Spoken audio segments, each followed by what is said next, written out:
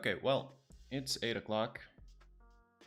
Let's jump right down to business. Maybe knock down the music a little bit. It should be fine. Okay, so yesterday we left off. Let's take a look.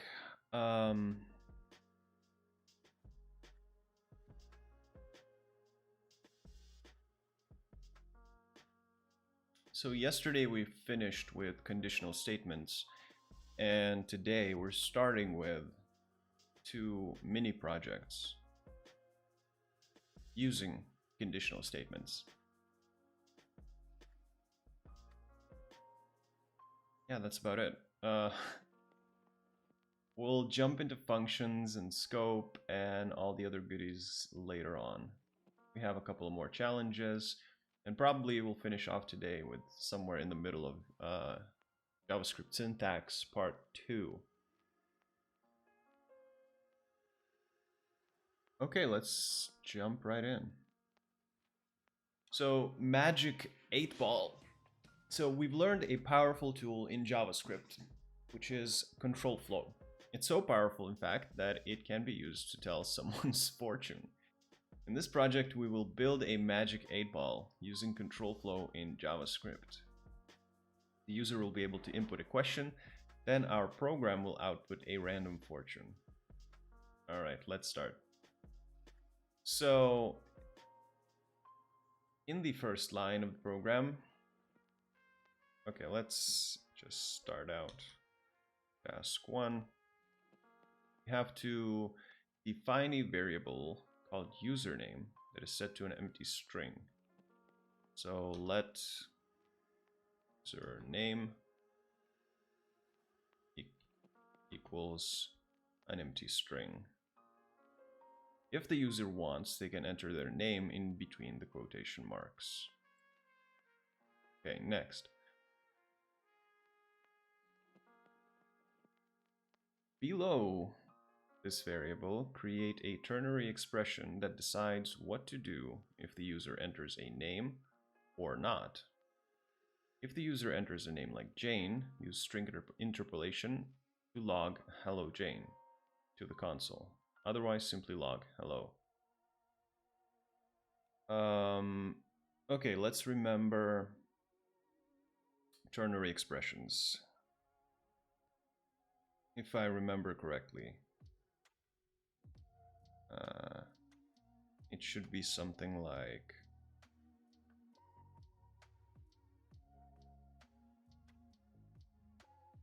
maybe I don't remember. Okay, let's try user name question mark.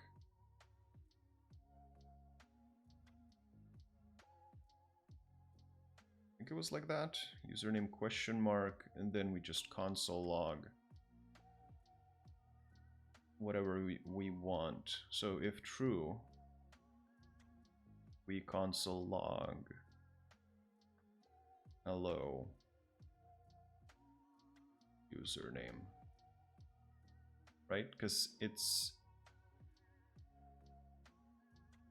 so yeah, if username is truly, we log hello username. Otherwise, what was the sign for otherwise? It's this. Otherwise, we console log just hello. Right? I think that's how it goes. Okay, task 3.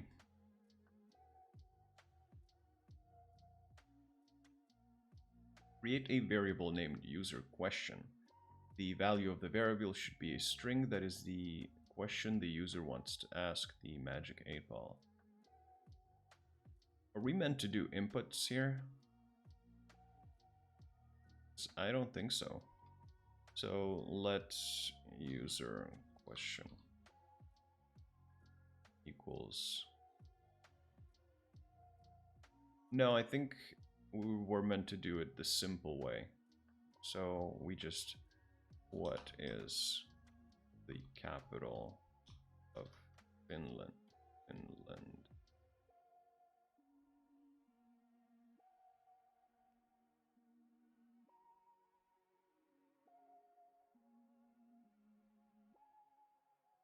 So then in task 4, we write a console log for the user question stating what was asked. We can include the user's name in the console log statement if we want to.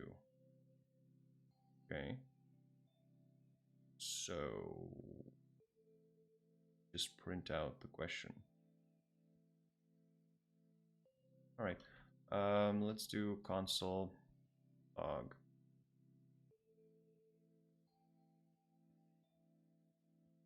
Say username asked.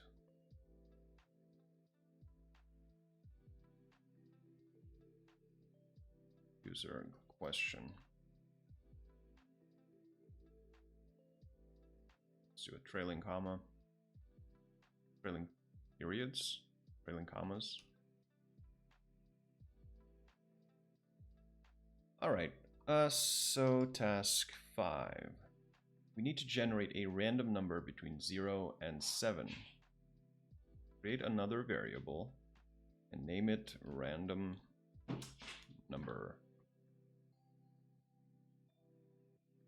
We have to set it equal to this expression, which uses 2 methods, times 8.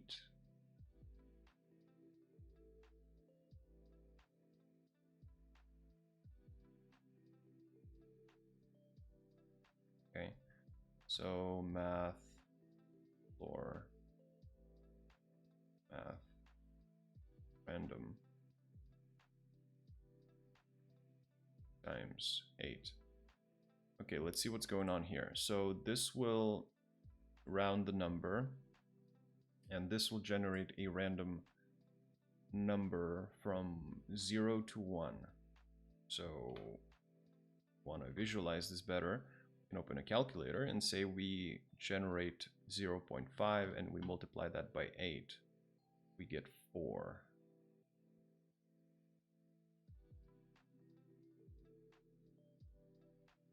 I guess it's random. It doesn't have to be like 1 to... doesn't have to match per se. Like 0.1 doesn't have to return 1. So if we do 0.1 times 8, we get 0.8, and this will round it to 0.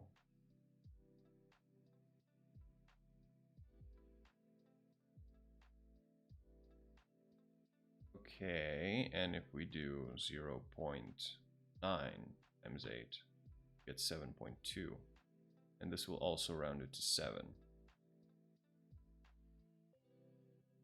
Okay, that makes sense a little bit. So task 6 requires us to create one more variable named 8ball. Let 8ball set it equal to an empty string. We will save a value to this variable in the next steps, depending on the value of random number. All right. Task 7. So now we need to create a control flow that takes in the random number we made in step 5 and then assigns 8ball to reply that a magic 8ball would return. Think about utilizing if-else or switch statements. There are 8 magic ball phrases that we'd like to save to the variable 8ball. If the random number is 0, then save the answer to the 8ball variable.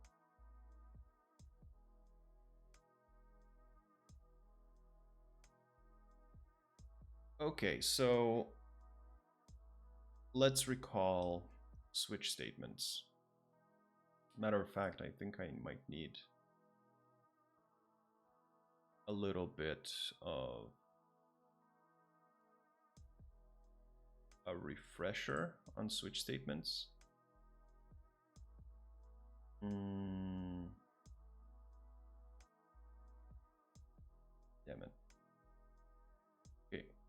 just Google, I guess. JavaScript switch expression, I guess.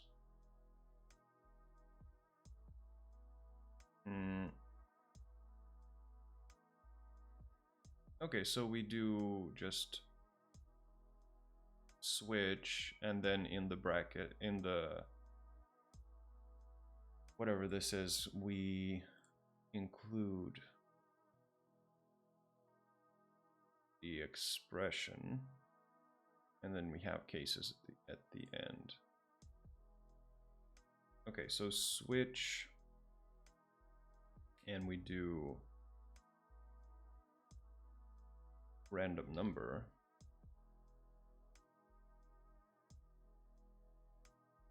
And after that, we just do case.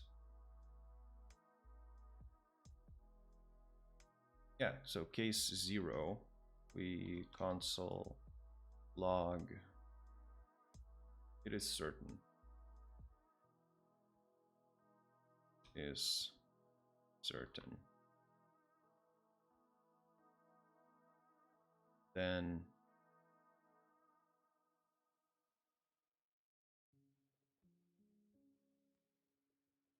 we close.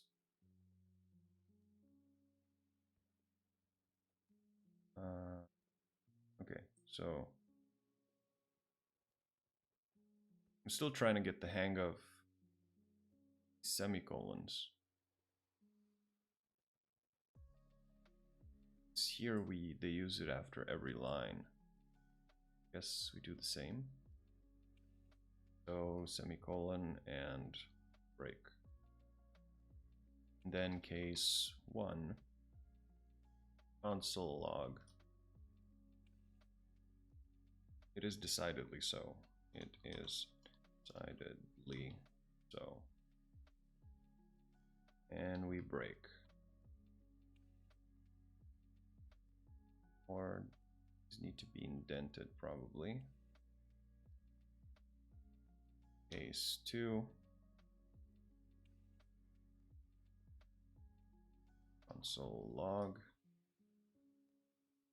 Reply hazy. Try again. Reply hazy. Try again. Break. It's 3. So log. Cannot predict now. Not predict now.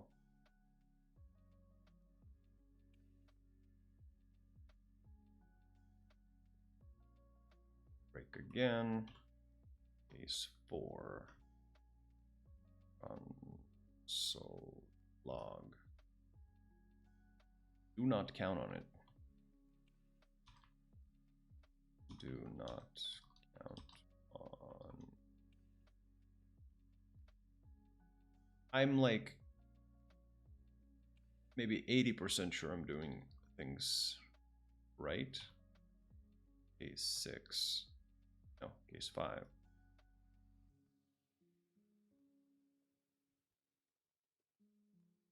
Yeah. Console log. My sources say no. Sources say no. Break again. Case 6. Console log. Outlook not so good. Outlook not good. Outlook not good. Break, and finally case 7. This looks like bad programming, but just the beginning. Signs point to yes. Okay, so we have our conditions. We do the final break, and then I think we need a default case, which will simply console log question. Let's say question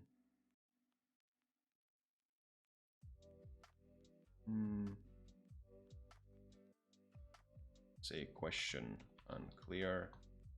Try again.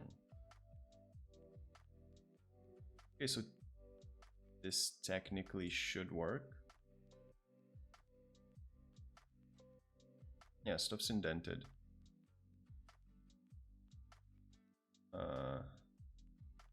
Default looks about right.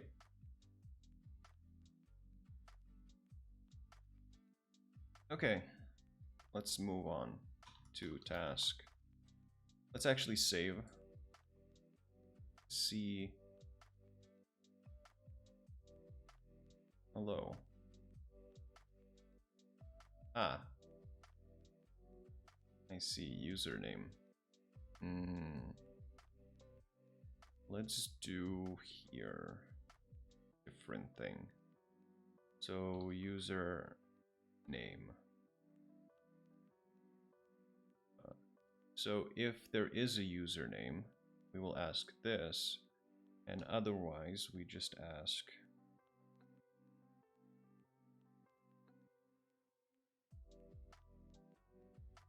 question from a mystery man, woman. No, I did the wrong brackets. Question from a mystery man, woman. And we simply do user question. Yeah. Oh. On Cosnol. Where did I write Cosnol? Console. Okay, so it should work. Hello, question from a mystery man, woman. What is the capital of Finland? My sources say no. Nope, Finland don't exist. All right, task 8. So everything works. This whole block of switch statements does work, in fact. That's good. So write a console log to print the magic 8 ball's answer.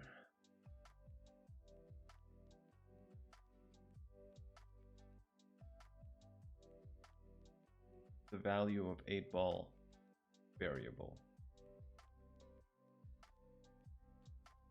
What? Write a console log to print the magic 8 ball's answer and the value of the 8 ball variable. What are we using the 8 ball variable for?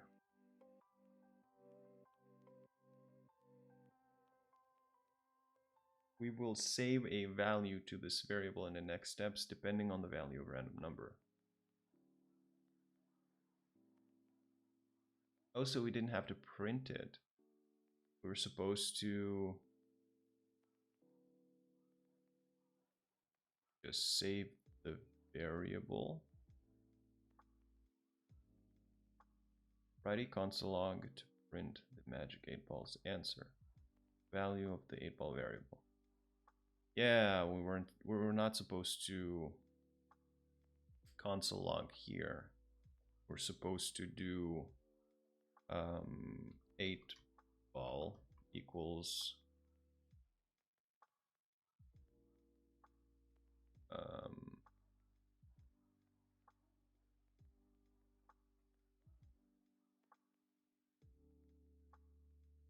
wait, how do we assign it then?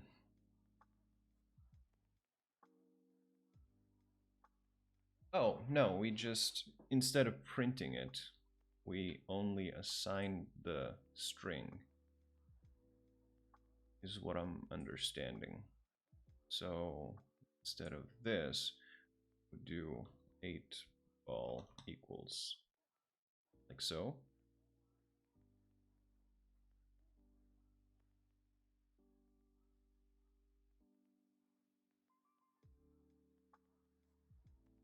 I think so.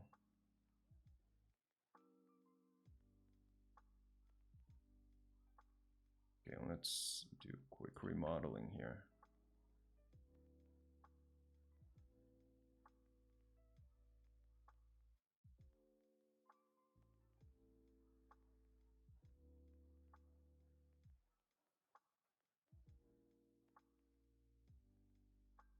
Then let's delete the ends here.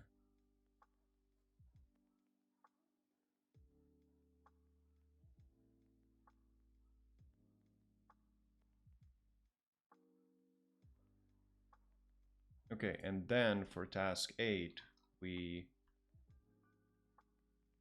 print out 8-ball. So it should be doing the same thing, but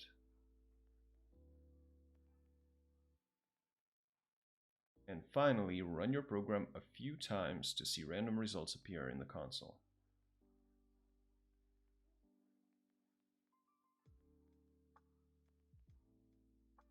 So, certain, yeah, we're getting random answers.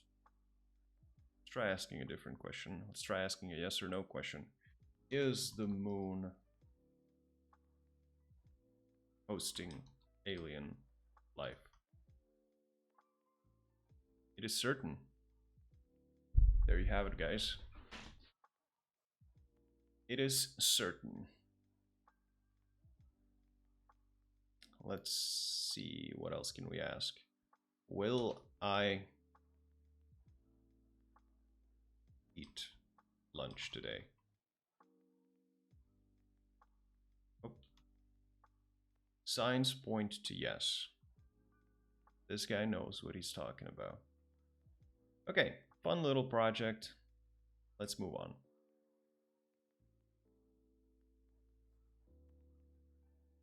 Project number 2, Race Day. Codecademy's annual race is just around the corner. This year we have a lot of participants. You've been hired to write a program that will register runners for the race and give them instructions on race day. As a timeline, registration would look like this: adult and registered early, adult and registered late, or all youth. Okay, here's how our registration works. There are adult runners over 18 years of age and youth runners under 18 years of age.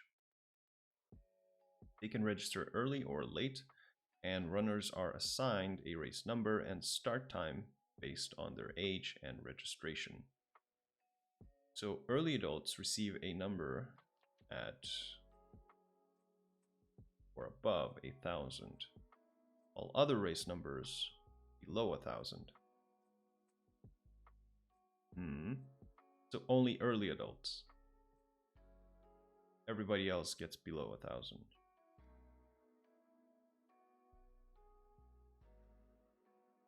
Okay. Adult registrants run at 9:30 a.m. or 11 a.m. Early adults run at 9:30 a.m. and late runners run at 11 a.m. Youth registrants run at 12:30 regardless of registration. Regardless. Okay, but we didn't plan for runners that are exactly 18. We'll handle that by the end of the project. Okay, seems simple enough. Let's see. Task 1. Race numbers are assigned randomly. We've provided a necessary code at the top of the file. Check off this task after reading that line. You can read the hint if you want to learn how it works. So it works pretty much same way the previous one worked.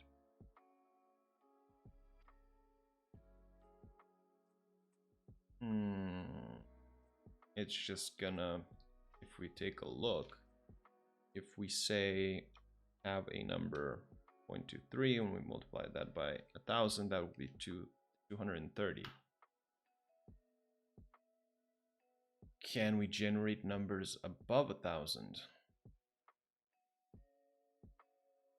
So if we have, I don't think we can 0 point, say 985 times 1000.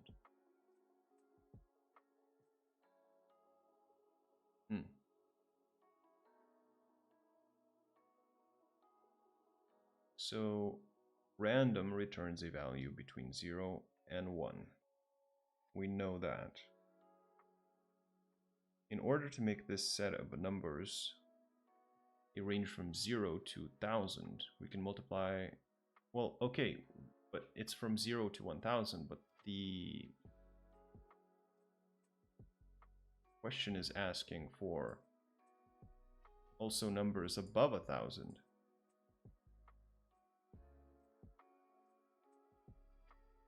Okay, maybe that'll come in the future.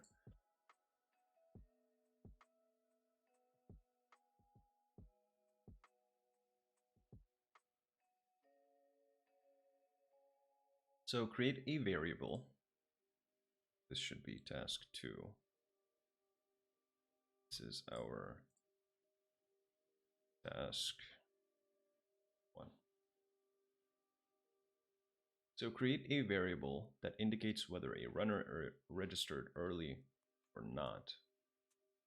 Set it equal to a Boolean value.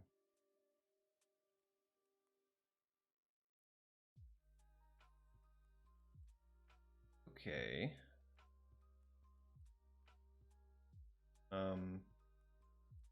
Say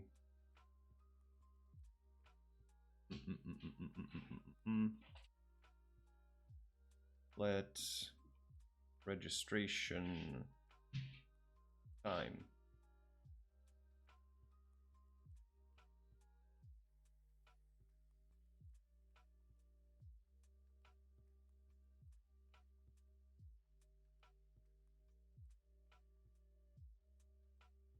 okay. For now, let's assign it to, say, null. I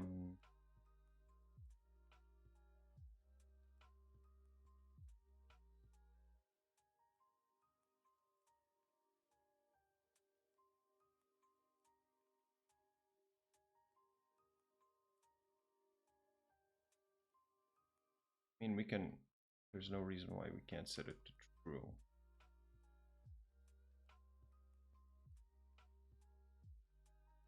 Should call the variable something else, I think. So we're checking reg early. Yeah, that's better. So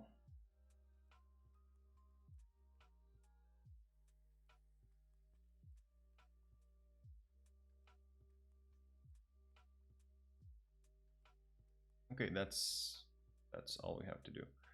Then we create a variable for the runner's age and set it equal to a number.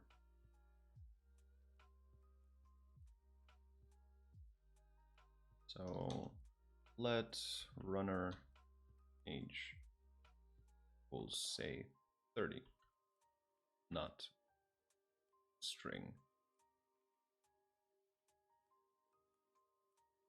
Task 4. Create a control flow statement that checks whether a runner is an adult and registered early. Add 1000 to the race number if this is true. Oh, so that's how we're going to handle it. Okay. So,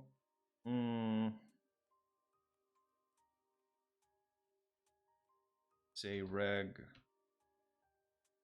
early and runner age is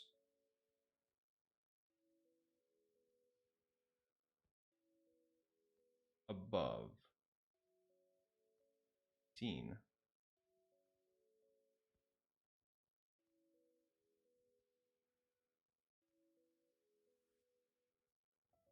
Is that how you write that expression? That looks weird.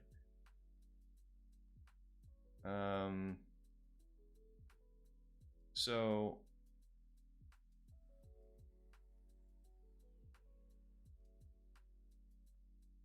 both of these are true. So if the runner is early and the runner age is above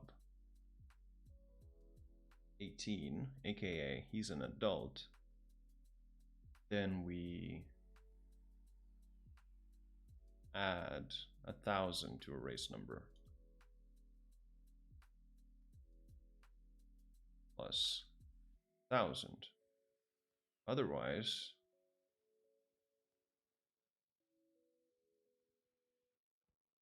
we do nothing.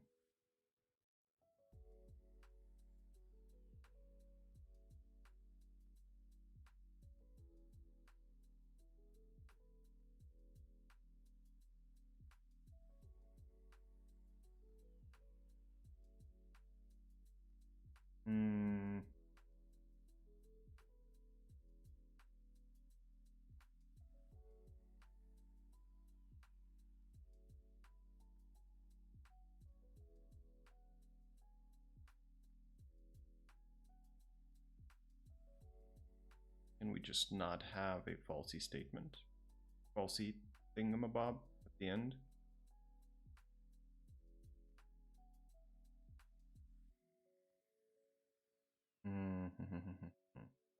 We want to create a control flow statement that checks whether the runner is an adult. Okay, let's just leave it as just race number.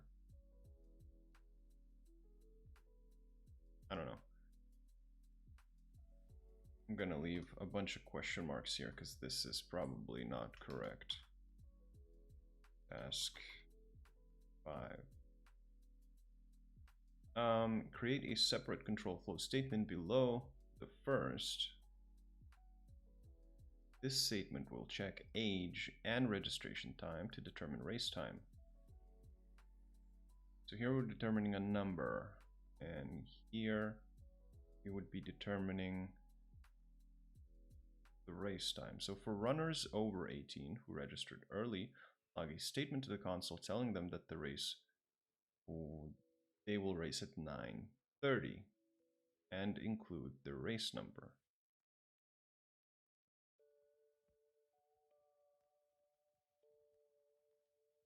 Okay, so if someone registered early and their age is above 18,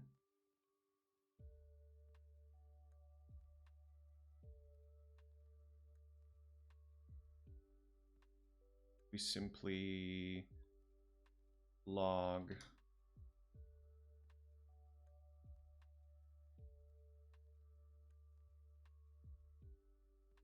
include their number. Okay, so your racing time is, feel like a clock. Your racing time is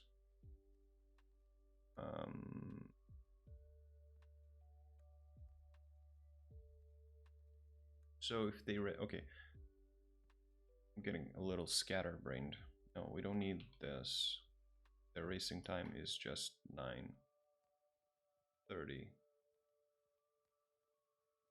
a.m. and your number is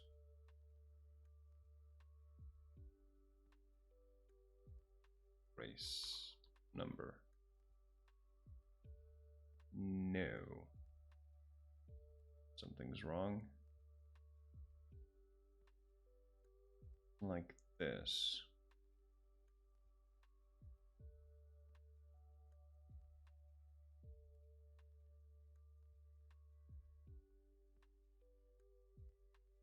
Unexpected token.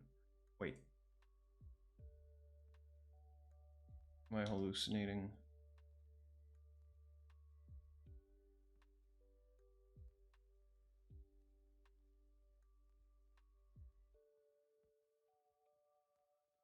No, it's these.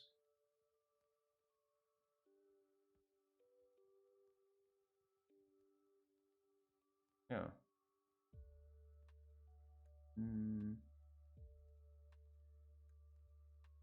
So if registered early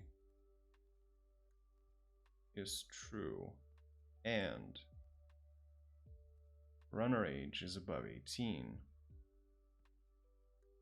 is true,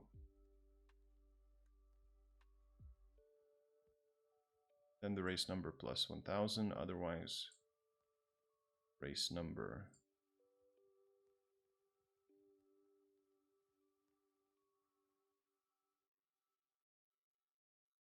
What's the problem here?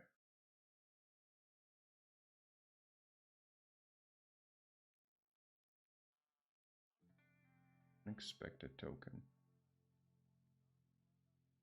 What if we do just or? No, still doesn't like it.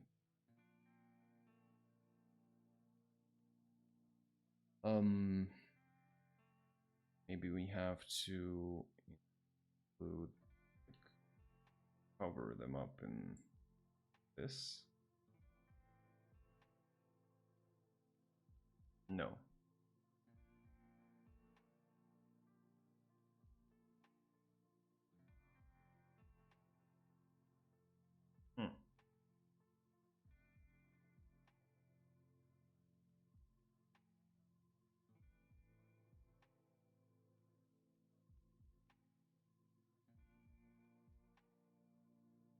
You'll need to use the if statement and the logical operator and the mathematical assignment operator plus equals.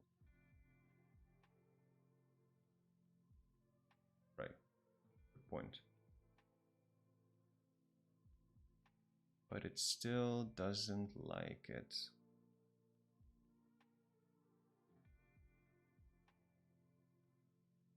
Okay, what if we don't use the tertiary expression? So if reg early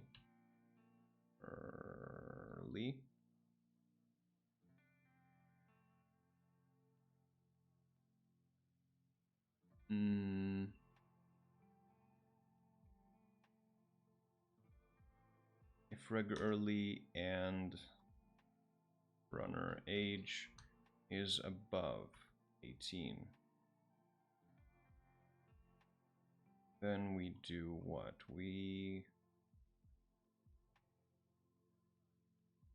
say race number plus equals 1000.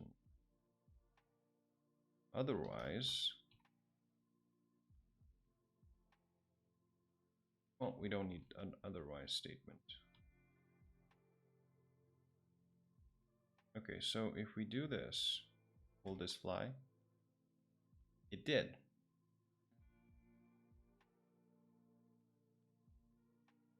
It just doesn't like and sign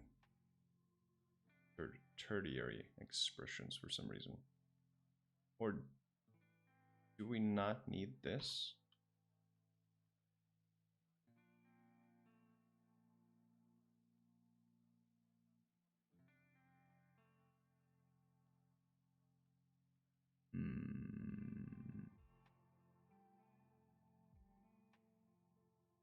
Wait, unexpected token.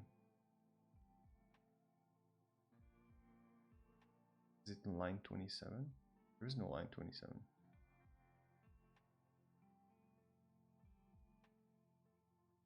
Wait, so this is correct. This wasn't throwing any errors.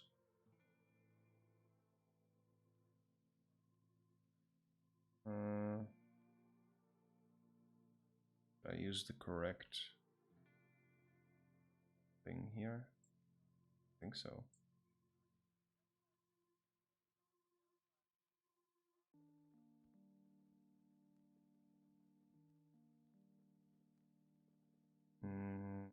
It's not liking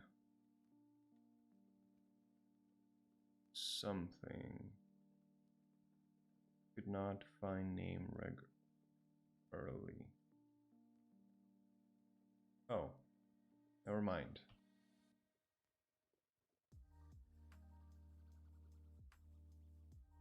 Oh, but it's giving me the same error.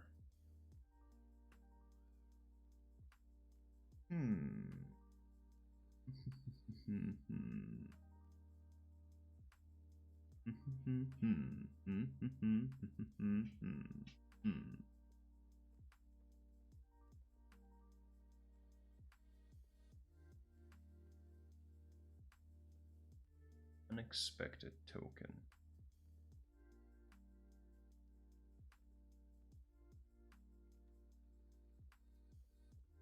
Not really using this combination of symbols anywhere.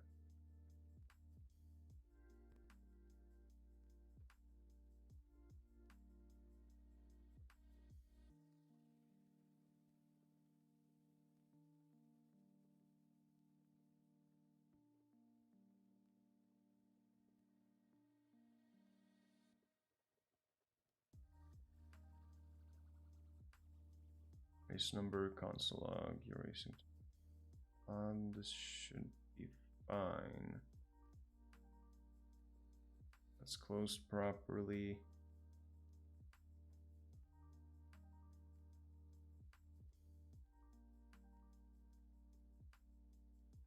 Is it this? No, that's the if block.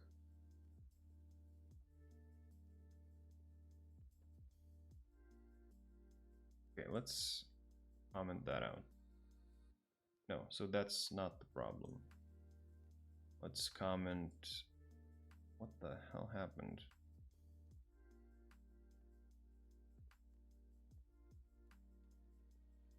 Just randomly closes on me. Okay, so this is fine. And if we comment this out, then it's fine again. So the problem is somewhere here. I guess it doesn't like this expression for some reason. Okay, let's just write it normally. So if reg early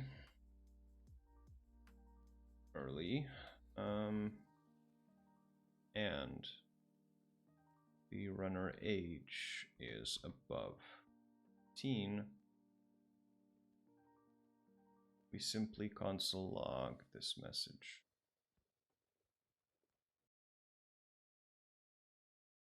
Comment this out. Okay.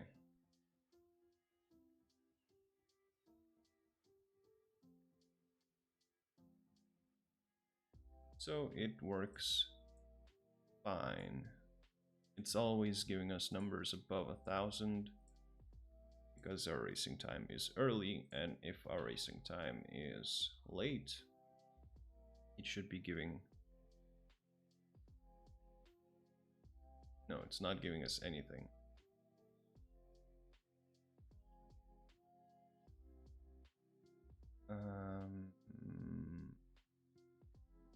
Why? Oh, because we didn't write anything. Okay, never mind. So task 4 is fine. We'll just keep it a normal expression and not mess with the tertiary expressions just yet.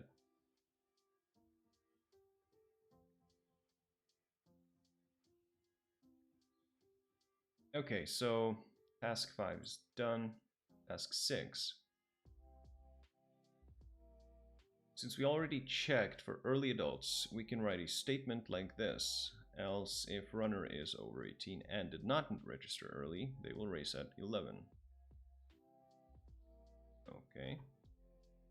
Else, if... That's how you write it.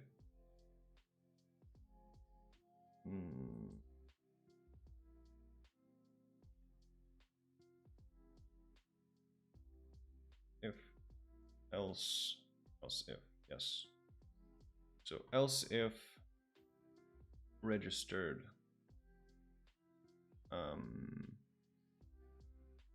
if did not register early. I think that's how you write not.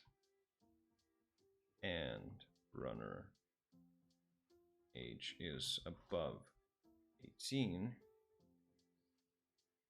Also have to do this here.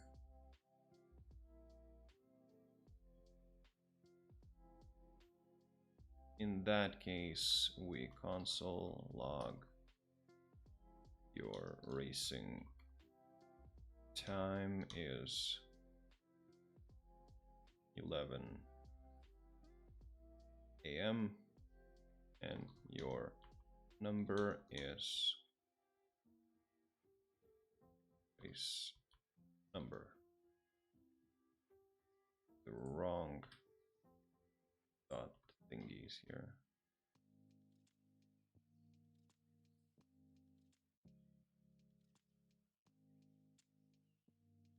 Right, so now it works, but the numbers. So early adults receive number above 1,000. All the others, okay, it works fine. Never mind.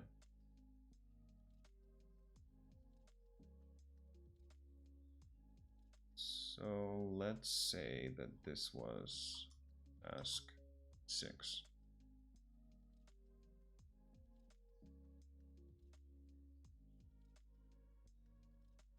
All right. And finally, youths, regardless of registration time. So otherwise, we just say else, and we can simply console log your racing time is 12:30 p.m. and your number is, use the wrong, what are these, like upper commas? I don't know. Race number.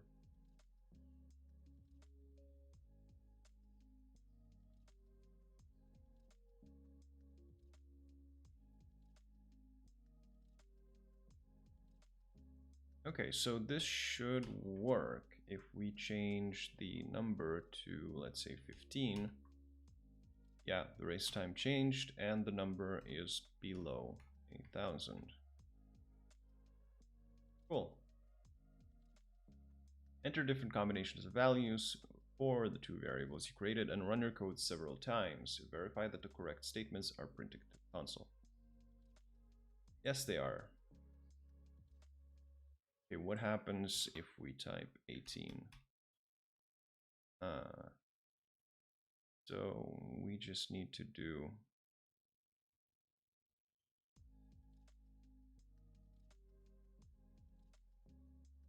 well, 18 is an adult.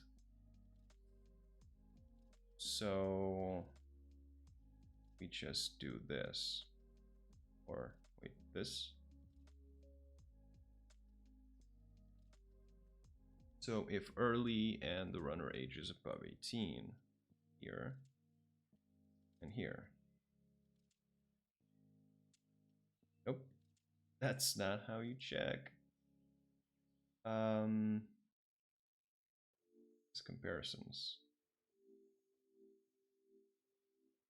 Oh, just one equal sign. Never mind.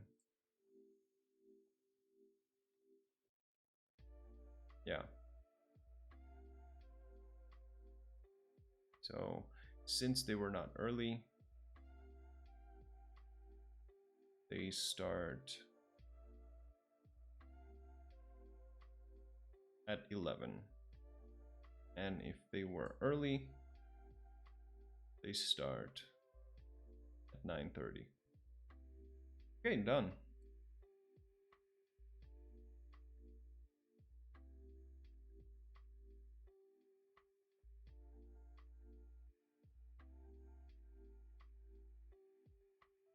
Functions. Before we tackle functions, I'm gonna take a quick bathroom break. Just 1 second.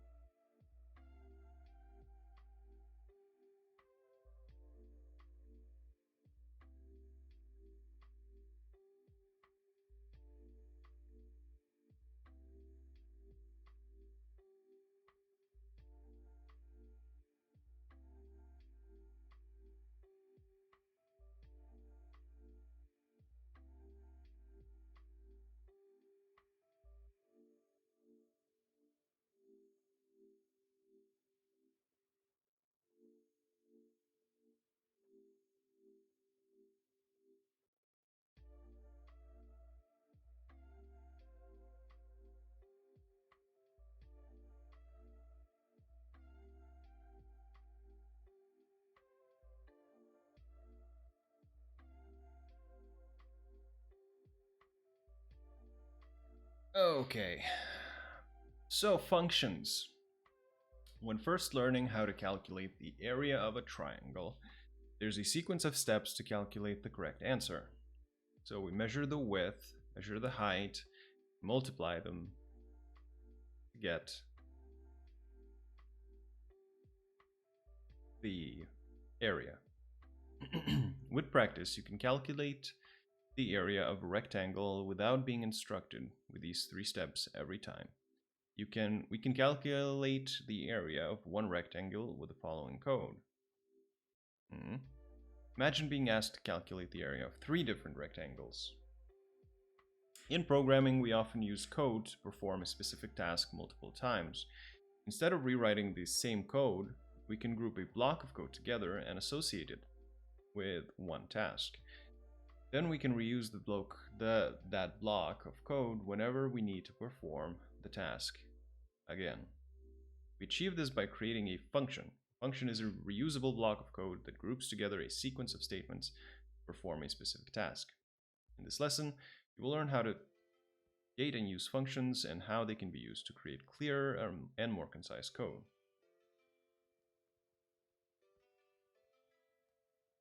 Wow.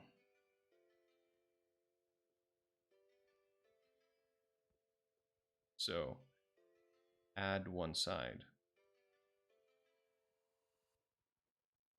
Bam. All right.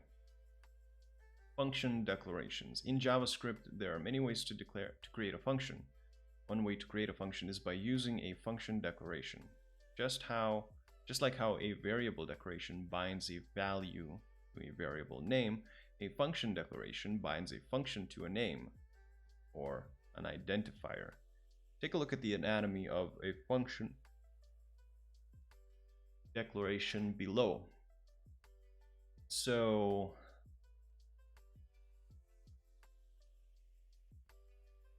we just say function and then we write the word, then brackets, and then inside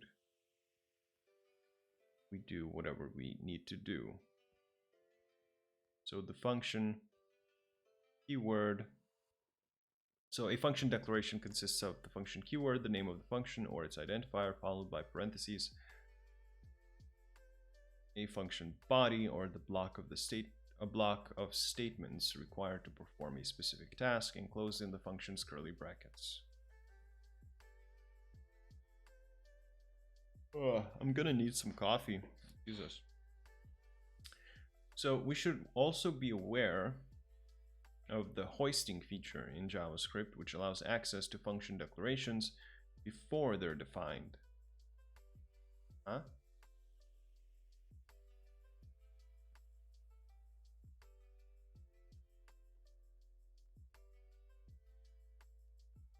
Notice how hoisting allowed Greek world to be called before Greek world.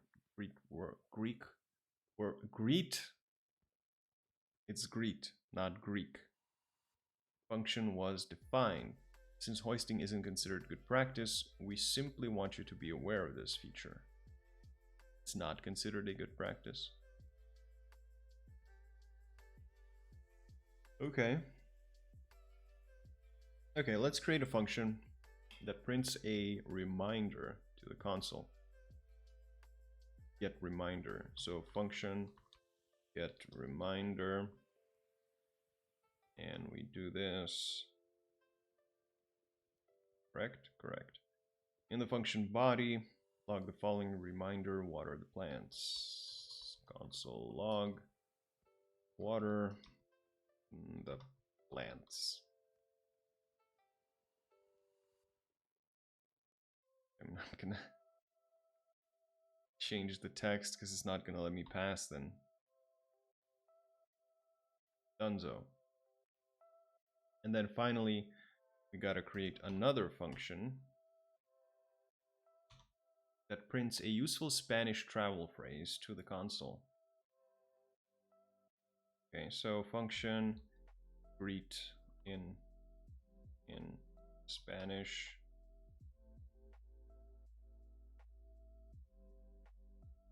And we console log Buenas tardes.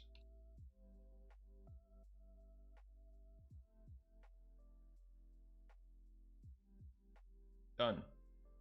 Okay, this seems relatively easy. I assume return works the same way.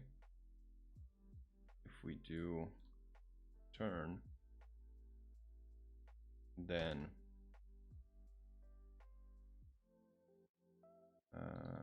read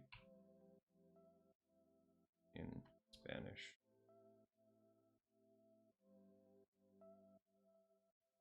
NA9476587. Hello. Hey, I have a random and funny question. Ask away. Oh, it doesn't. Oh, never mind. Forgot a thingy here. Oh, interesting. It returns like a function thing. Returns a function description instead of whatever is being returned. It's silly, but you might find it entertaining. I'm Nathan, just to say hi. Just to say. Hey, Nathan. Okay, ask away. I'm sure it's not silly. If you could choose anyone to see get tickled as a prank, who would it be? That is a silly question. I don't know. Like probably some serious person, a well-known person, right? Because immediately what I'm imagining is someone like in a conference room. Justin Bieber. I'm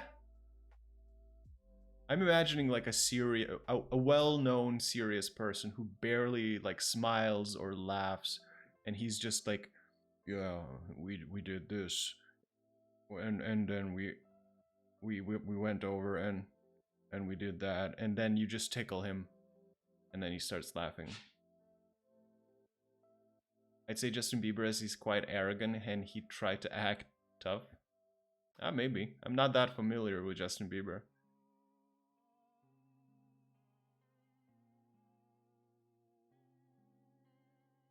How's your day going so far, Nathan? Alright, let's move on.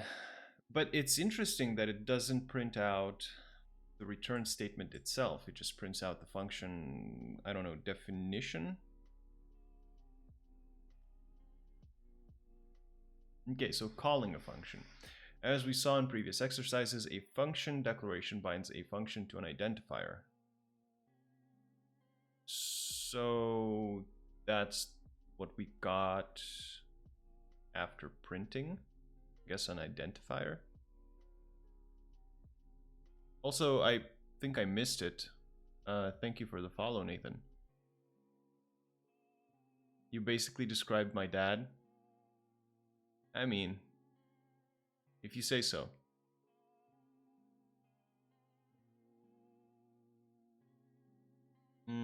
However, a function declaration does not ask the code inside the function body to run. It just declares the existence of the function. Okay, that's pretty normal for functions. The code inside a function body runs or executes only when the function is called. To call a function in your code, you type the function name followed by parentheses. Wait, that's what we did, right? Did we call it properly in the previous one? No, we didn't. That's why it returned a weird thing. Yeah, okay, never mind. It works. It works as expected. I just forgot how to call functions for some reason. Okay, so this function call executes the function body or all of the statements between the curly braces in the function declaration. Okay, pretty standard. We can call the same function as many times as needed, and let's practice. He's a serious guy, works in an office, doesn't laugh much, so to see him crying, laughing, or like rolling around laughing is too funny. Yeah, I imagine. I mean, if he's serious, it's just, I don't know. We could go into the whole like psychological reasoning behind it, But then again, I don't know your dad, so I don't know his reasons. Maybe he just likes being serious. So imagine you manage an online store. So when a customer places an order, you send them a thank you note. Let's create a function that completes this task. So function, say thanks. And then we just console log thank you for your purchase.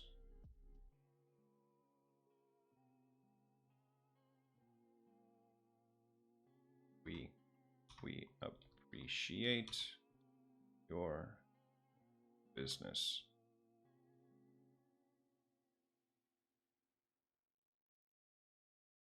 I have a good sense of humor.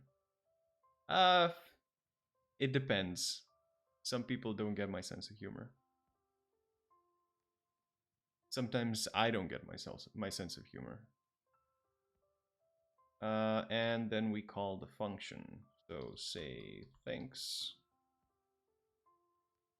Yep, it works. Imagine 3 customers. Could write a for loop, but I'm not sure if it works the same way. For x in range 3. Can we do this? Say thanks. Oh, this one. Probably doesn't work like this. Nope, never mind. Say thanks. That's 1, 2, 3. Wait, what happened? Went back. There's probably a reason why everyone's a certain way. Like, it's obvious why Justin is arrogant. But for this, I decided to forget about that and still choose him for my entertainment. Yeah, I mean, people are the way they are for a reason. And I don't know, like, these days especially, I feel like a lot of people tend to attribute certain negative aspects of people's characteristics to just, I don't know, like they're doing it on purpose, or I don't know. Oh, like he look at him, he looks so serious all the time. I bet he just wants to look cool. But it might just be the case that, I don't know, that person has had a rough life, or maybe they find it hard to trust people, or in the past, showing their emotions openly had led them to get hurt in some way. So it's very, there's a lot of aspects to every kind of person, and I just try not to judge too much. Especially when I feel like I am also the kind of person that on first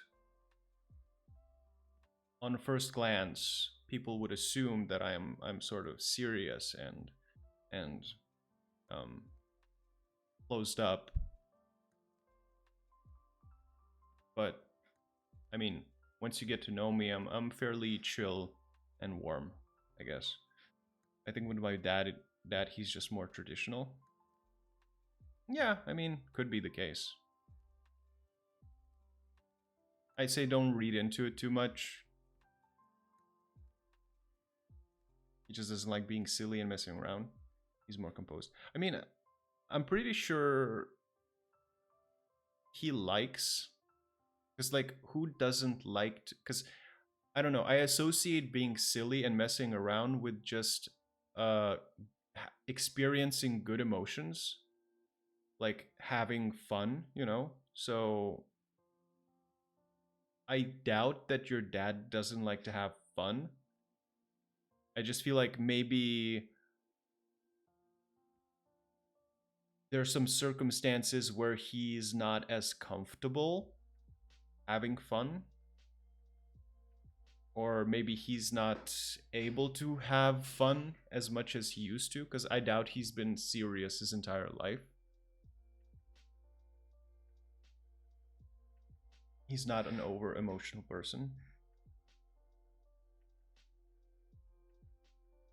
I mean, that's, again,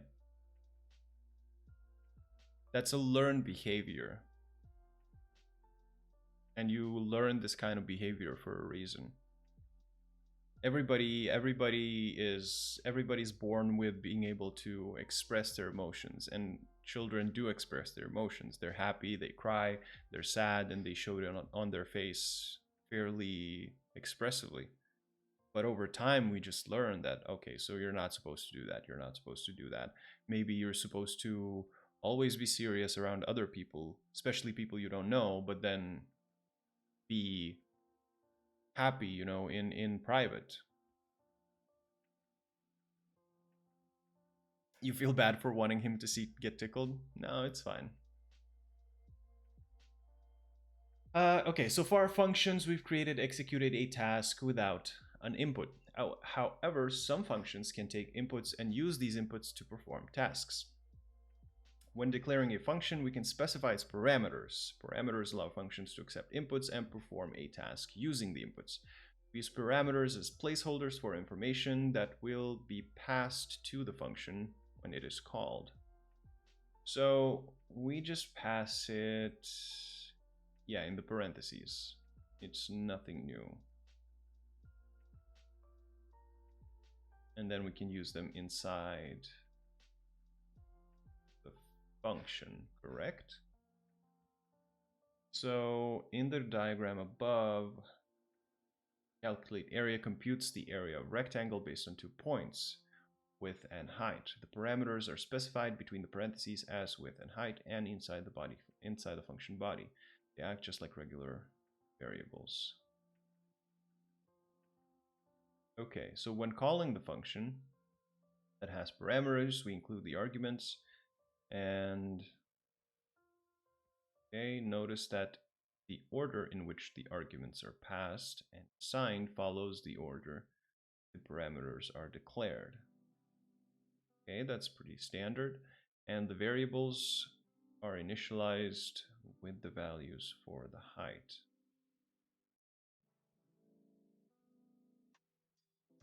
Oh, so we're just passing variables here. Never mind. It's nothing out of the ordinary.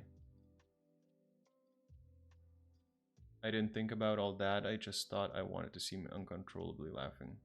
I mean, it's not the worst thing to wish on your parents, to see them laughing. But maybe subconsciously I want to bring out his personality. I don't know. You made me think about it deeper. Yeah, I mean, there's always a deeper angle that you can look at, especially when talking about people. And that's why it annoys me personally when people are just choosing the not that I'm saying that what you're talking about annoys me, but when people do it willingly, and especially when people use it for malicious reasons, and when they only talk about people at the basic surface level.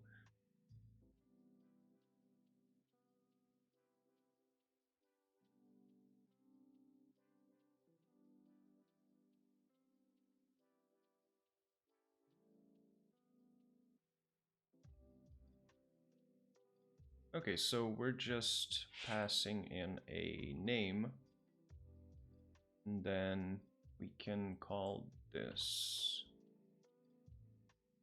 with, come on, Codecademy, work with me. And then we can print out the name. Thank you for your purchase. Name. Went back again.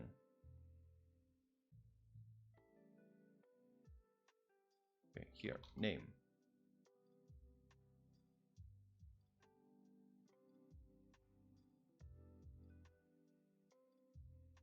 Like so, and thank you for your purchase.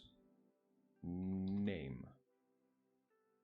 Then I guess we call the function, say thanks, and we can include the name. Let's say Nathan. So thank you for your purchase, Nathan. We appreciate your business.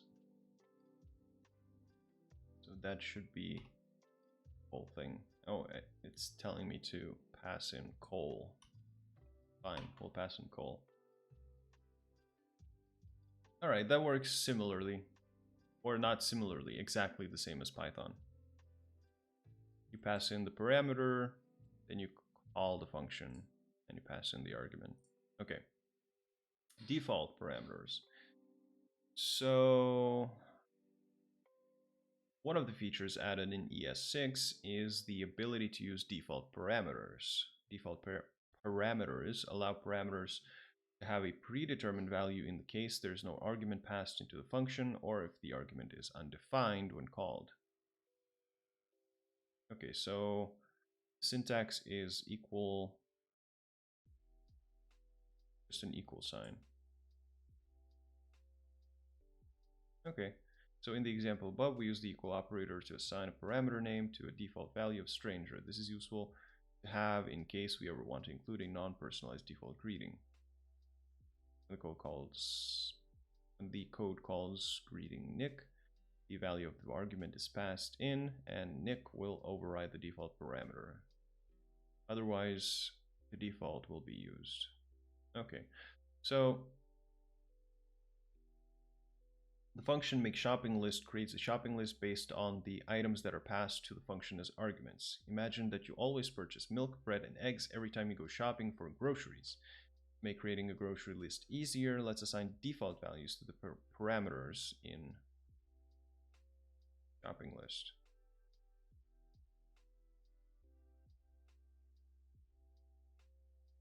Okay, so item 1 equals, say, milk, and item 2 equals, we just say bread, and item 2 equals, we just say eggs. Yeah, correct. Return. When a function is called, the computer will run through the function's code and evaluate the result. By default, the resulting value is undefined.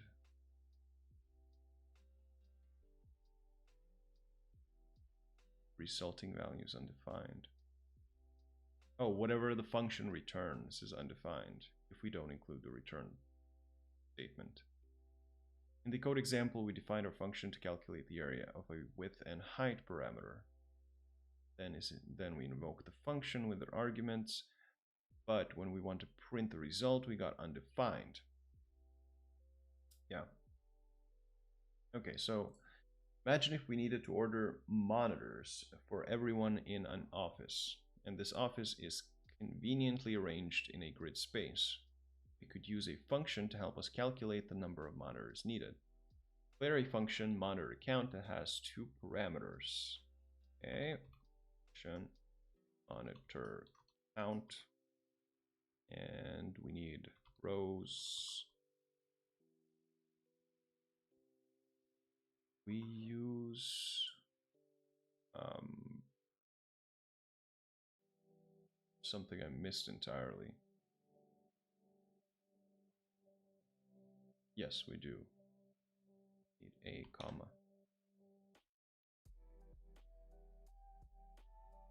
Serious is usually seen as a negative though. Negative thing. Again, depends on the person. I don't see serious as a negative thing. I see it more as a neutral thing. But the problem is, I guess, that serious can quickly turn into like a frown or something. So then it's seen as negative. Am I ticklish? No, I'm not.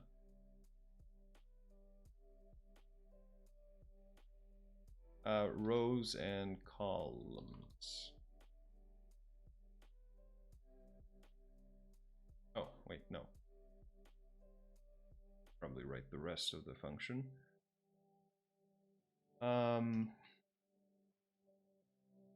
And then we compute the number of monitors by multiplying rows and columns. So return rows times columns. Now that the function is returned, you can call the function, let's say 7 rows, 5 columns. We want to console log that.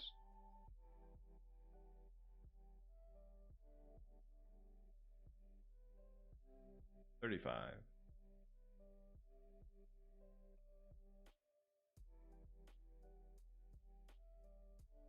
Declare a variable. Oh, we need to pass it to a variable. Okay. So num of monitors equals monitor count with 4 and 5, and then console log the num of monitors.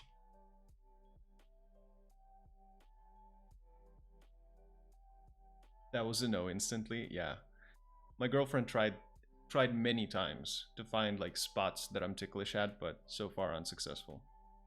I could tell you was either going to be really ticklish or not ticklish at all. Anyway, it was fun chatting, but for now I have to go chat again.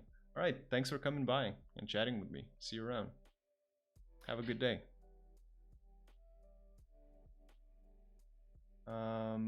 Declare a variable number of monitors using const keyword.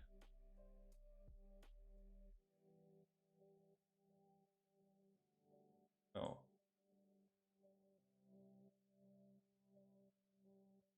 There we go.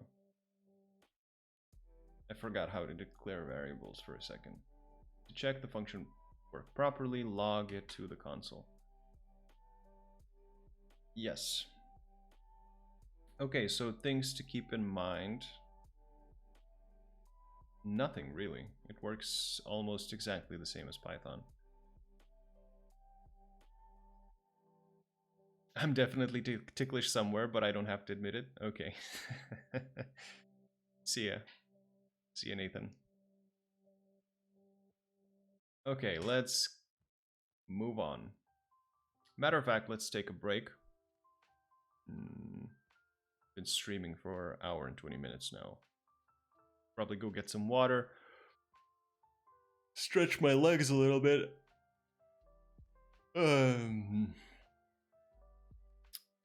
And so should everybody else. I'm like the most ticklish person you find. I bet. There really is no in between. You're either very ticklish or very not. My fear is my feet trapped and tickled for hours. Or 1 second even. Yeah, my girlfriend can't stand it. She's extremely ticklish.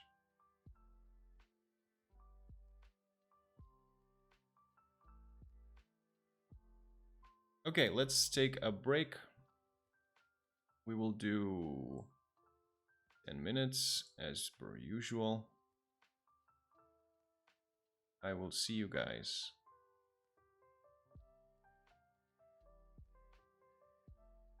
I have to be ticklish? No, absolutely not. Oh, my alarm clock is ringing too.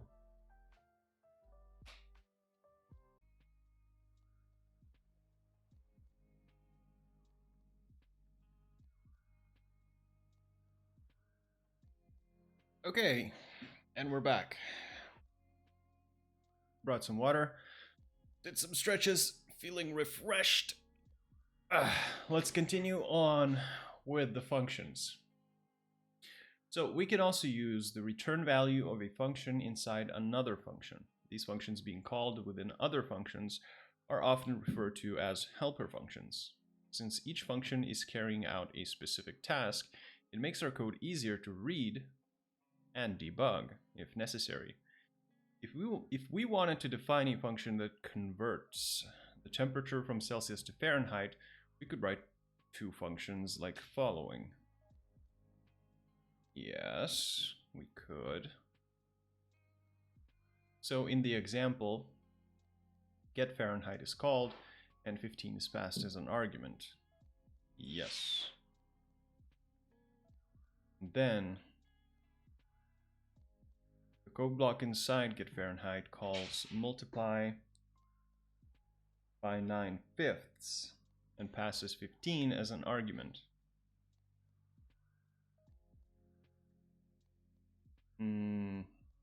No, it passes Celsius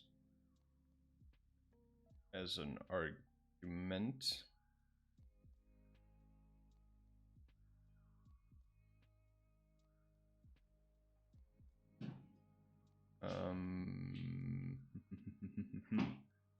Takes a number. Oh, we're passing the same value that we passed get Fahrenheit. Okay. So we pass in Celsius plus 32. And then the code block inside multiply by 9/5 function multiplies 15 by 9/5, which evaluates to 27. 27 is returned back to the function call in get Fahrenheit. So yes. And then we add 32 to it. Okay, it's similar to recursive calls. Oh, forgot my screen there.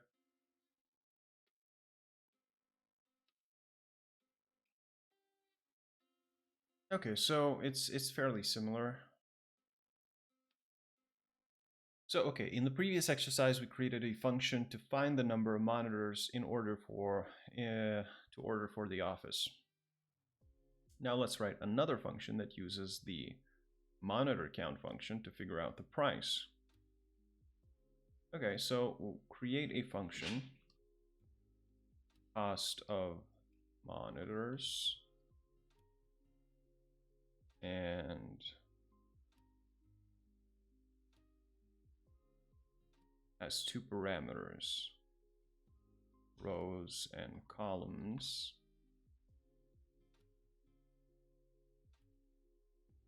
Okay. Time to add some code to the function body.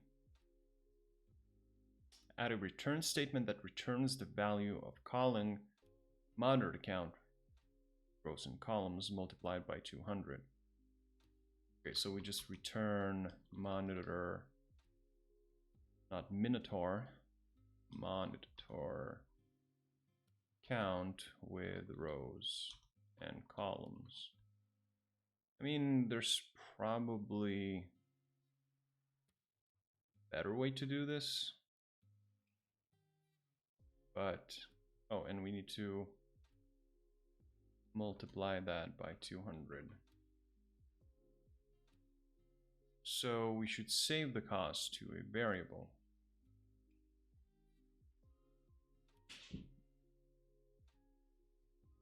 So equals, no, total cost equals cost of monitors with 5 and 4. And then we want to check the price. Total cost. Oh, 4,000. Okay. Yeah. Pretty straightforward, I'd say.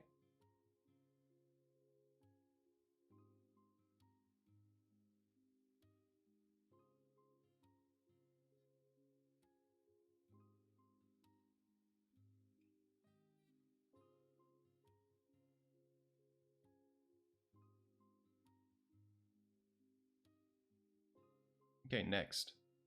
Function expressions. Another way to define a function is to use a function expression. To define a function inside an expression, we can use the function keyword. In a function expression, the function name is usually omitted.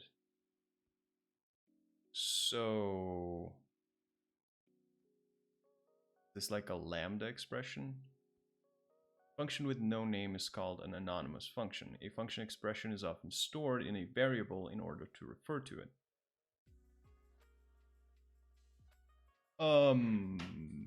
Okay. So we declare a variable to make the variable's name be the name or the identifier for the function. Since the release of ES6, it is a common practice to use const as the keyword to declare the variable. Assign as that variable value an anonymous function created by using the function keyword followed by a set of parentheses with possible parameters. And then we set a set of curly braces that contain the function body.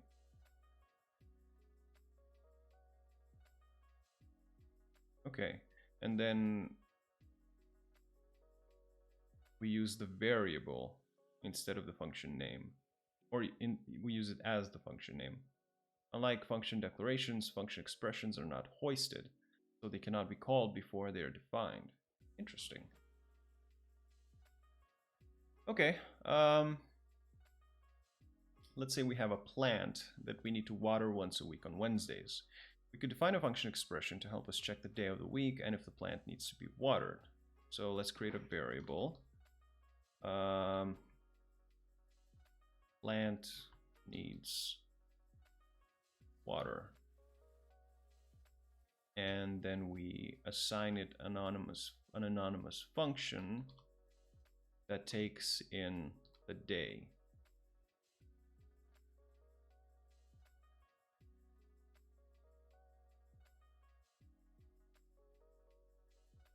Okay. And so if day, if day equals Wednesday,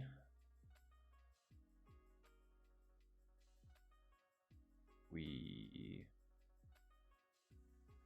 condition is truly, use the return keyword. Okay, let's write this a bit better. So let's do return. Return day equals Wednesday.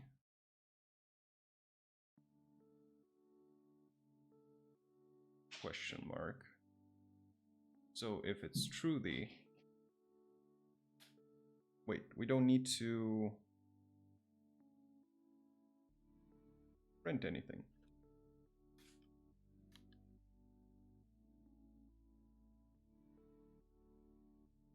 Just do this. Yeah, okay. So on days that aren't Wednesday, it should return false. This is gonna let me pass? Yes. And we call the function plant needs water by passing, let's say, Monday. Oh, we needed to pass Tuesday. Never mind. Tuesday.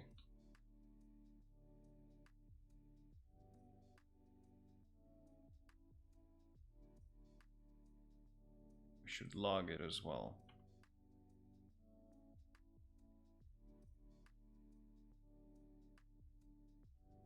Yeah. Okay, it works.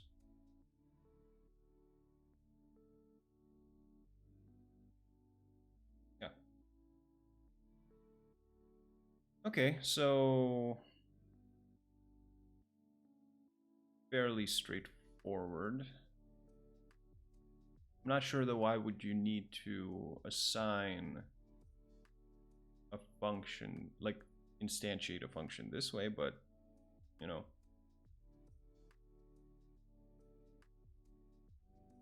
Arrow functions. What the hell's an arrow function? ES6 introduced arrow function syntax, a shorter way to write functions by using a special fat arrow. Okay, arrow functions remove the need to type out the keyword function every time you need to create a function. Instead, you first include the parameter inside the parentheses and then add an arrow that points to the function body surrounded in curly brackets.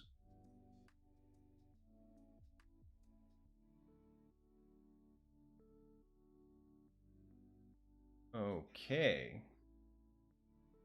So we need to change the function to an arrow function. So const plant needs water equals, we just do day,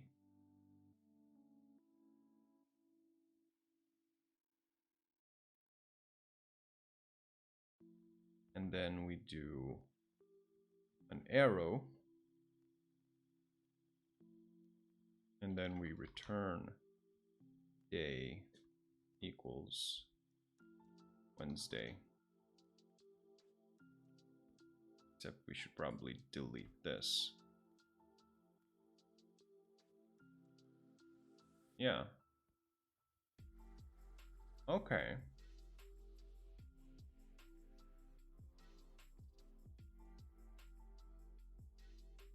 Concise body arrow functions. JavaScript also provides several ways to refactor arrow function syntax. Am I wearing my headphones backwards? Yes, I am.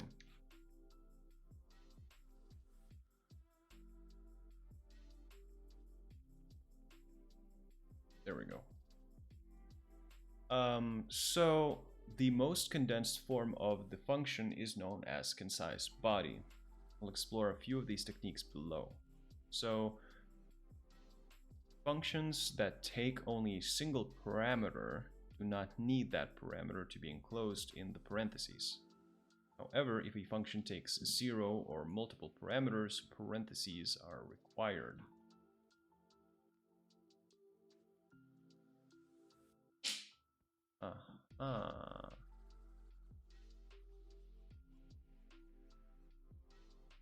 Okay, so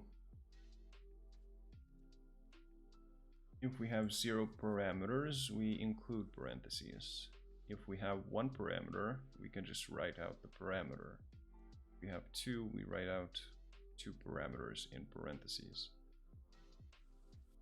Also, a function body composed of a single line block does not need curly braces.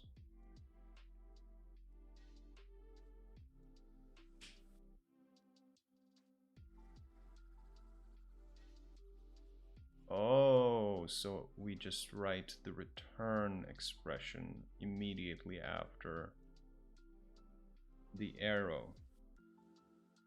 Without the curly braces, whatever the line evaluates will be automatically returned.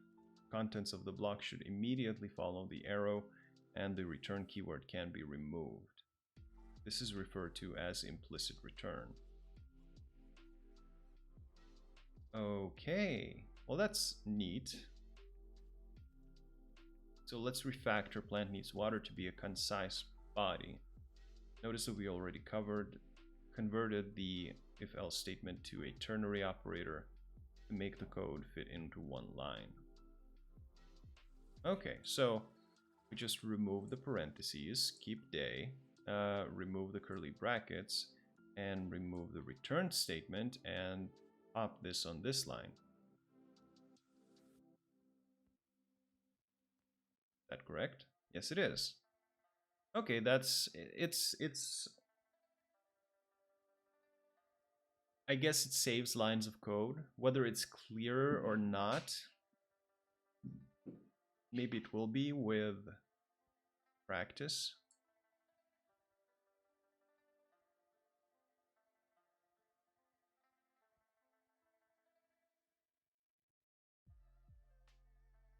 Okay. So let's review. A function is a reusable block of code that groups together a sequence of statements to perform a specific task. We have a function declaration, we have the function body, and further on we have probably return statements and whatnot. A parameter is a named variable inside the function's block, which will be assigned the value of the argument passed in when the function is invoked. To call a function in your code, we just use the identifier, whether it be a variable or the function name.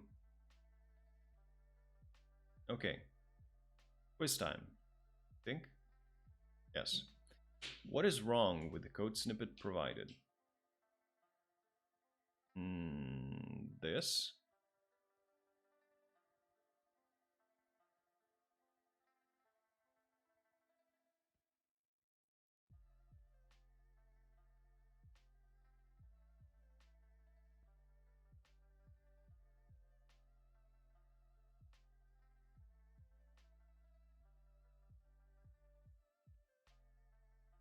Wait, no.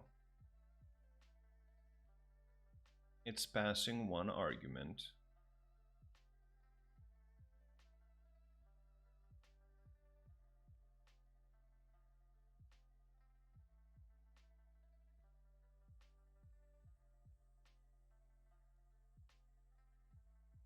Okay, let's evaluate the answers. So the curly braces should be parentheses. No.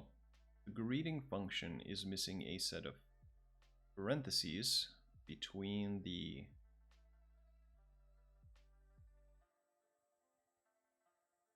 Oh, it's not passing. That's not an argument. That's just an equal sign.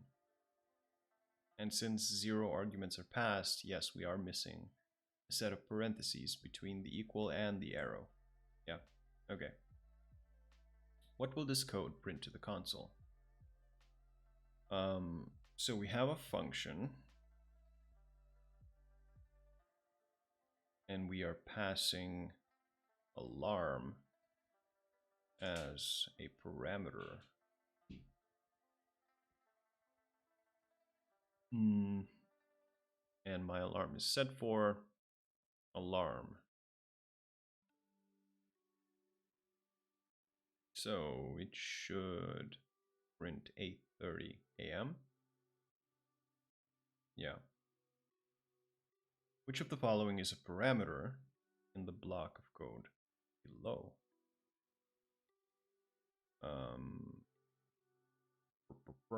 So we have variables. One is age, the other is control val,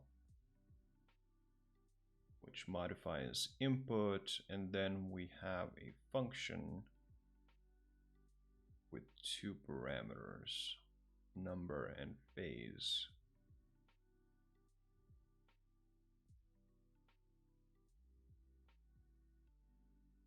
But we don't have an answer like that.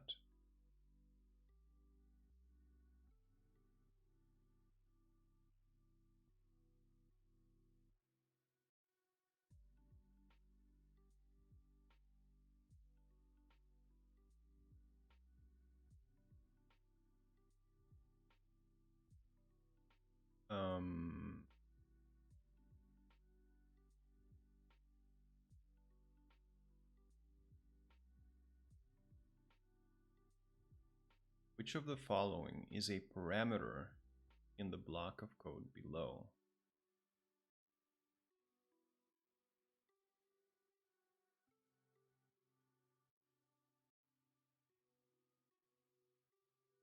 Well, these are parameters. Or, wait, no, these are arguments. Getting confused here.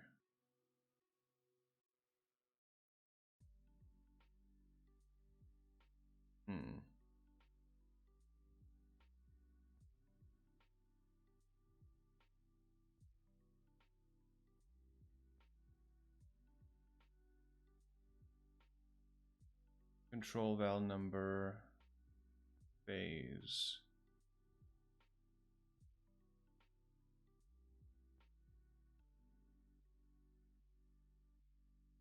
Okay, so it can't be number and phase. It can't be number, because that's an argument, right? I think.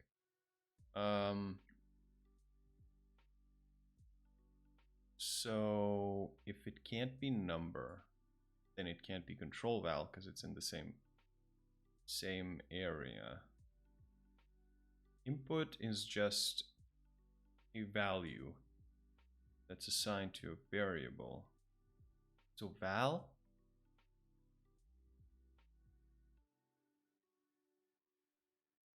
By process of elimination? Nope. Number. Parameters are defined in the parentheses of a function declaration or expression. Okay, this is a trick question. It should have been number and phase. It shouldn't have been just number, because now it's confusing.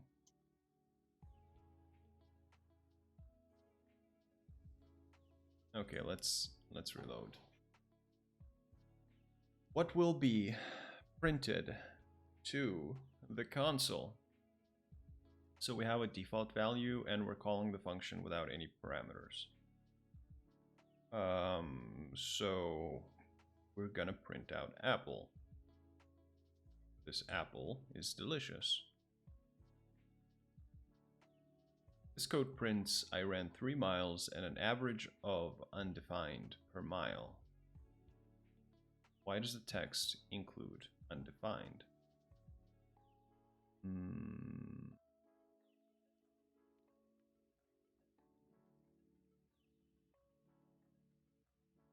Because we're not assigning a default value to average time.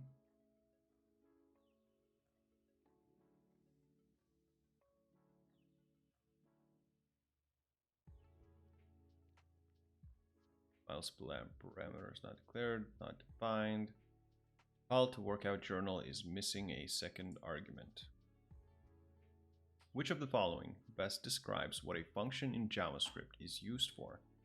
A function is a reusable piece of code that can accept input and perform a specific task. Allows for the use of mathematical operators. Nope. Function stores data. Nope. Function creates new variables. Nope.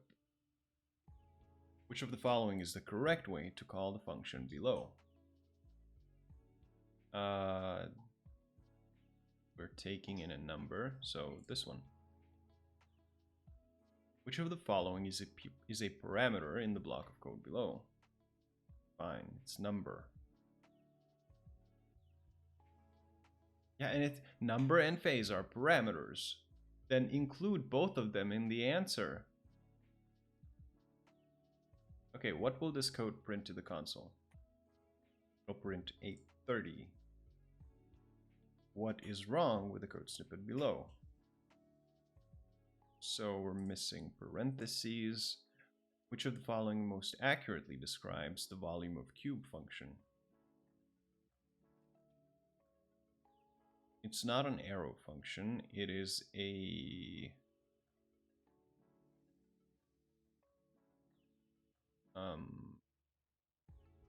just a normal function declaration. It's a function expression. What's the difference between function expression and function declaration? I'm gonna guess it's a declaration because it's not anonymous because we're not assigning it to a variable. It's not an arrow because we don't have any arrows in there. So it's between these two. Let's say with a declaration. Yeah. A function declaration uses the function keyword, a name, and a function body. Which correctly represents the most condensed form of the function? It is this one, because we have only one parameter, therefore we don't need a return statement and we don't need curly brackets. Braces. I confuse brackets with braces. What's the purpose of a parameter?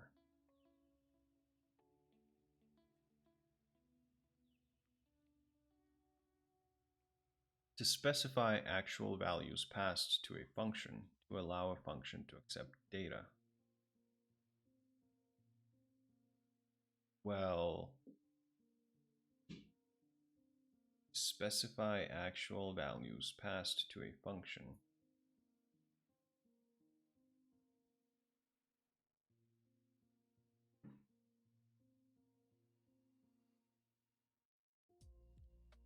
Allow a function to accept data.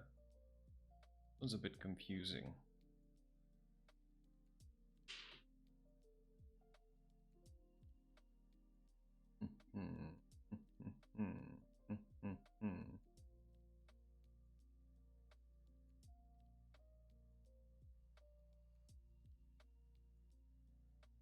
But okay, specifying actual values. We're not specifying actual values with parameters. We're just putting in like placeholders for the values. So to allow a function to accept data. Yeah. Okay. Let's move on.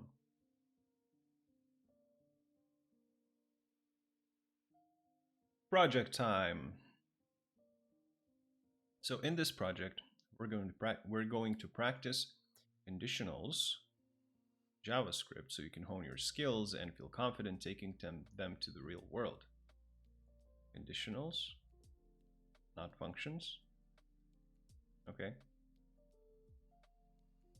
Okay, so rock, paper, scissors is a classic two-player game. Each player chooses either paper, rock, or scissors, and the items are compared, and whichever player chooses the more powerful item wins. The possible outcomes are rock destroys scissors, scissors cut paper, paper covers rock, and if there's a tie, then the game ends in a draw. Our code will break the game into 4 parts. We get the user's choice, we get the computer's choice, compare the 2 choices to determine a winner, and we start the program and display results. Okay. So the user should be able to choose rock, paper, or scissors when the game starts. So using const and arrow function syntax, create a function named getUserChoice that takes a single parameter, user input. Okay. Const user input. Let's remember how to do this. So we're just taking one parameter, so we can just wait.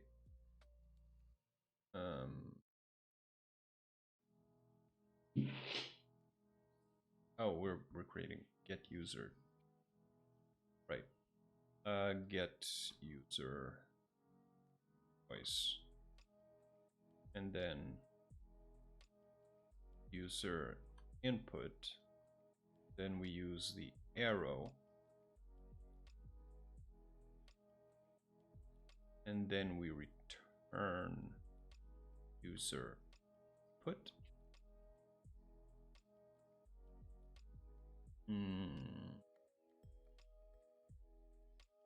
Think so.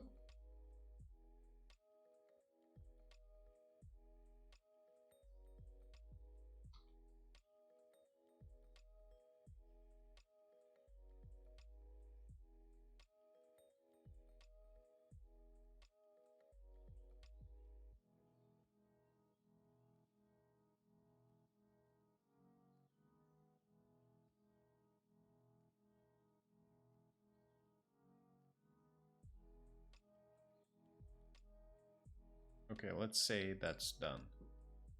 Since a user can pass in a parameter, such as rock or rock with different capitalizations, begin by using JavaScript's to lowercase function to make the user input all lowercase.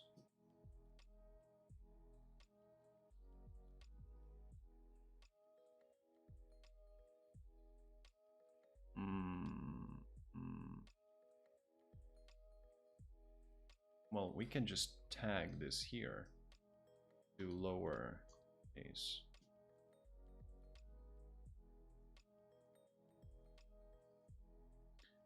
When getting the user's choice, you should also check to make sure the user typed a valid choice. Inside, write an if-else statement that makes sure the user input is either rock, paper, or scissors. If it does, then return user input. Not use console log to print an error message to the console. Okay, so it's not gonna work like this. Let's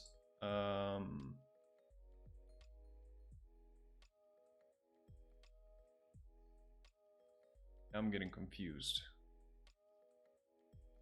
Where's the functions?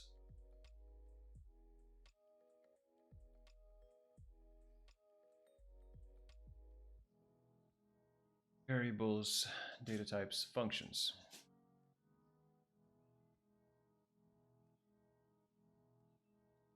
Okay, so these guys don't even tell me how to use concise functions.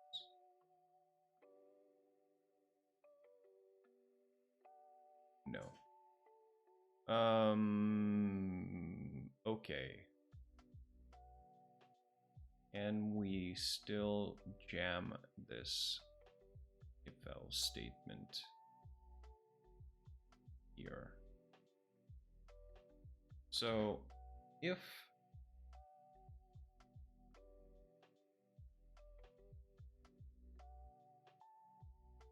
say user input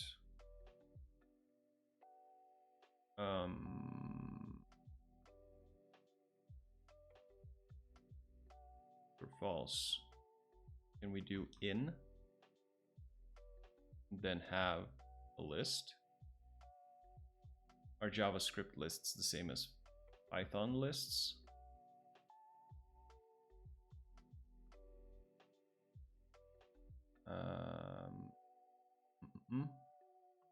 Yeah, they are. Okay, so JavaScript in. Is that a thing?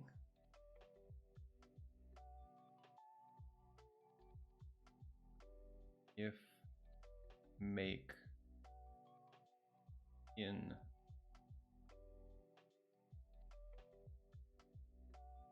car. Yeah, that's a thing. Okay, so we can do rock, paper,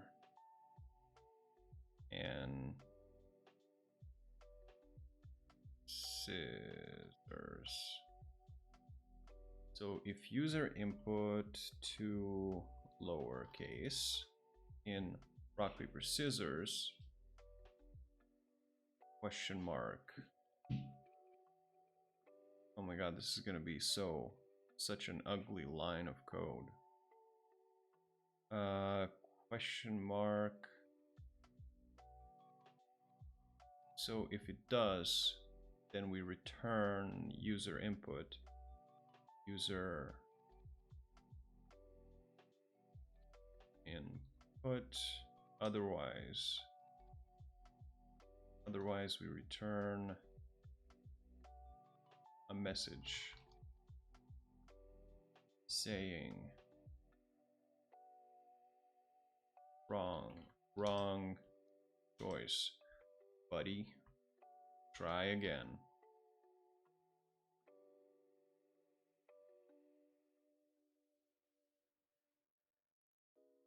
Okay. So let's say we call get user choice with, I don't know, rock. Wrong choice, buddy. Huh.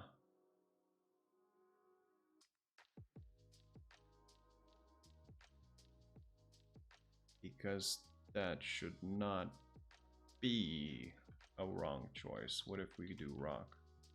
Still wrong choice. Okay, so problem is somewhere here, I think. Because this expression is not evaluating to true. So user input to lowercase.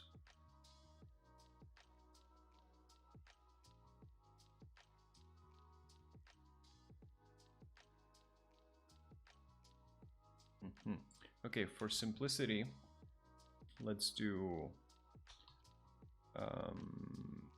choices equals, and we can just have this separate from the function. Nope. Here. Oh, but then we'll need to pass it to the function. Never mind.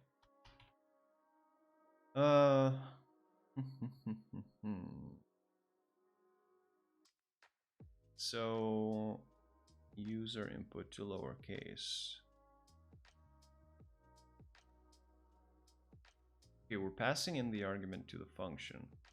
Then we're using that argument to convert it to lowercase and then check if that whole thing is in here. Correct? Maybe.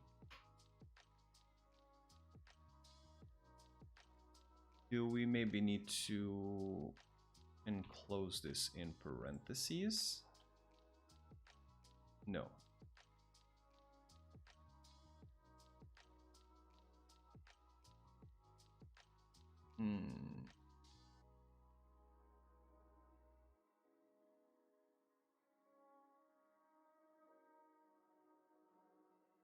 We have user input to lowercase in. So at the very least, I don't have any syntax errors in here, but I have a logical error somewhere.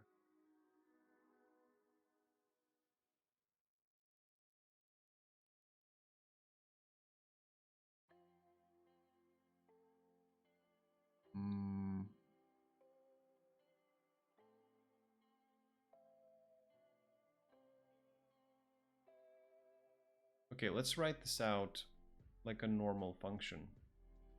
So let's say we have a function called getUserChoice that will take in an argument user input. And then we have that.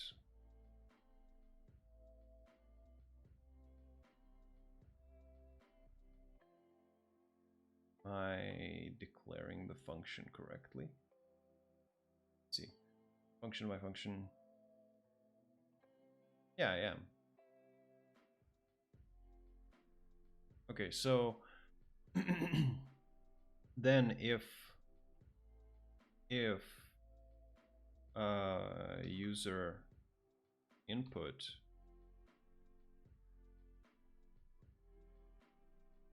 dot to lowercase is equal to, or let's say in the list of rock, paper, scissors, right? So if that's the case,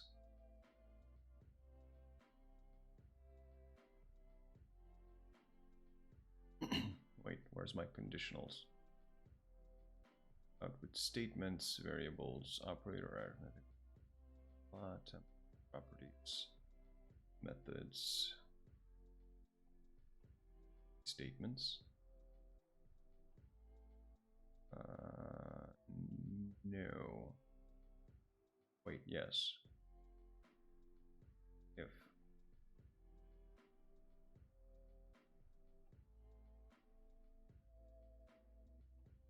There's no examples with if. Syntax. Okay, I just need an example. Operators, arithmetic assignment, data types, functions. No. Assignment? No. No. No. No. No. No. Where the hell? For, if, else. There we go.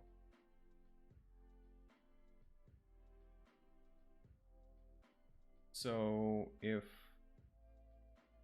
yeah, you need separate curly brackets. Okay, so if this is true, we simply return user input. right? Otherwise, else we return, no, we console, we print out wrong choice, buddy, bussy, wrong choice, buddy, try again.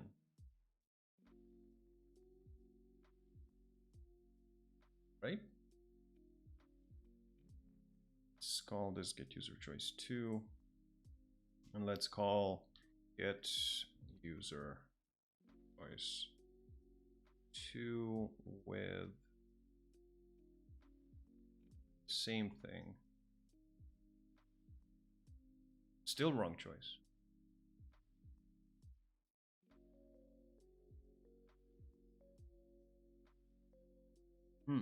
So does this expression just not work the way I think it does?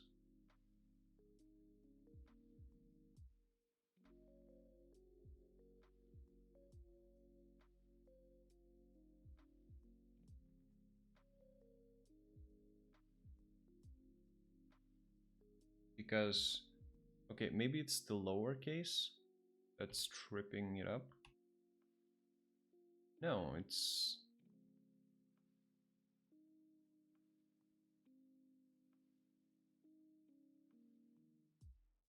It's the in that's causing problems. But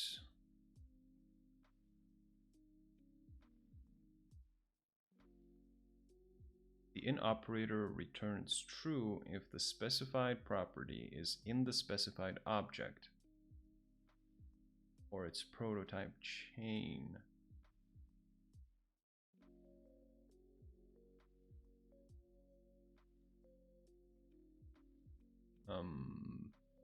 What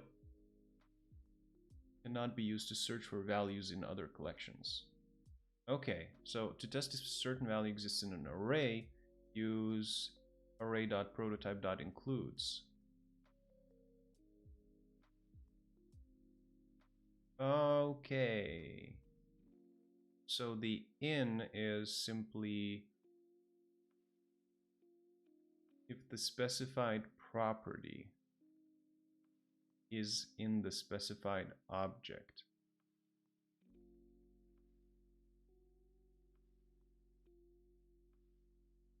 So in this case, the object would be the car, and we're simply searching if it has a key.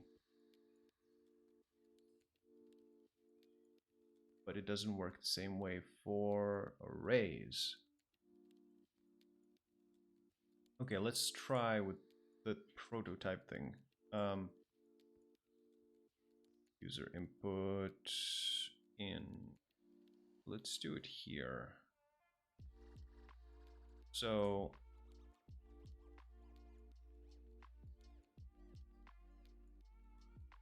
let's take a look at this.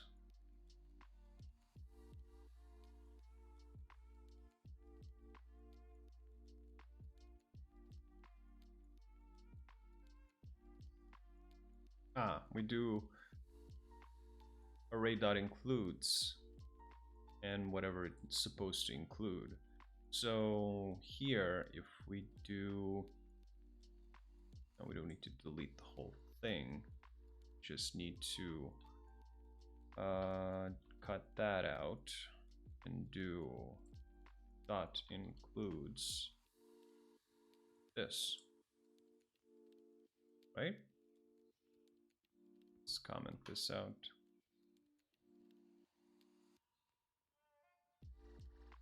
Yeah. So if we print this out, we should be able to see rock. Yes, okay. That's a very, I don't know, unintuitive way of looking for values in an array, but okay, so if the logic is if this array includes this, then we pass it. Then we return it, otherwise we just return nonsense. Wrong choice, buddy, try again. Yeah. Okay. Well, I'm glad that I was able to write this spaghetti line code. Code of code. Yes. Spaghetti line of code. Which is probably not the most readable thing, but... So, this is task 1 and task 2 in 1. Let's move to task 3. When getting user's choice, you should also check to make sure that the user typed a valid choice. Oh, so no, that's also task 3. So this should be task 4. Test the function by calling it with a valid and invalid input and print the results to the console. Well, it works. We already did that, so this will be task 5. Now we need to have the computer make a choice. Create a new function called getComputerChoice with no parameters. Inside its block, utilize mathRandom and mathFloor to get a whole number between 0 and 2. Then, depending on the number, return either rock, paper, or scissors. Okay, so if we do const get computer choice equals parentheses, and we're doing the arrow thingy. So essentially we have to, I think we'll have to do an if block properly this time.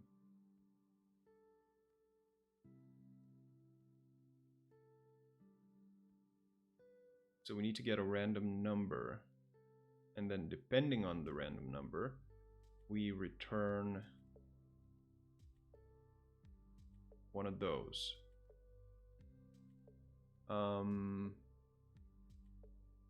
We could do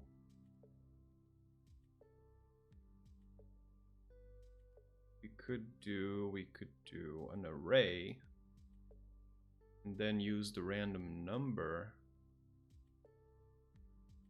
to index out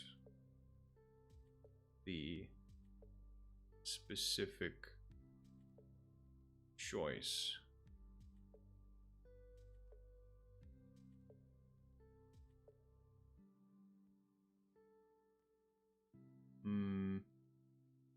Okay, let's do this. So wait, since it takes in no arguments, then we need the curly braces.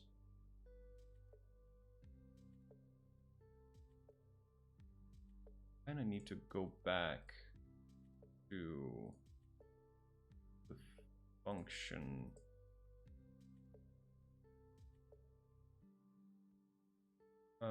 The function. Need a function cheat sheet.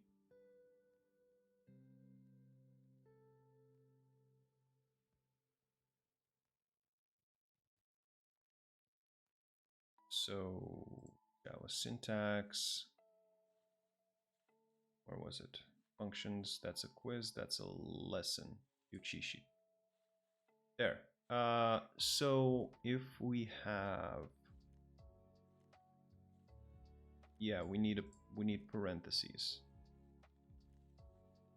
I mean curly braces.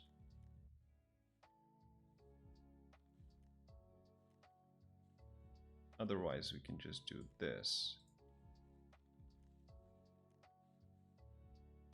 But wait. We always need curly braces? No, we don't.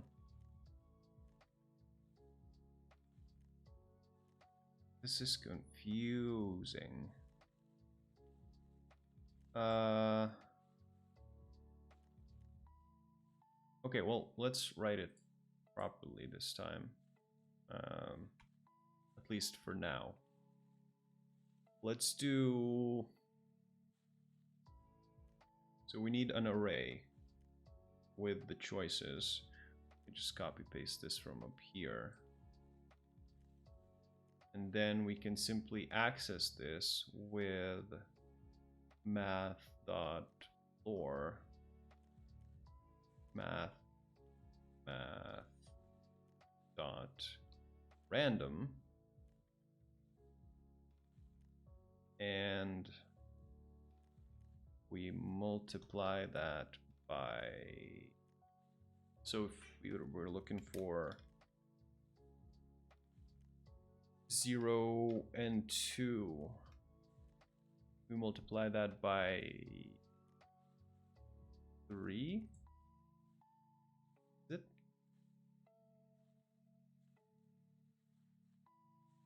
Multiply that 3.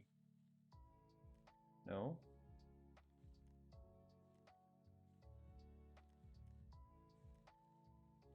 Single length of the array that you're indexing, however. Blah.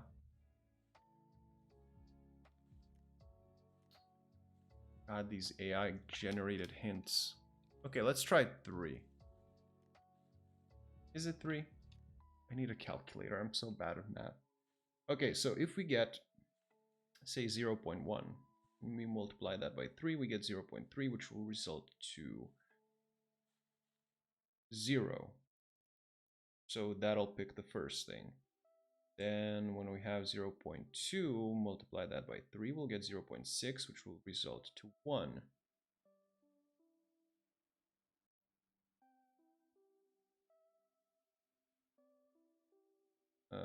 Three seems too much. Yeah, because if we get 0.3 and we multiply that by 3, we'll get 1 again.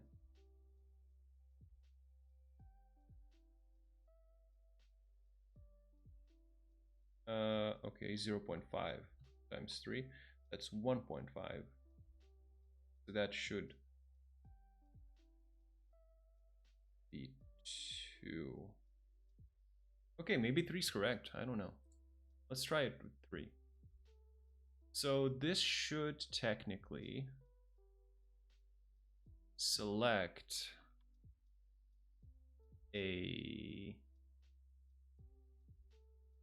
either rock, paper, and scissors from this array.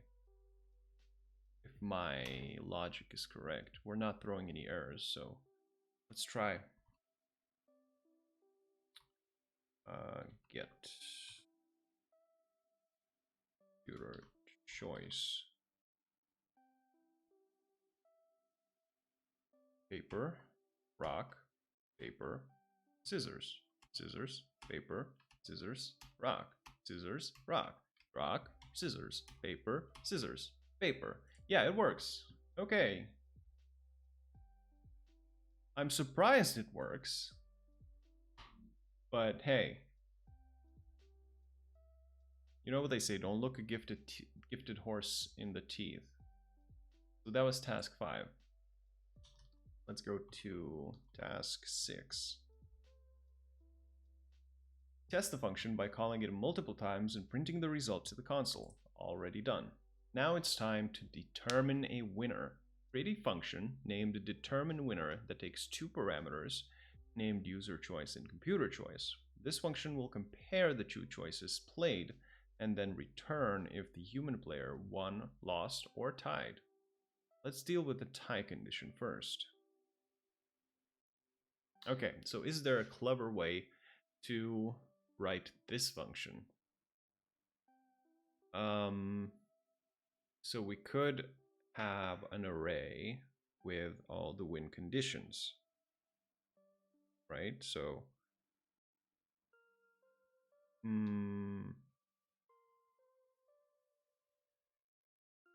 no, we could have a dictionary where, let's say, the keys are that would require probably a loop as well, and I haven't learned the loops yet.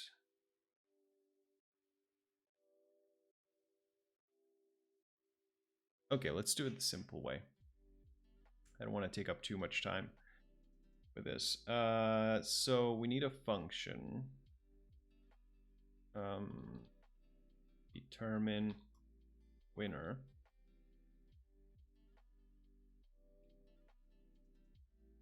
That will take two parameters. It will take user choice, and it will take computer choice. Let's rename this to get PC choice. Then we'll do this PC choice.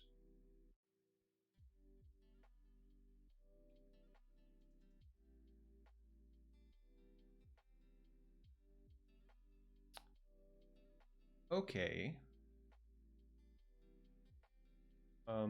So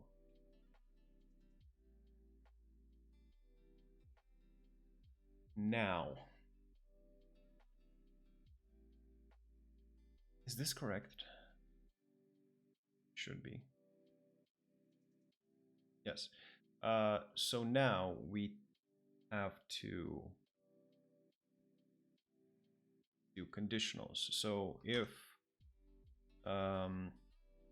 user choice is equal to PC choice, then we simply console log it's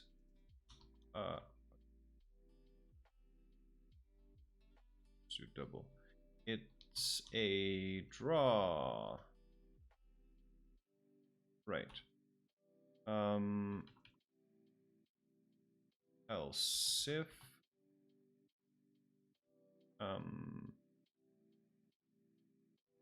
so that's for the draw. There has to be a clever way to write this.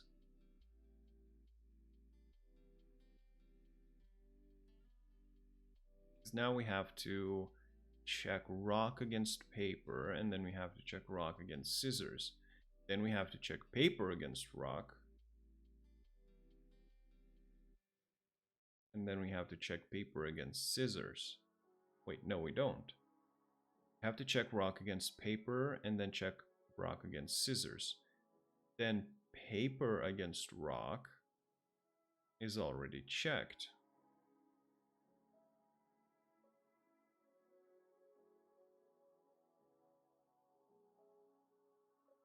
So then we have to just check paper against scissors. And after that, scissors is already checked against rock and paper and scissors.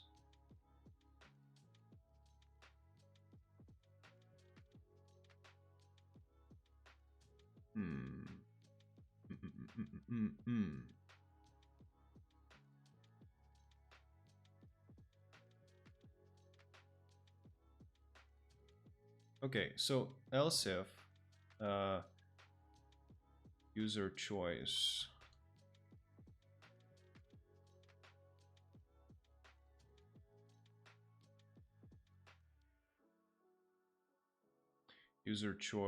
is, say, rock,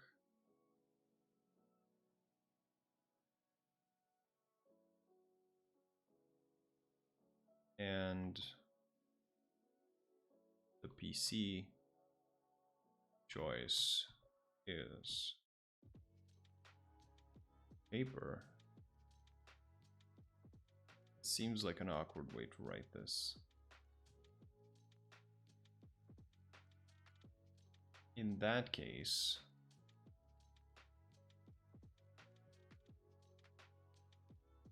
we console log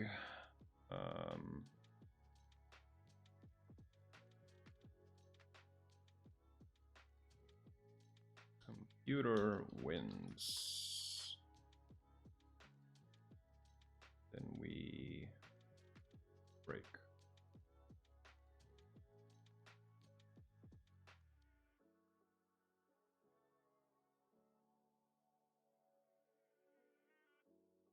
Okay, so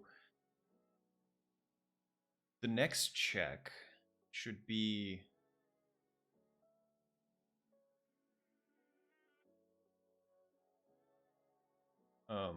rock, because here we're checking rock against paper, and rock against scissors should be the next one.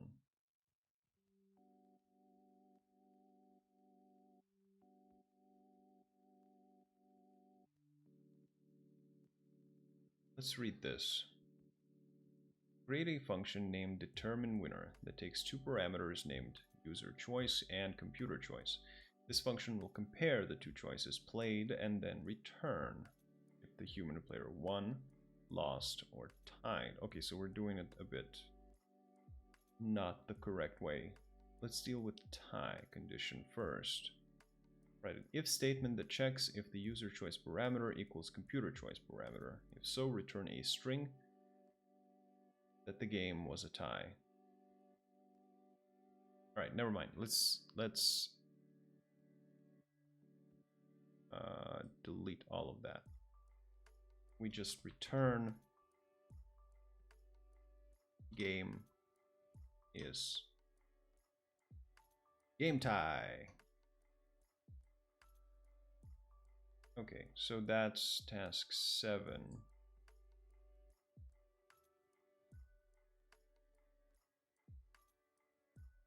If the game is not a tie, you'll need to determine a winner. Begin by writing an if statement that checks if the user choice is rock. Inside the if statement's block, write another if-else statement. And the inner if-else should check if the computer's choice is paper. Oh, so we're using an entirely different if block for that. Okay.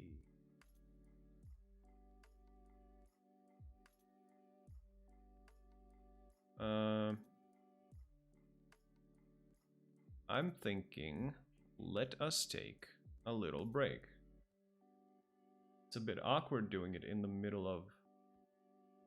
of a project, but I need to go to the bathroom and I need to stretch my legs a little bit. So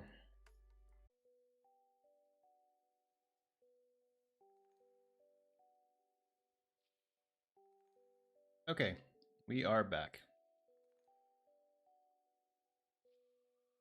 Let's jump back into the project. So, okay, so we need to write another if statement within this. So I assume we write it here. So if user choice is rock,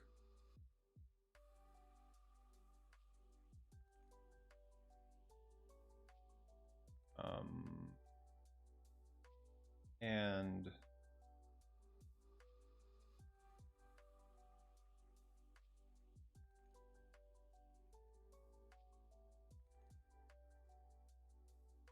write another if-else statement.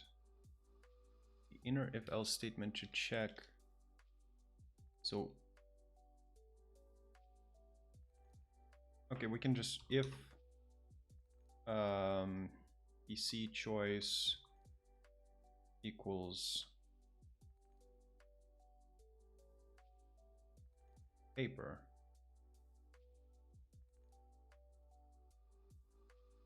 Then we simply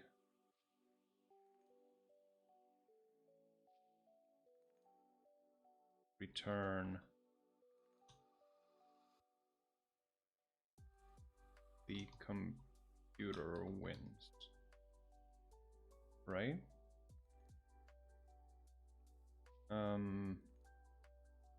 So that should be task 8.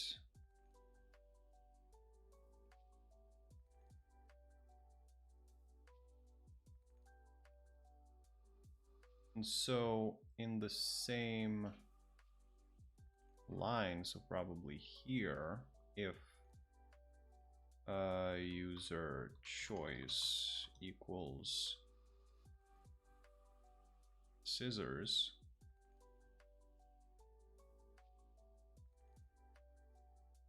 and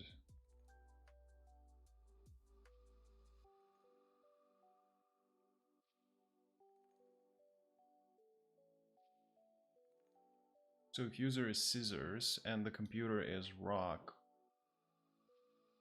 or paper,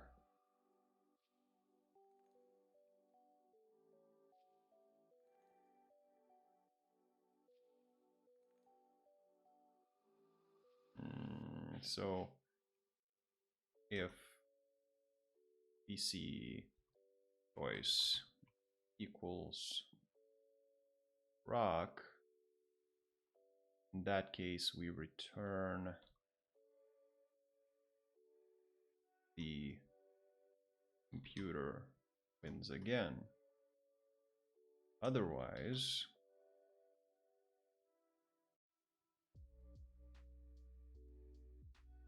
we return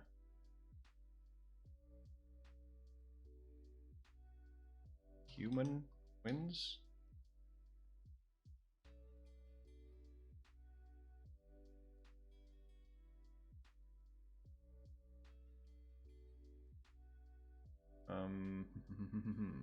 So this will be task 9 and task 10. This is very convoluted. I think we need to do these here.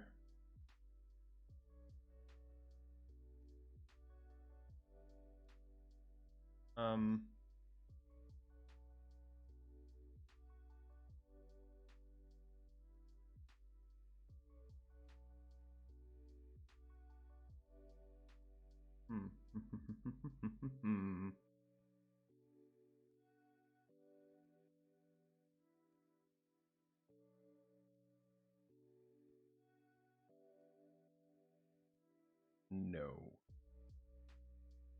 Line 13. Something is not right here.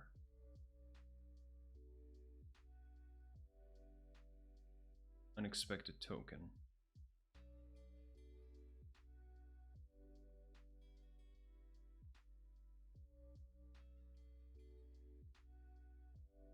Wait, let's go back to functions.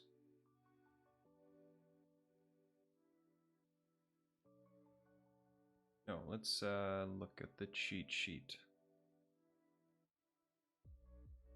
We're doing a constant. We need an arrow. Is that what the problem is here?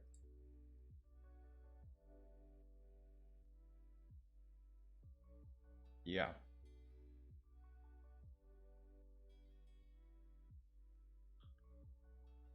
Okay, so it's not throwing any more errors, so that's a good sign. Let's try and check the function. Console log, determine winner. And let's say we have rock as user choice and paper as the computer choice. Oh. So PC choice is not PC choice. Where the hell is PC choice? So the computer wins. Okay, that makes sense.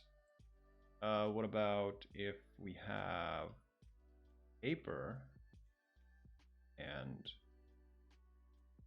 scissors? Undefined.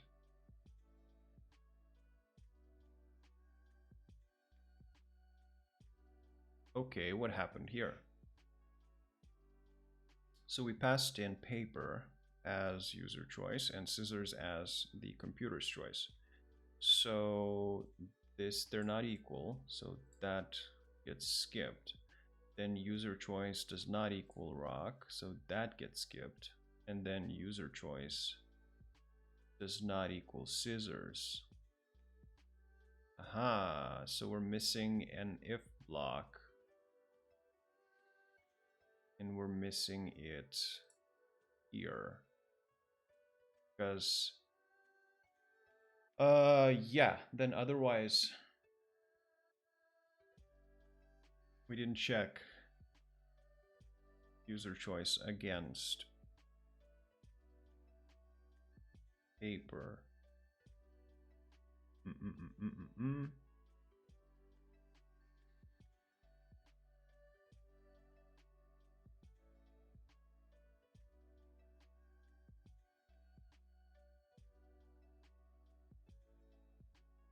Okay, else if PC choice equals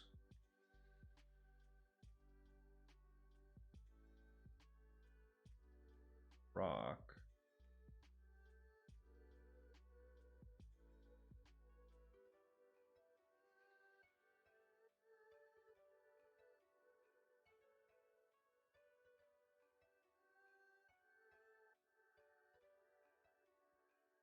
then return human wins, else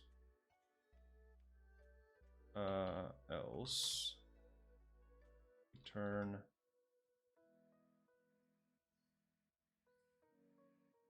computer wins. Because paper can only win against rock. It will lose against scissors. And otherwise it will be a draw.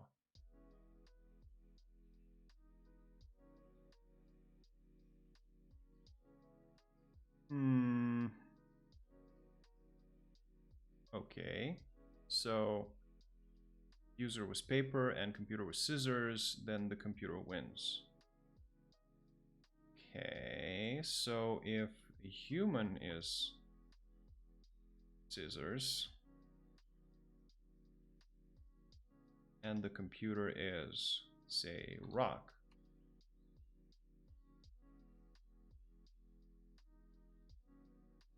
again with the choice, the computer wins. Okay, so it works. It's a bloody mess, but it works, I think. So we have all three if statements. If, I guess we can do else if here, and then else here. And this should also be else. Right? Right. Okay, so that would be task 10 and task 11, testing out the function. So everything's set up. Now we need to start the game and log the results. Now we create a function called play game.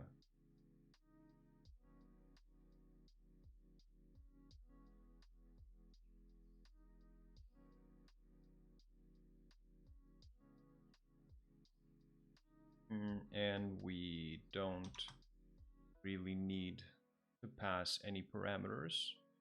Wait, if we're passing 0 parameters, we need to have parentheses, yes. So, and then we do the arrow thingamabob.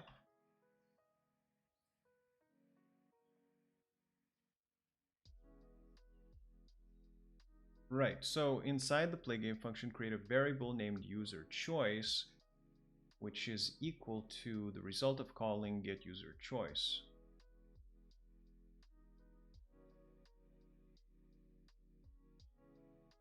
Okay.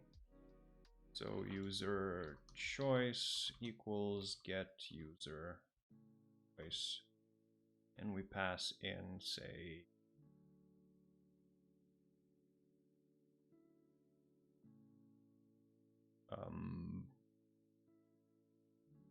say rock. Right? Let's test out if the capitalization thingy works. Lowercase. Let's create another variable, which will be computer choice. Computer choice equals get C choice with, say, paper.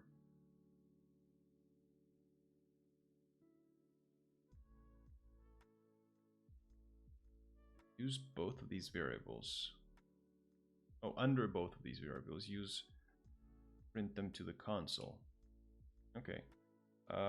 Console.log. Let's have some fun with this. Drum roll.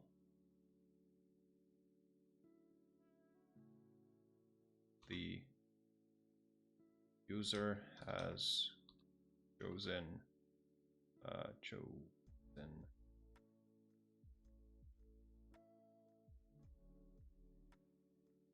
user choice. Wait, no drum roll.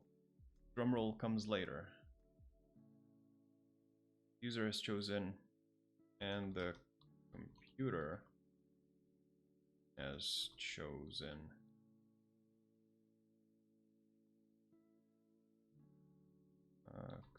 Computer choice.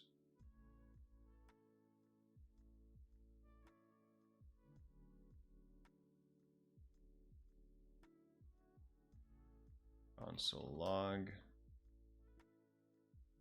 And the winner is, now we do the drum roll.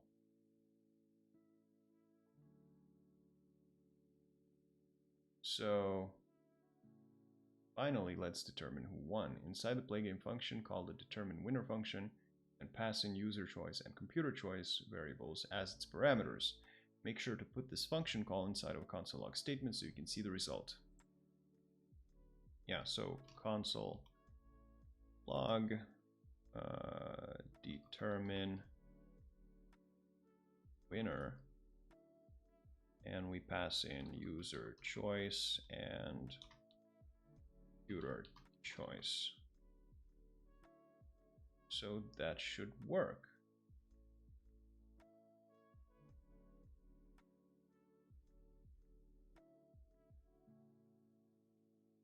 Okay, let's try it out. Let's type in, let's do play game.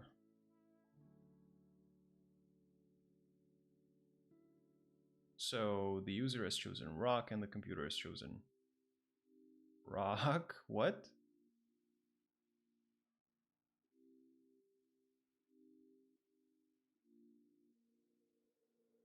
Okay, this doesn't make sense.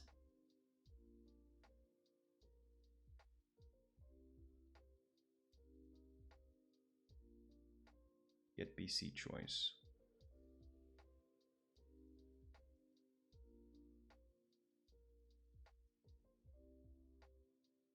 Oh, it's not. I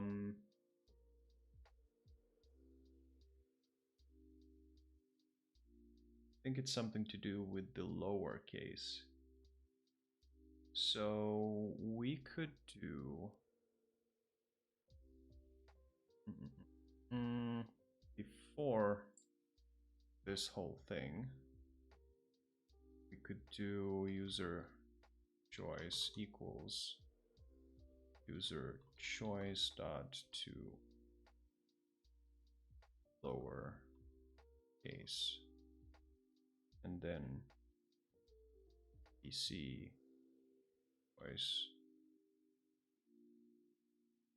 equals PC C choice to lowercase.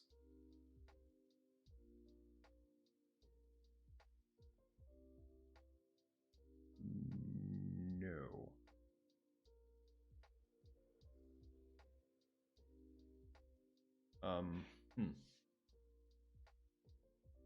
Okay, well, at least it's correct now.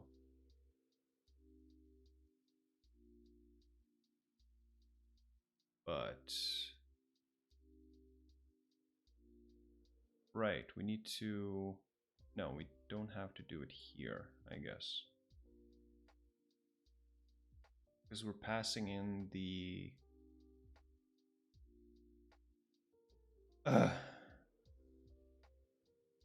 wait.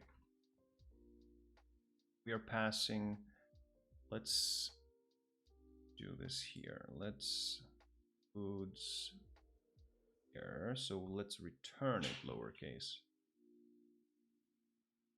To lowercase.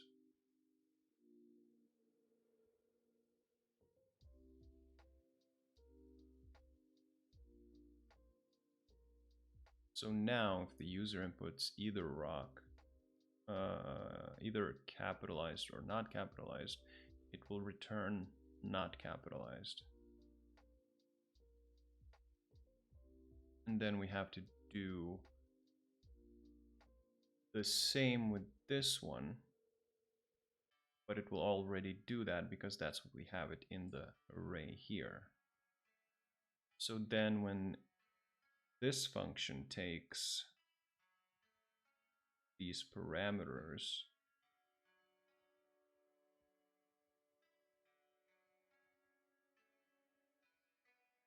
should, right, computer choice, I typed in paper, but we don't really need a parameter here. So now it should work. The user has chosen rock and the computer has chosen paper. So the computer wins. Ah, now we have a problem. So the user has chosen rock, the computer has chosen scissors. Under that scenario, if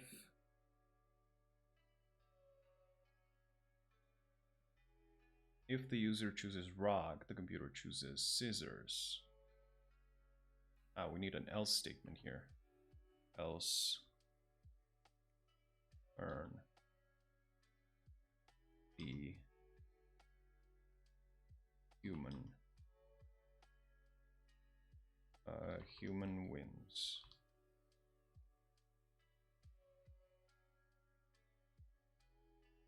I think that's what was missing. Also, I think this needs to be indented. Yeah.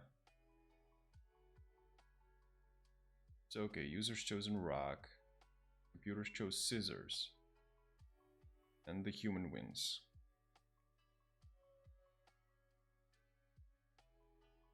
That's correct. User chose rock, computer chose scissors, human wins.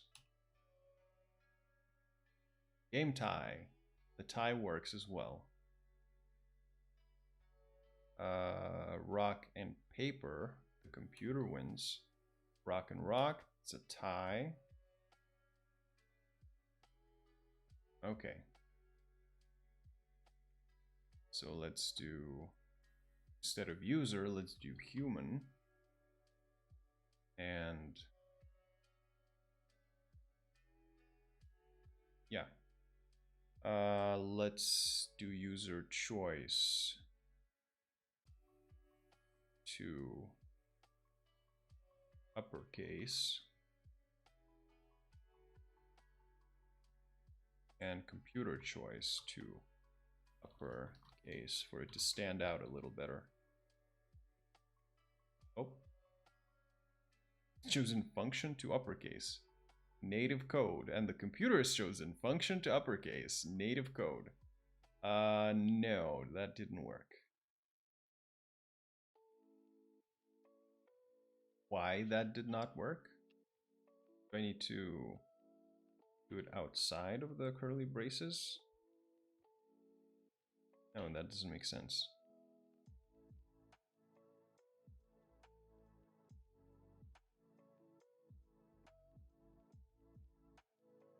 Well, I guess we can convert it here.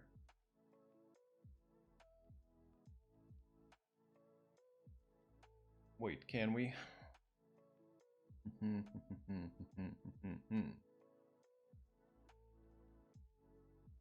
Why can't... Oh wait, I didn't do the...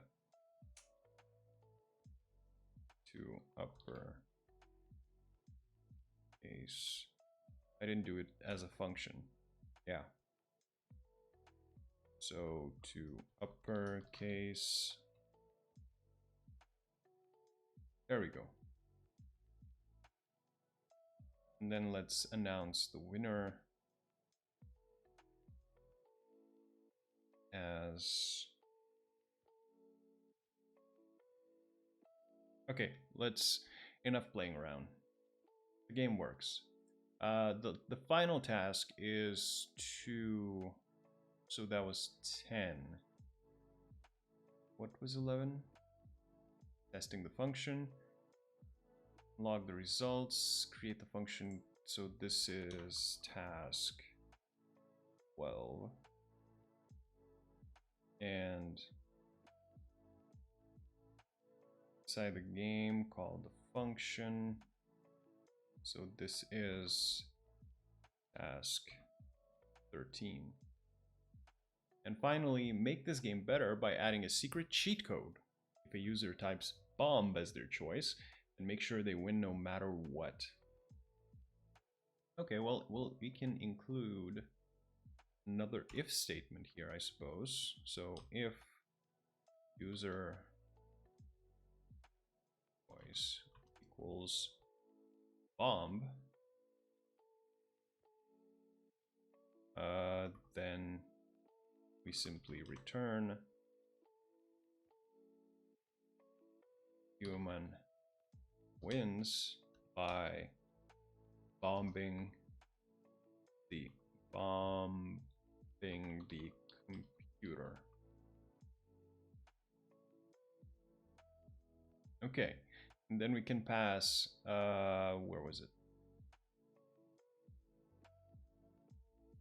Here. We can pass bomb here. Cannot read property to uppercase of undefined.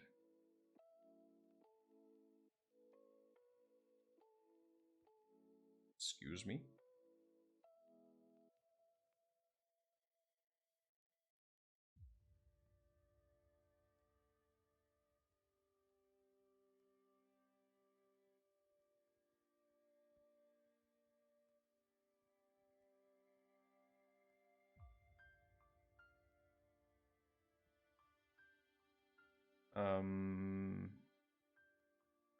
Okay, we're getting undefined somewhere.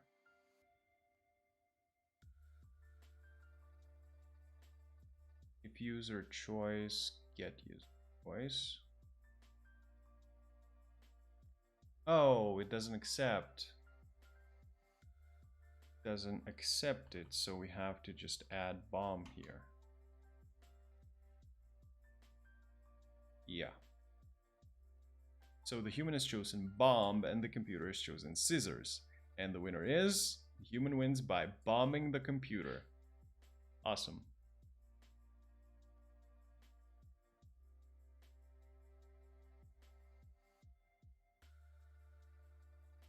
And we should always be winning. Why is the computer... Oh, I was like, why is the computer always choosing rock? But it's not. But we're always winning. Because we chose a bomb. Let's... I know we're taking a lot of time on this project, but let's include a more descriptive welcoming message. Welcome! Welcome to the game of... rock, paper, scissors. I can type scissors. There we go. Does /n work? Yes, it does. Cool. Welcome to the game of rock, paper, scissors. The human has chosen bomb and the computer has chosen scissors. And the winner is, drum roll, human wins by bombing the computer. Cool. Okay, that was fun. Wait, yeah. Task 9 wasn't selected. Let's move on. Sleep debt calculator. All right. So we have, did you know that giraffes sleep 4.6 hours a day? We humans need more than that. If we don't sleep enough, we accumulate sleep debt. This project will calculate if you're getting enough sleep each week using a sleep debt calculator. The program will determine the actual and ideal hours of sleep for each night of the last week. Finally, it will calculate in hours how far are you from your weekly sleep goal. Okay. So, task 1. The first problem to solve is determining how many hours of sleep you got each night of the week. You can create a function that returns any given night's number to that returns any given night's number of hours of rest. Instead of writing 7 different functions, each one for each day of the week, let's write one function with a parameter for the day.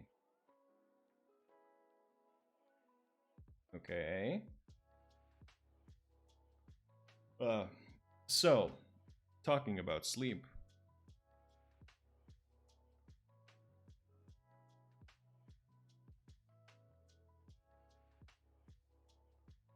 So we have, we need a function. Get sleep hours with a parameter named day.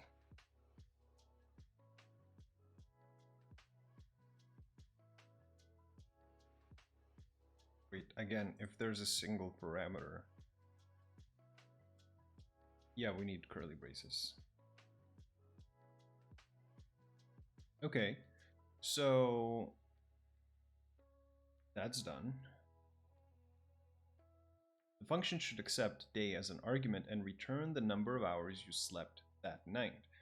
For instance, if you got 8 hours of sleep on Monday night, calling get sleep hours Monday should return 8.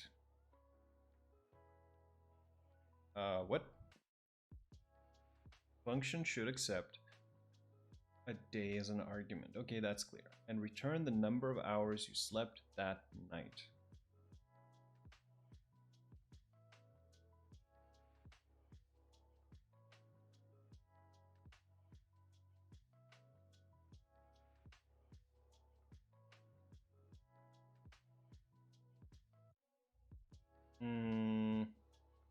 Oh, so we just have to type it in manually.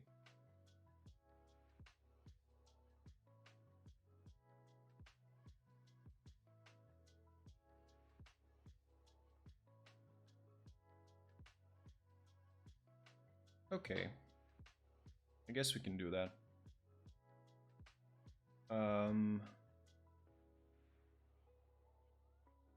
Let's say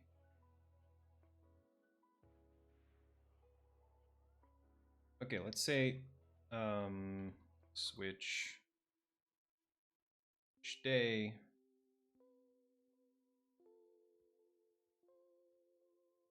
It's the syntax for switching again.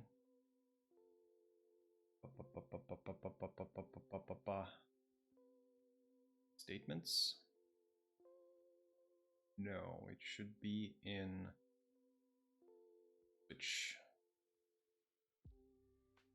switch.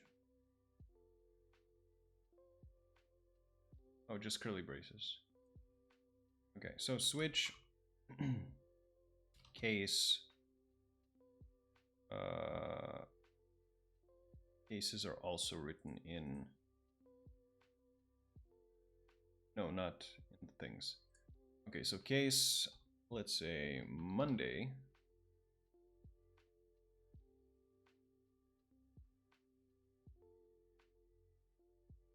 Yeah, this. So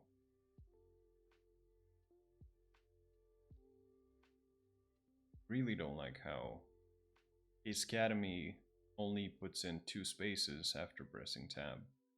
So case Monday, we return, say 8. Case Tuesday, we return, let's say we slept like 7 hours.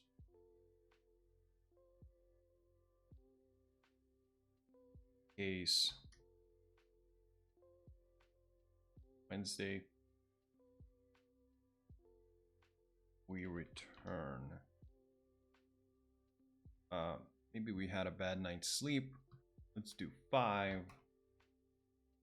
Case Thursday, Thursday, not a Thursday. We return. Say we slept in. We did 10 hours. And then case Friday.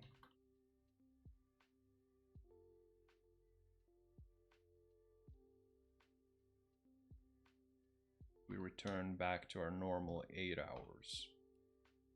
And then since we went out on Friday, on Saturday, we slept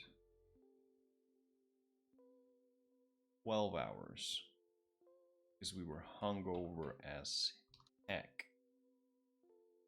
And then on Sunday, we slept,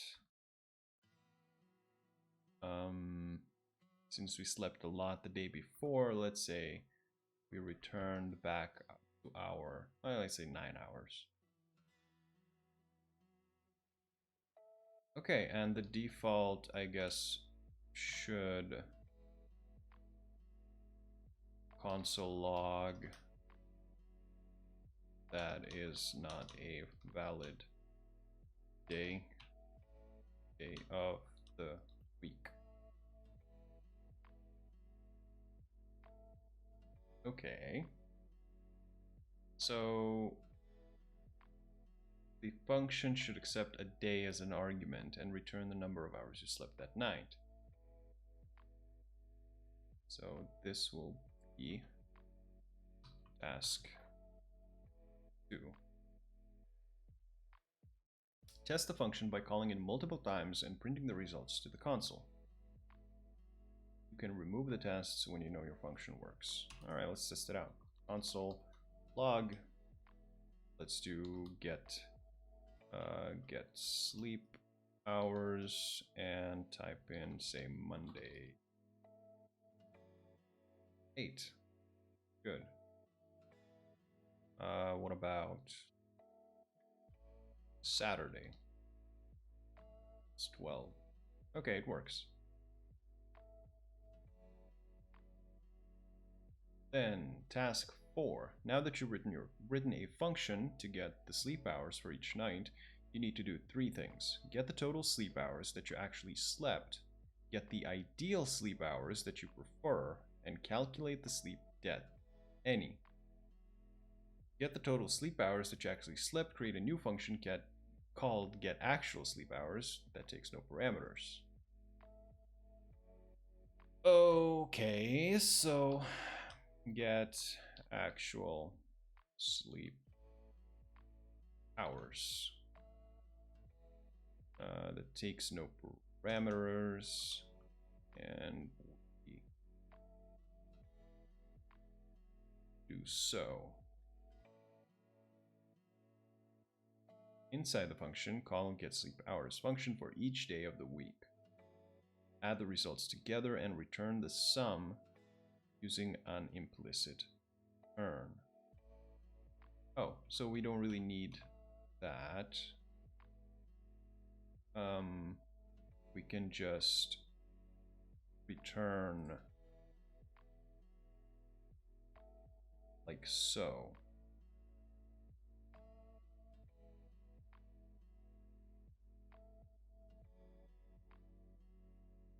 Wait.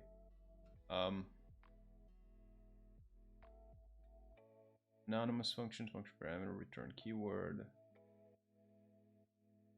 function declaration, calling functions. So arrow functions with no parameters, we can write them like so. But then we're returning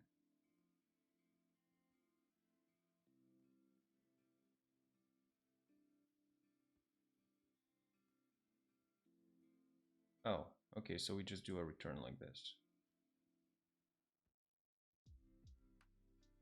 Okay, so we can just call it from here. Say get sleep hours. Monday. This is gonna be a long line of code.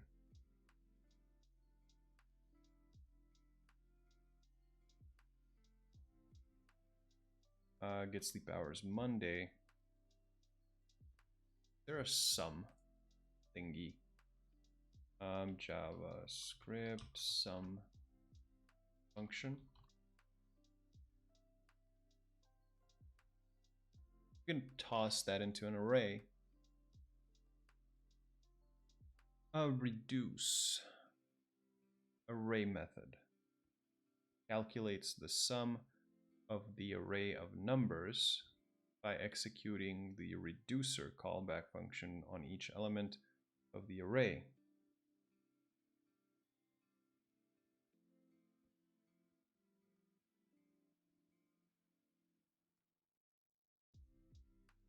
And we use that.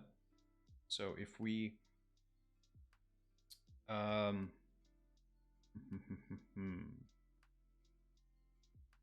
well, this is not going to be the most elegant thing, but let's say we have an array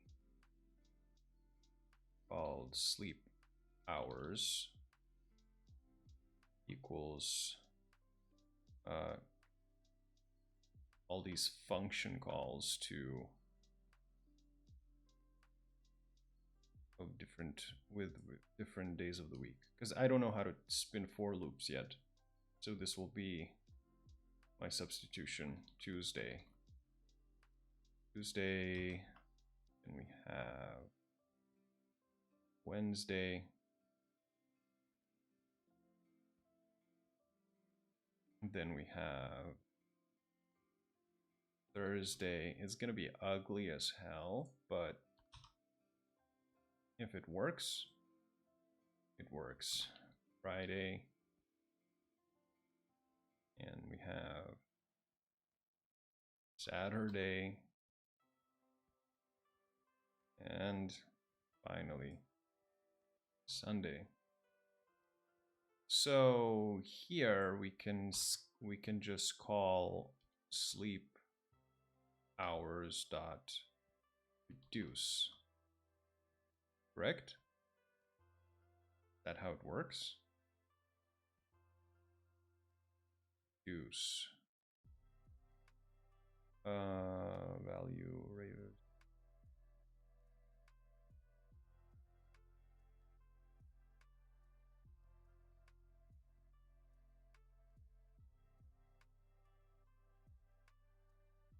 Instances executes a user supplied reducer callback function on each element of the array.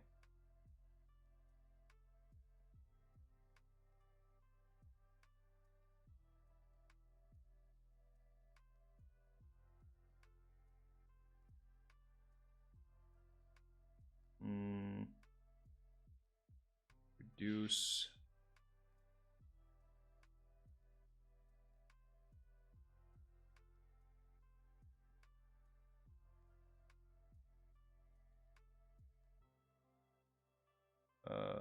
I don't think that's how it works. callback function, and then the initial value. Function to execute for each element in the array.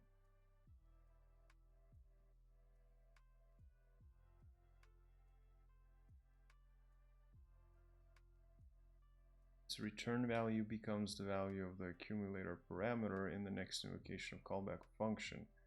The last invocation, the return value becomes the return value of reduce.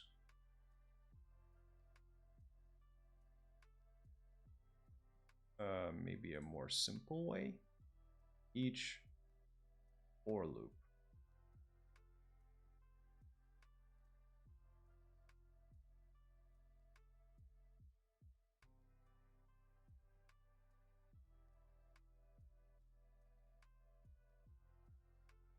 Okay, it's gonna be easier to learn a for loop. So we just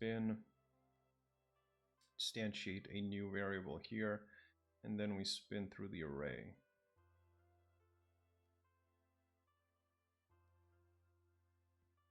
And then you can sum it all up.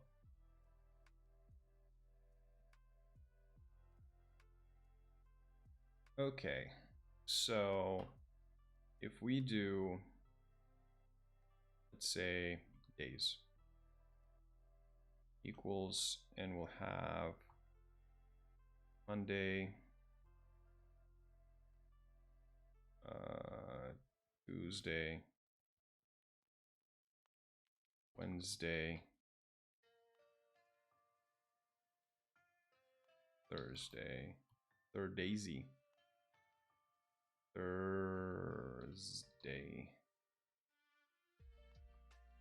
Friday, Jesus, Friday, Saturday, and Sunday. So here,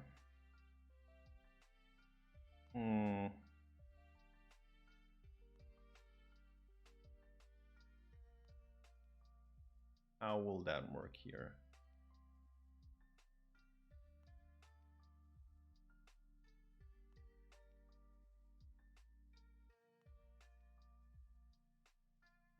Okay, well, let's do it like this. So now we wanna get sleep hours with each of the thing. So for const day in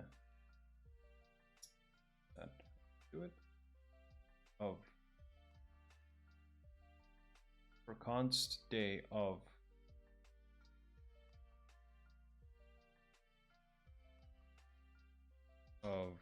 days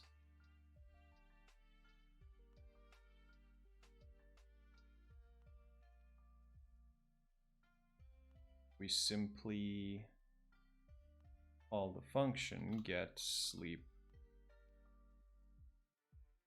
hours with day will return us a number which we will have to sleep hours equals 0, and then we can just do sleep hours plus equal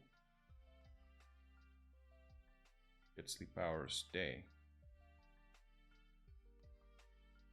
I think that's correct.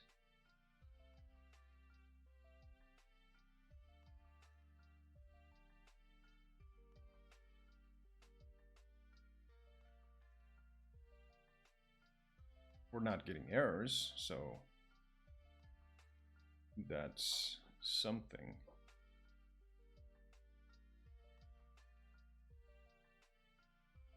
Bum bum bum bum bum bum bum bum bum bum.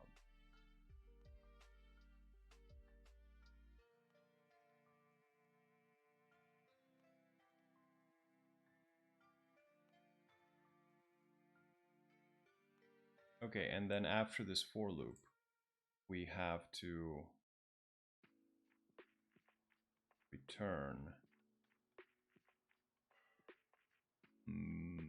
return sleep hours. We do that here.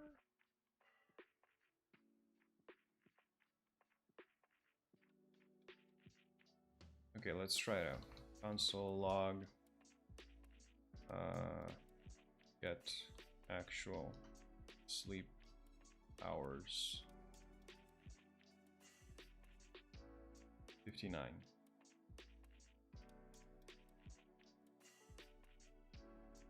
So did that actually work? Let's do 8 plus 7 plus 5 plus 10 plus 8 plus 12 plus 9, 59. Okay, so it worked. So this is task 4 and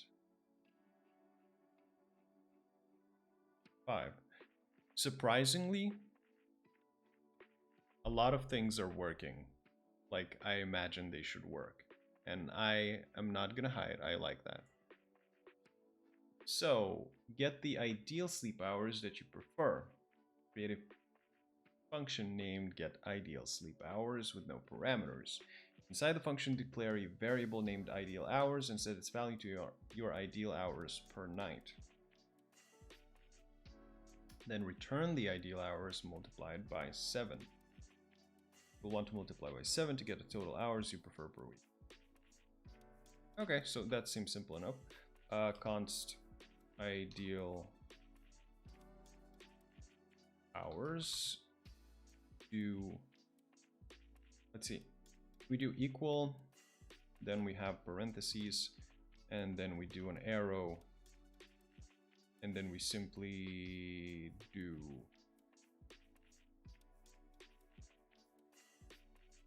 what do we do?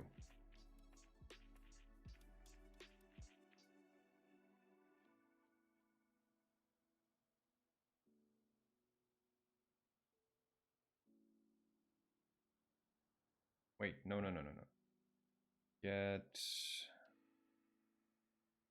Get ideal sleep hours.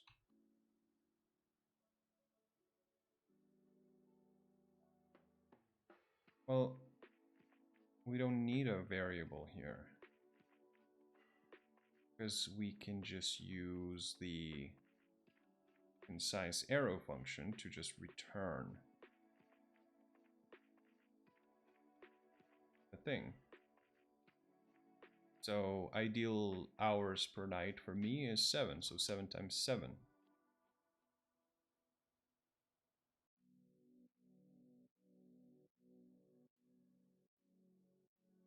Test your 2 new functions by calling them and printing the results to the console. Well, I tested the first one already. Let's see if this one works.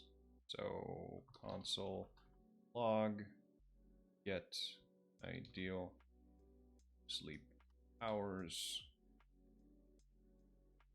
It works. So now that you can get the actual sleep hours and the ideal sleep hours, it's time to calculate sleep debt. Creating another function with no parameters inside of its block. Create a variable actual sleep hours. Set the actual sleep hours. Set equal to the get actual sleep hours. Then create another variable named output the result to the console. The function should fulfill this logic. If actual sleep equals ideal sleep, log the console that the user got the perfect amount of sleep.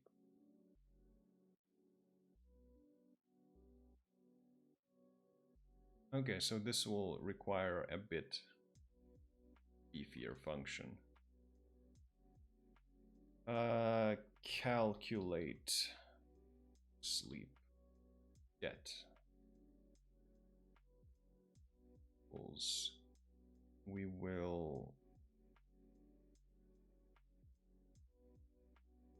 take in no parameters. What? Oh, because we're calling the other two functions inside this function. So we take no parameters and do the arrow thingy. And so actual sleep hours equals to get sleep hours.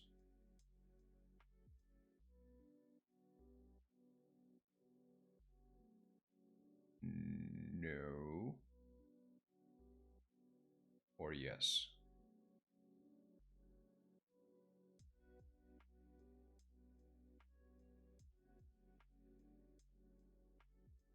No, get actual sleep hours.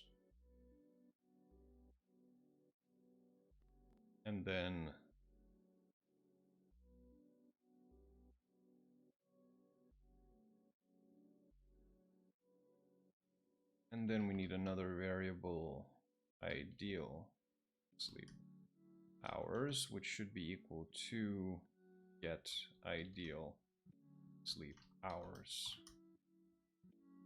Right? Right. And so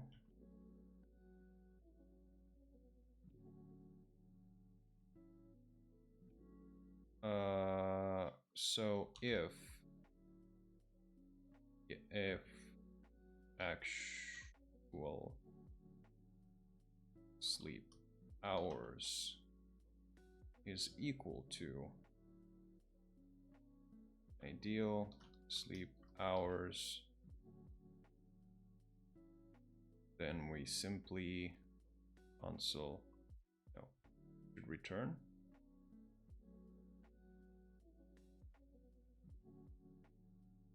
No, we print.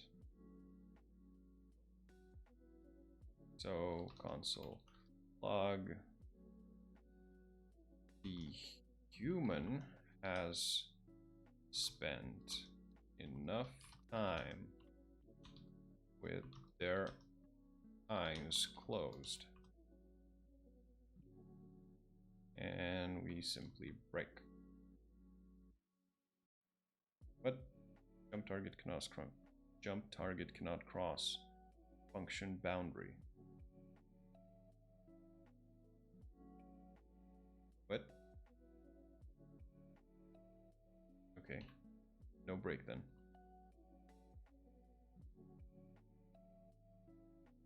Else.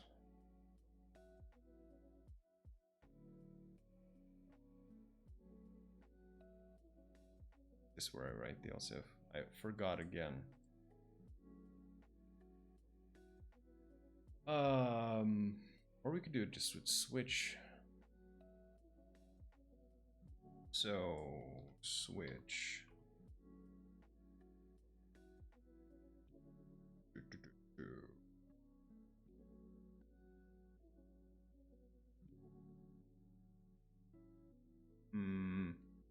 But can we do it with switch? So what are our cases? Case 1, actual sleep hours equals ideal sleep hours. How do we do that?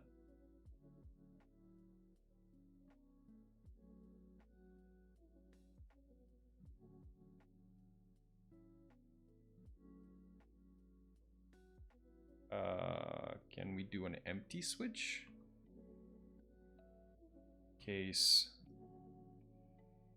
actual sleep hours is equal to ideal sleep hours. So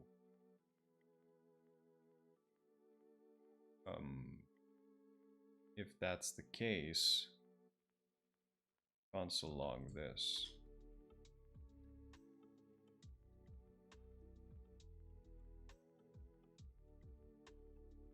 Does that work?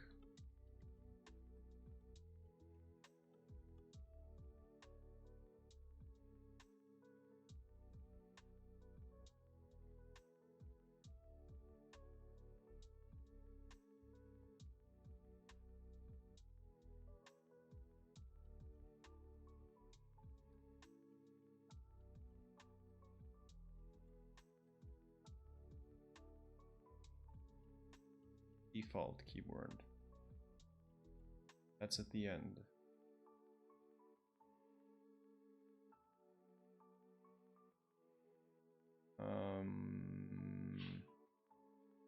Strict comparison. Switch case uses strict comparison. Values must be of the same time to match.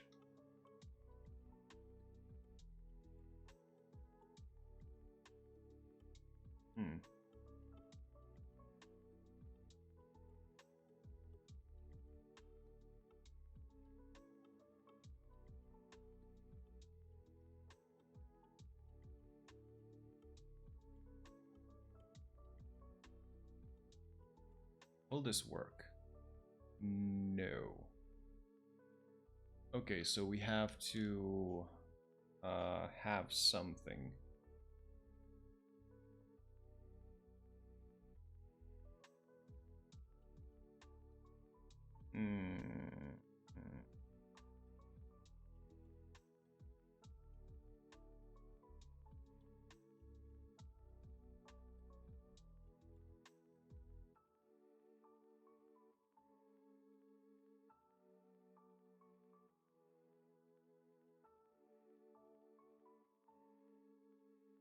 True?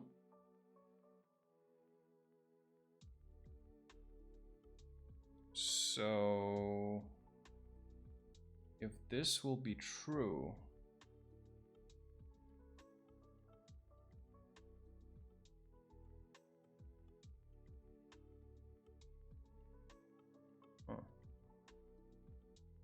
okay, let's try if it works, because I think it just might, because the switch cases check the switch expression against the case expression. So if true, if this is true and this is true, or if this is equal to this, it will evaluate the true. So this is true and true, which will evaluate to true. True and false will evaluate to false, and false and true will evaluate to false. I don't know how this works. Let's see. 7 and 7. No, it didn't work. Oh, because we didn't call the console log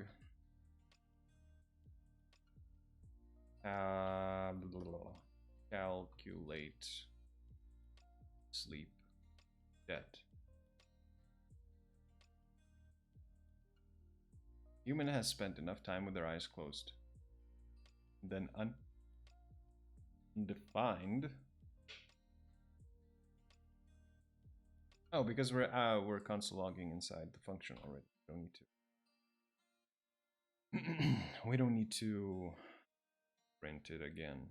So calculate sleep debt. Just call the function. That should be fine. Otherwise, case where actual sleep hours are more than ideal sleep hours, we can console log the human spends too much time with their eyes closed. And then we also break out switch. And default case will just be console log the human should spend more time with their eyes closed.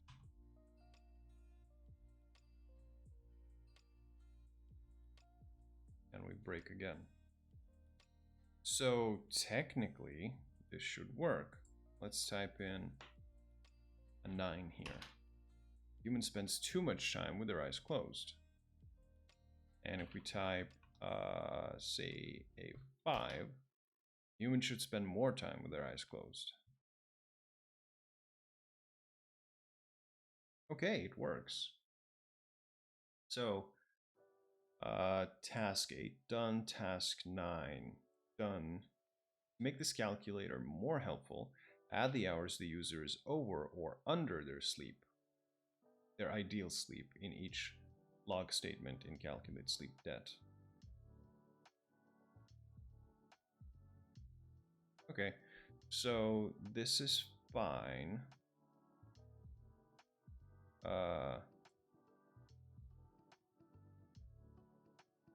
This we will change to the human should sleep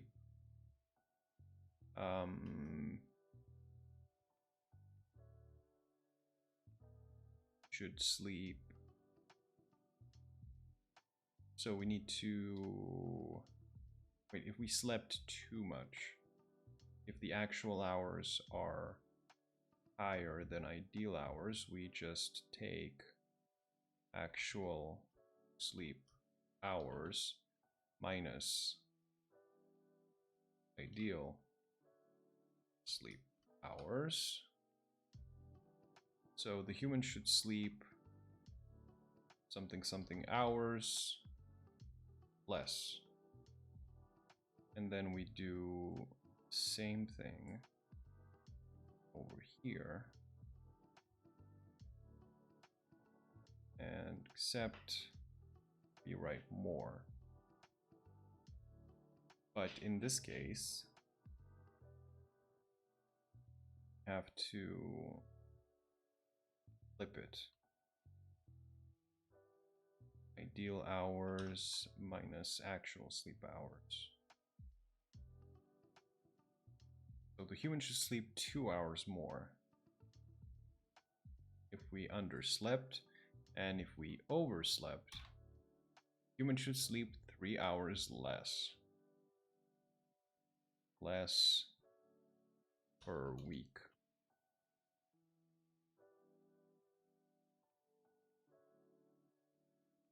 Yeah. On the last line of the program, start the program by calling calculate sleep debt function. Already done. For extra practice, try these. Get actual sleep hours could be implemented without calling get sleep hours.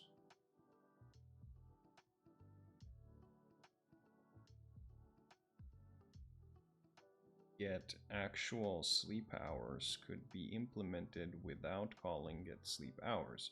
Use literal numbers and the plus operator to rewrite get actual sleep hours.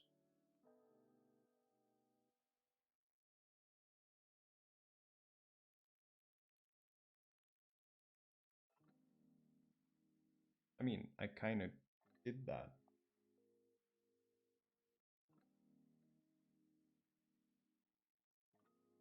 Using the plus operator.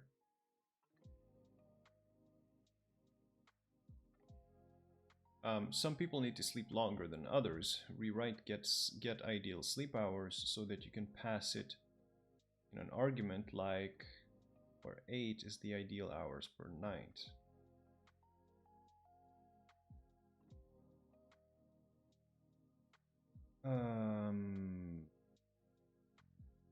So we have to pass it as an argument. So I guess hours. And then we just do hours. And then when we call get ideal sleep hours, we just pass in 7, and it should work the same. And if we do like 8, yeah, we're undersleeping now. Okay. Well, that was fun. What do we have next?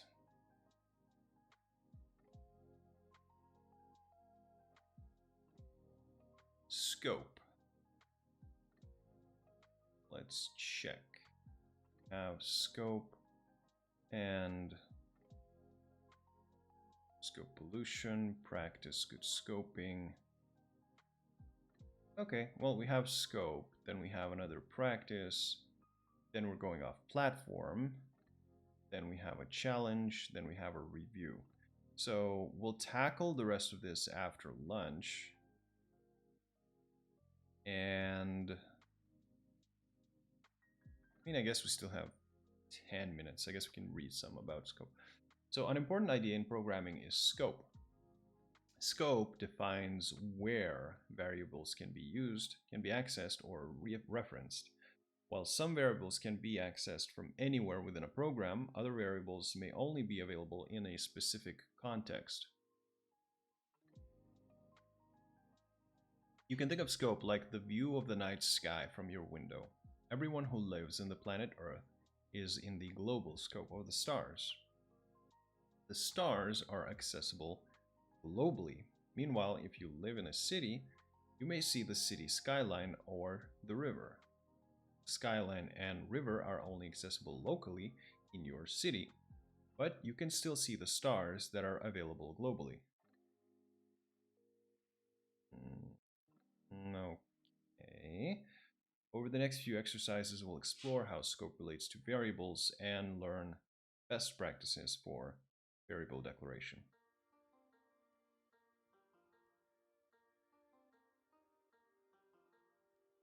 Okay, so this is coding. All right, let's start the lunch break. A couple of minutes early, because I am getting hungry. And after the lunch break, and the dog is getting restless, so I have to take him out. And after the lunch break, we'll just dive into scope and variables and all that good stuff.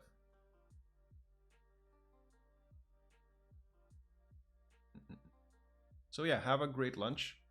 Everyone, stretch your legs, have a cup of coffee, rest your brains, and I'll see you after.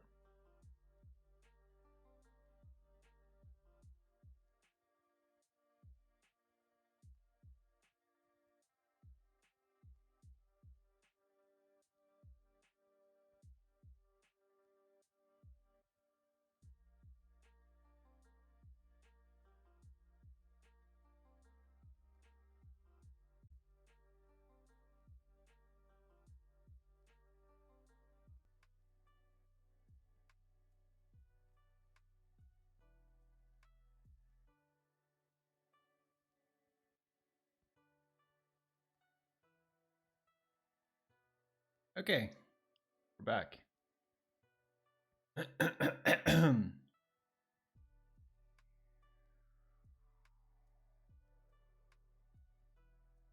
Let's get back into the lesson.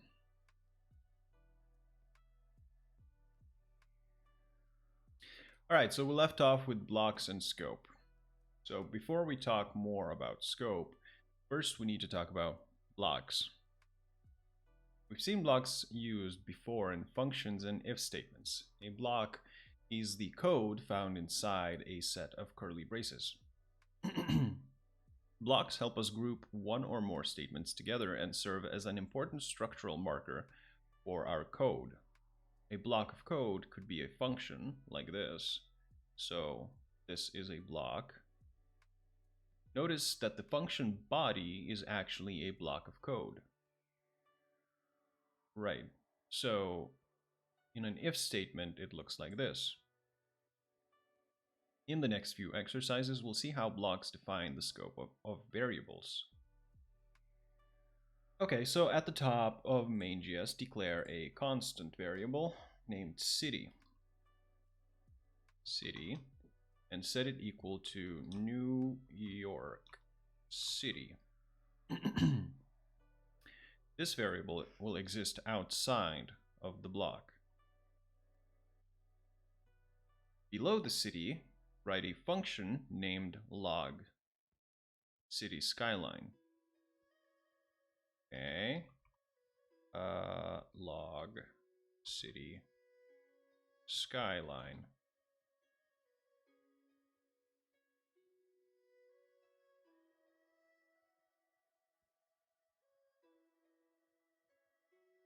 are we... I guess it doesn't take any parameters.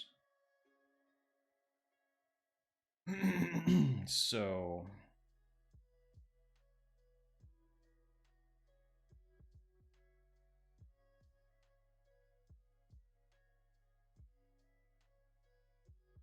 Okay, so the below the city variable, write a function named log city skyline. Done. Inside the function body of log city skyline, write another variable using let named skyscraper and set it equal to Empire State Building. So let skyscraper Empire State Building. Inside the function, include a return statement like so. The stars over the plus skyscraper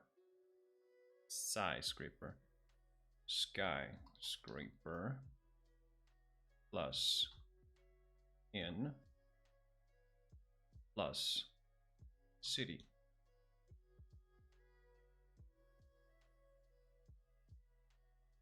Wait. Starts the stars. Still not correct. The stars over the plus skyscraper. Cannot find skyscraper.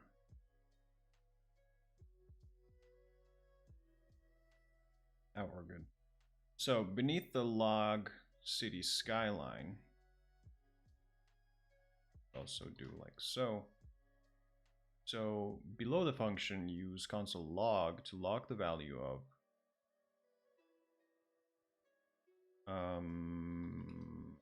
okay. So we log the value of log city skyline function. So log city skyline. You'll notice that the log city skyline function is able to access both variables without any problems.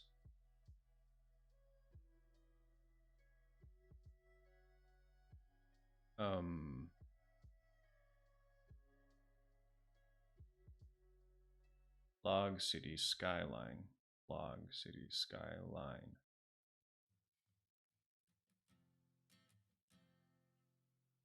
What's the problem here?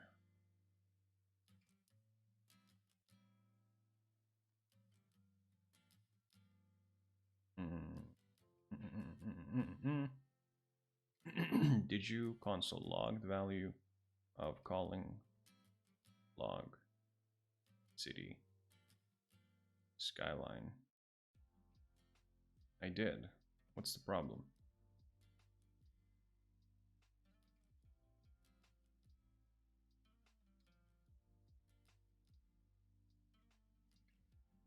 Oh, it doesn't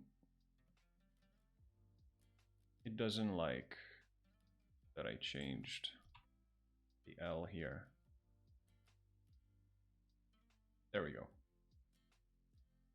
So, okay, that's interesting, because typically, at least in Python, you are not able to access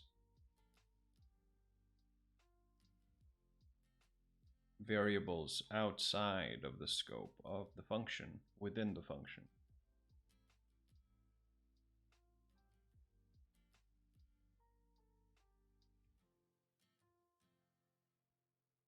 Interesting.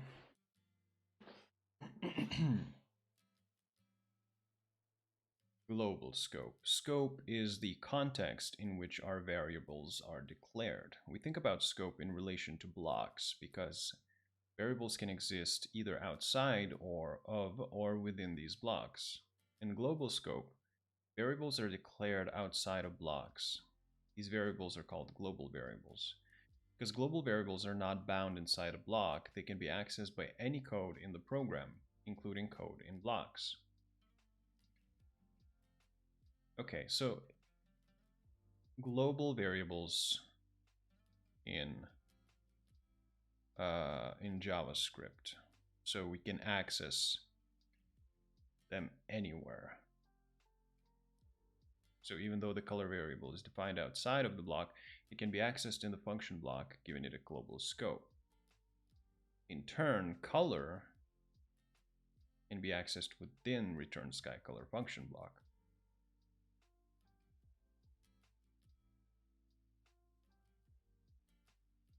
Okay, so we need 3 global variables. Satellite equals the moon. Then galaxy equals to the Milky Way. And stars equal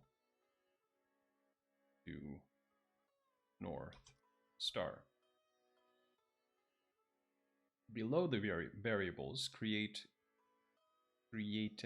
in the previous step, write a function named call my night sky. Inside the function include a return statement. Okay, so const call my night sky equals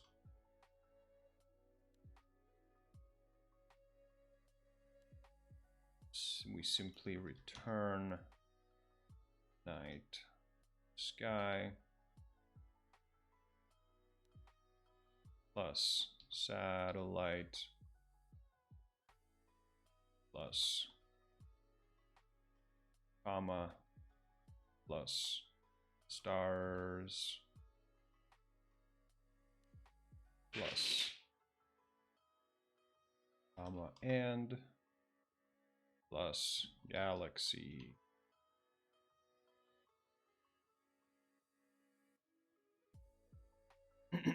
and we print it out. Oh. Call my night sky. Night sky, the moon, North Star, and the Milky Way. Okay, so we can easily access. That's interesting. Because then you don't have to declare any variables within functions. You can just declare all your variables outside and use them willy-nilly. Is that the case? Block scope. Oh, unless you want variables to be used only within those functions. Okay, the next context we'll cover is block scope. When a variable is defined inside a block, it is only accessible to the code within the curly braces. Oh, only within the curly brace. Oh yeah, that makes sense. Okay, that's within the function. We say that the variable has block scope because it is only accessible to the lines of code within that block. Variables that are declared with block scope are also known as local variables because they're only available to the code that is part of the same block.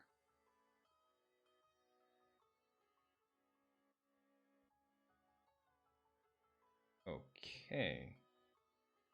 So they define a function, log sky color, and within it, the color variable is only available within the curly braces of the function. And if they try to log the same variable outside the function, it throws a reference error. Okay, so let's see, const log visible light waves equals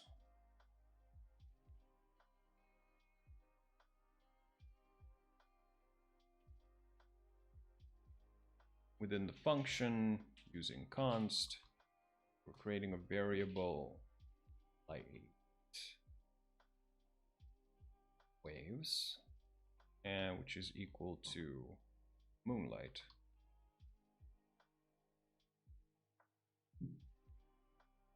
And within the function, beneath the variable, add a console log, which prints out light waves.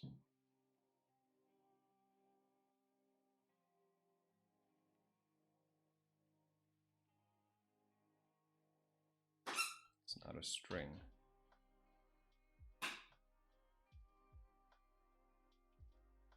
And so then we can call log visible light waves, and it prints out moonlight. Below it, we want to log or print the same light waves variable that we declared inside the function, and we're getting an error. Light waves is not defined. Cool. Can we access it like log visible light waves dot light waves? Undefined.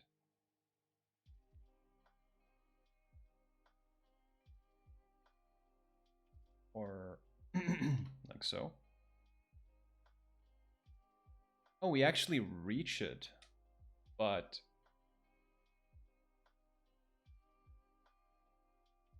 oh, we only print out. Yeah, we only call the function. We can't access it that way. Never mind. Scope pollution. May seem like a great idea to always make your variables accessible, but having too many global variables can cause problems in a program. Sorry. When you declare global variables, they go to the global namespace. The global namespace allows the variables to be accessible from anywhere in the program. These variables remain there until the program finishes, which means our global namespaces can fill up really quickly. Scope pollution is when we have too many global variables that exist in the global namespace, or when we reuse variables across different scopes. Scope pollution makes it difficult to keep track of our different variables and sets us up for potential accidents. For example, globally scoped variables can collide with other variables that are more locally scoped. What? Causing unexpected behavior in our code. Okay, so the example, we have a variable num, and we're reassigning it. Okay, so we have a variable num. Inside the function body, we want to declare a new variable, but forgot to use the let keyword. Well, yeah. The reassignment inside log number affects the global variable num. Even though the reassignment is allowed, and we won't get an error, if we decided to use num later, we'll unknowingly use the new new value of num. While it is important to know what global scope is, it's best practice to not define variables in the global scope. Interesting.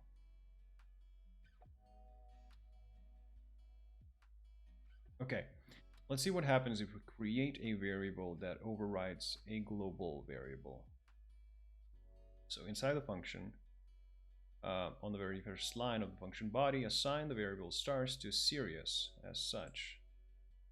Okay, so stars equals Sirius. Outside the function, add another console log statement to log stars to the console. Stars.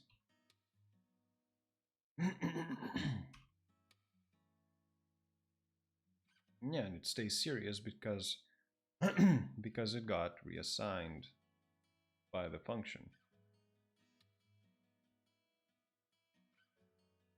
You'll notice that the global variable stars was reassigned to serious. In other words, we changed the value of the global stars variable, but it's not easy to read what exactly happened. This is bad practice in code maintainability and could impact your program in ways we do not intend. Alright, good to know. Practice good scoping. No scope. Given the challenges with global variables and scope pollution, we should follow best practices for scoping our variables as tightly as possible using block scope. Tightly scoping our variables will greatly improve our code in several ways. It will make your code more legible since the blocks will organize your code into discrete sections. It makes your code more understandable since it clarifies which variables are associated with different parts of the program rather than having to keep track of them line after line. It's easier to maintain your code since your code will be modular, and it will save memory in your code because it will cease to exist after the block finishes running. Okay.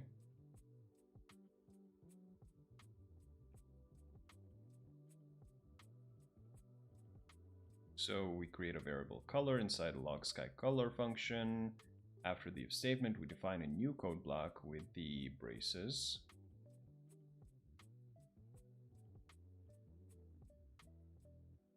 Wait, what? Within the if block. Oh, within the if block. Yeah. Color, color.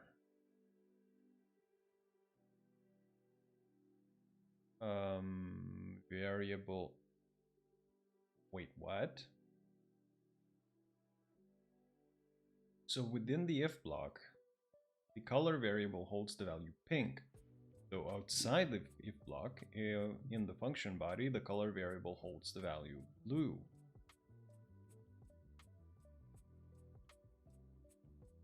Okay.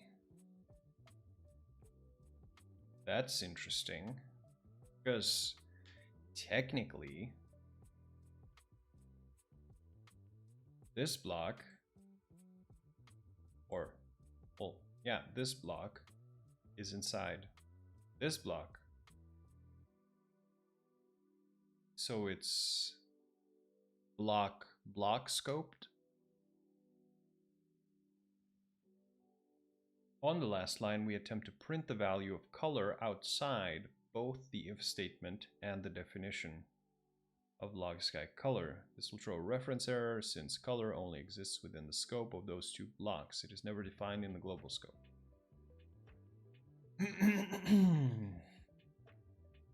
I see. So while we use the block scope, we still pollute our namespaces by reusing the same variable name twice. A better practice would be to rename the variable inside the block. Block scope is a powerful tool in JavaScript, since it allows us to define variables with precision and not pollute the global namespace. If a variable does not need to exist outside a block, it shouldn't.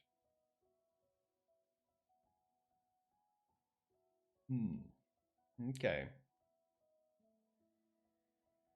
So inside the body, beneath the region, create an if statement that checks if the region is the Arctic. So if region the Arctic,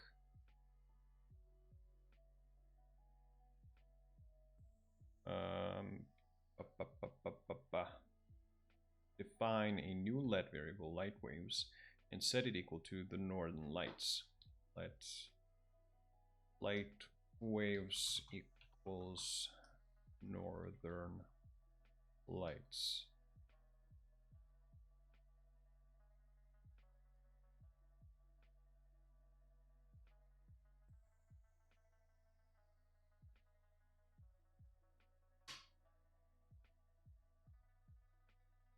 And beneath the if variable block, beneath the if block, use console log to log the value of the block variable inside the if block. So here.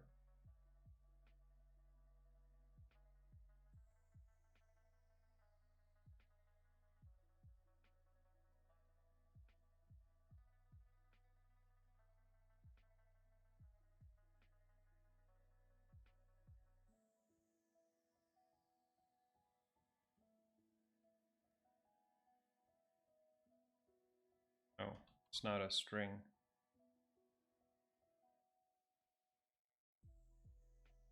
Wait.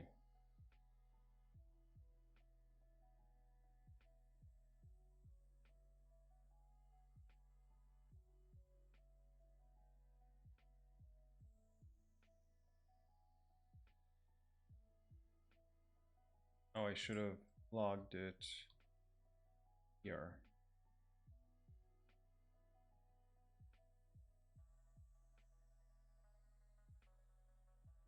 Yeah. Okay.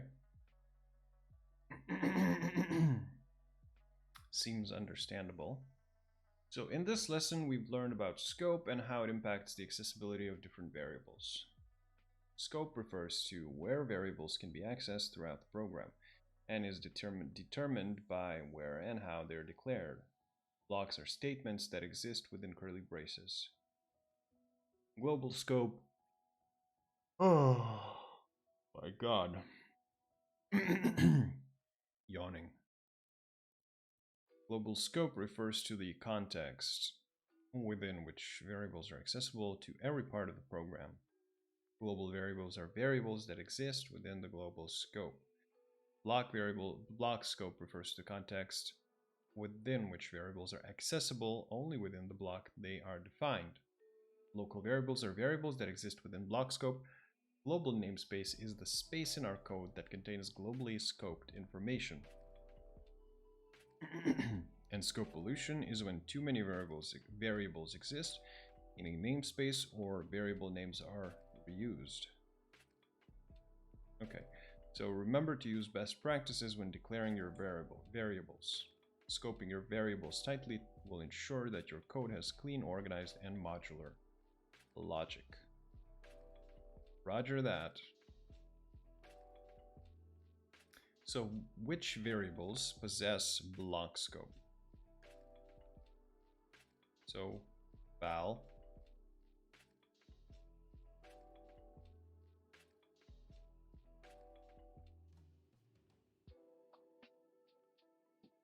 it's only val.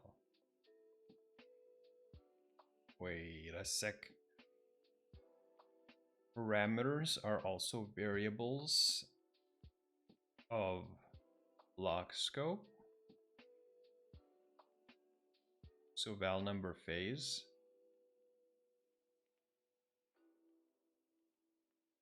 Parameters and const and let variables defined within a function have a block scope. So yeah, parameters do too. Okay. How many global variables are there in the following block of code? Global variables. So we have 1, 2. So 2. Input and intro val. Control val. What? Multiplier is also defined in the global scope. That's a... What? That's, of course, makes sense, but that's, I would say that's a function, not a variable. It's a variable name.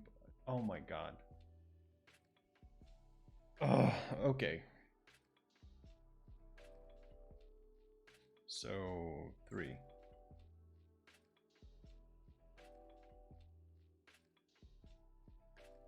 What will be the output of this code? So, we're calling a function speak Italian, which takes no parameters. Rewrites say hello. So it'll print ciao and goodbye.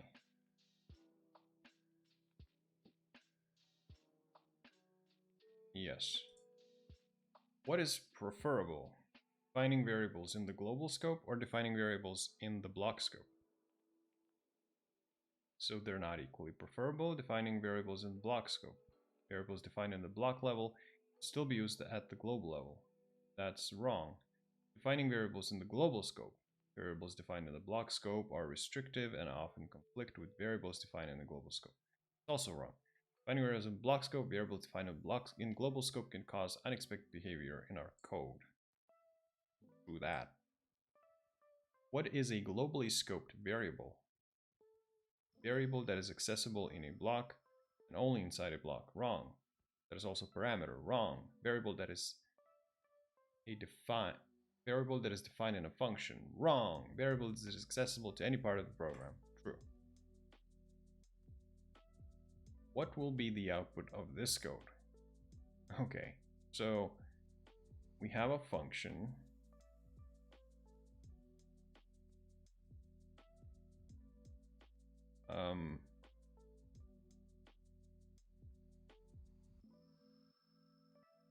Uncaught reference error. Destination is not defined.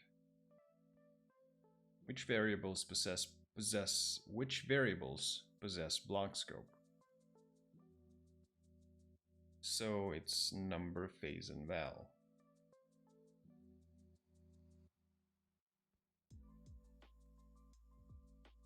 Yeah. Which best defines a variable with block scope? A variable that is available outside of a block. Wrong. Variable that is defined within a block and only available inside a block. True, probably, unless other answers define the answer better. Variable that is available throughout a program. Wrong. Variable that is available within a function inside a block. Okay. Training days.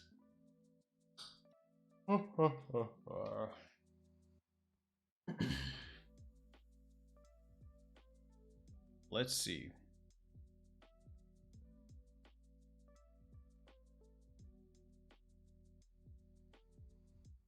A seasoned athlete. One of your favorite activities is, as a seasoned athlete, one of your favorite activities is running marathons. You use a service called Training Days that sends you a message for the event you signed up for and the days you have left to train. Since you also code, Training Days has asked you to help them solve a problem. The program currently uses the wrong scope for its variables. They know this can be troublesome as their service evolves. In this project, you will make Training Days more maintainable and less error-prone by fixing variable scopes. All right. So, okay, let's begin by running Training Days. File. In the console, we can see that the program is broken. Ideally, getRandEvent function selects an event at random. The getTrainingDays function returns the number of days to train based on the event selected. The logEvent and logTime functions print the athlete name, event, and the number of days to the console.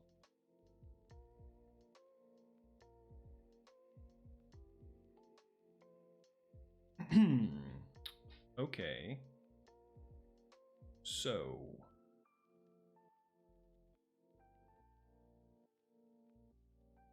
to avoid the reference error, declare days within the getTrainingDays function before the if statement.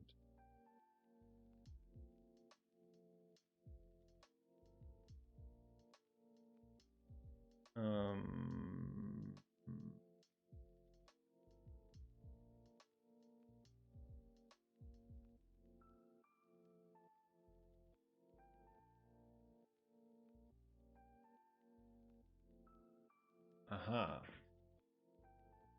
So we have to do let days equal 0.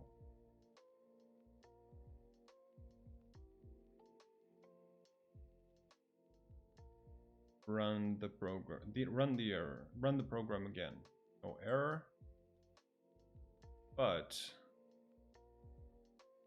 the days is undefined. New days variables are being defined in the scope of each if-else statement. Well, that's the idea.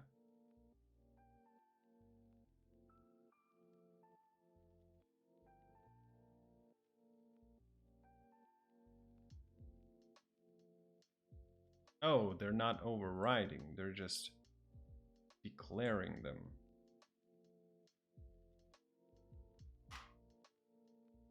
Yeah.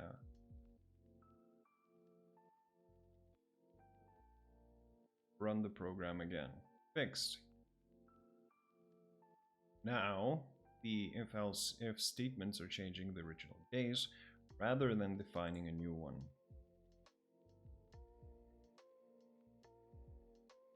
Okay, so the log functions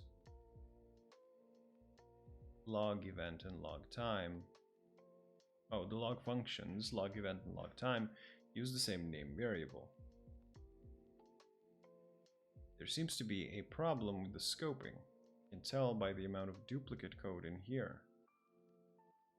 In addition to variables scoped too broadly, duplicate code can indicate that a variable may be scoped too tightly.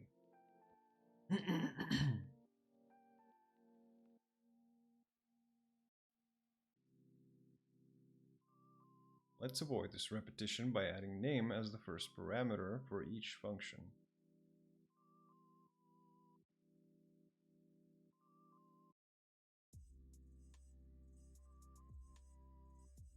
So log event and log time.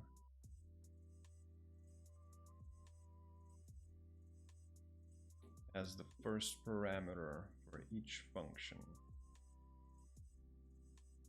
Okay. Wait, what?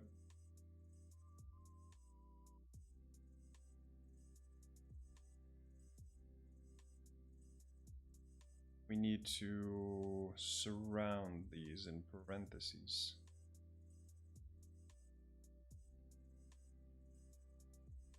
Right.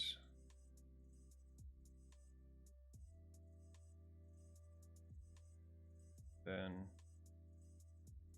days.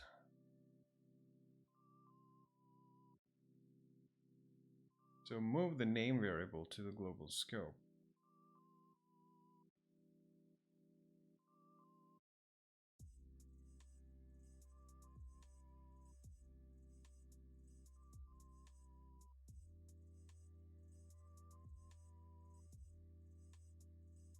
Pass the name as the first argument to log event and log time. We also can delete this too. And then log event name. What name is deprecated? What?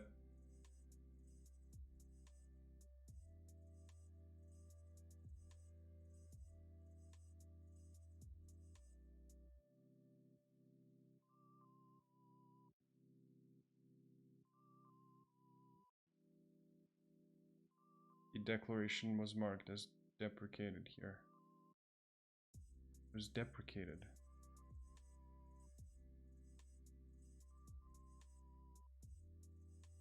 Wait.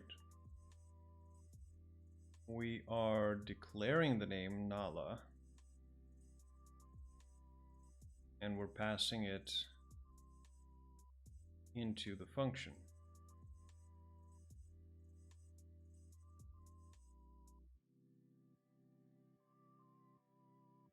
Why is event deprecated?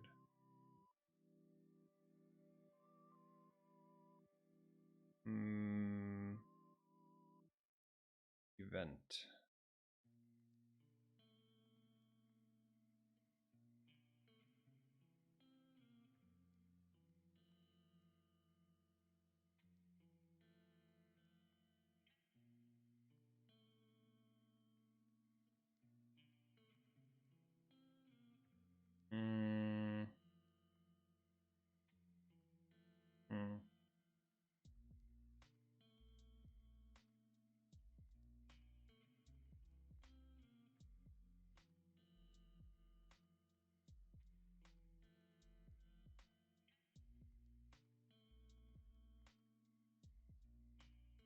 Use it as an argument after updating log event, log time.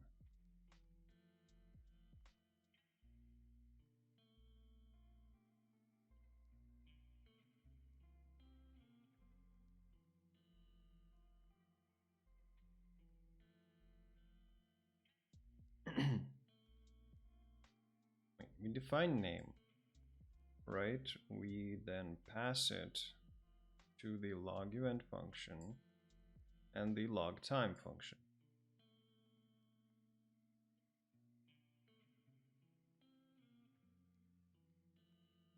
Wait, why do we need to do that? It's a global variable. Makes no sense.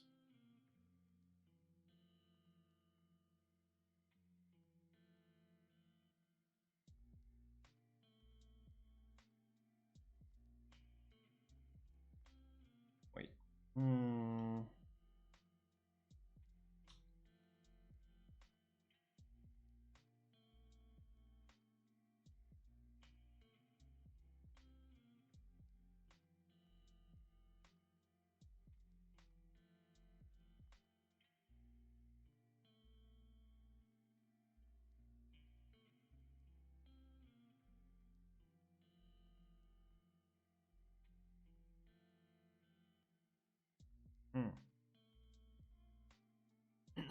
What if we do like f name?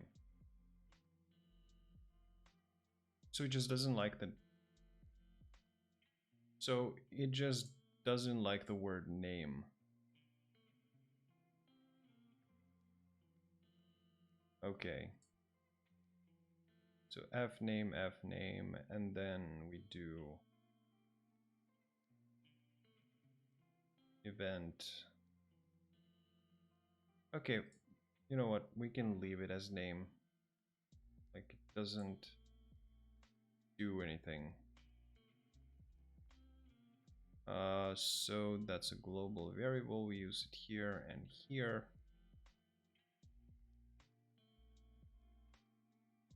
And we don't even have to pass it to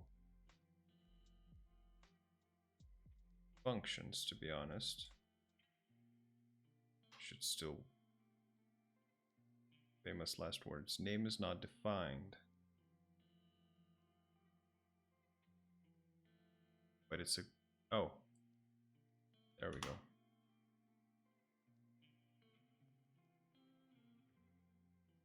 Did I change anything?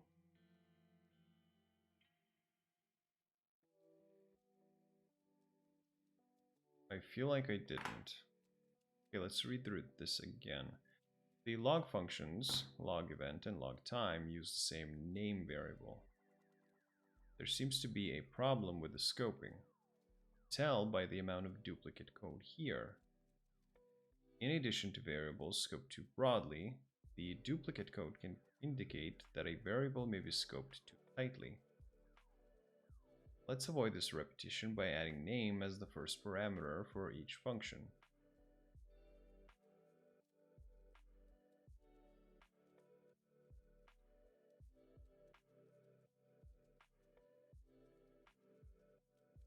But I don't understand, why do we need to do that when we can just declare name as a global variable and then use it both functions.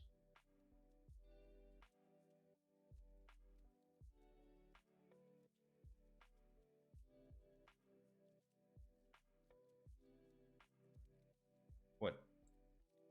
Looks like you're on the right tracks. You correctly identified the name variable is scoped too tightly in the log event and log time functions. To fix this, you should move the name variable to a global scope and pass it as the first parameter to both functions. This way, you can use the same name variable for both functions without duplicating code.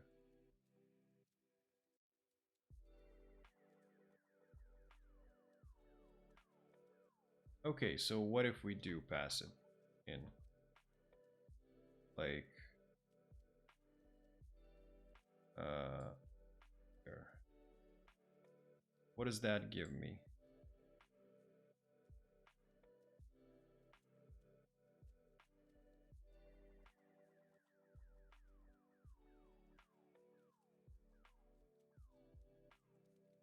code you provided is almost correct. The only issue is that you're not passing the name variable as an argument to the log functions. Well, I don't see the point.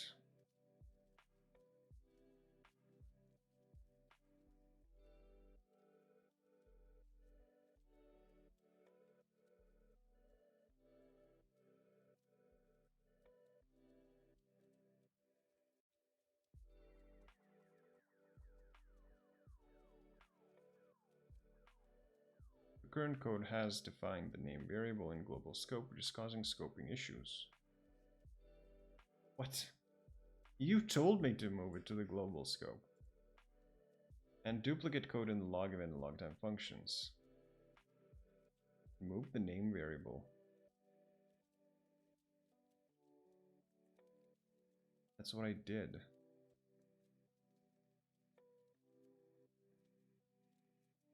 This AI is not up to scruff. Okay, move the name variable to the global scope. Pass the name as the first argument. Done. Check the program. If program still works. It does work. So try the functions for other competitor.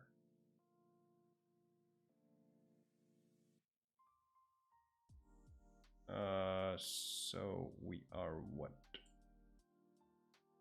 Const event 2 equals get rand event and const days 2 equals get train days event 2 const name 2 equals Warren. So now we again log event name 2 event 2 and log time name 2 event or days 2.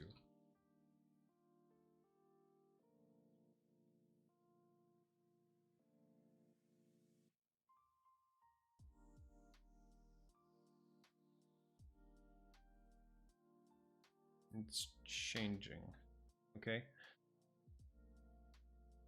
But it's giving me the same for both. I think that's the problem they were trying to highlight here. The events are assigned randomly, but Nala and Warren are running the same events. We see that the random variable is defined in the global scope. Each time getRandEvent is called, it uses the same value. At the top of the line, move the random variable from the global scope to the block scope within the getRand function. Alright. So we will just put it here. Yeah, and that should work.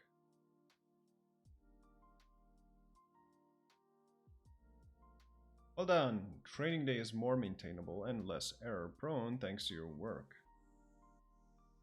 Good. Glad I was of use. Help. Of use. Or help. Or use.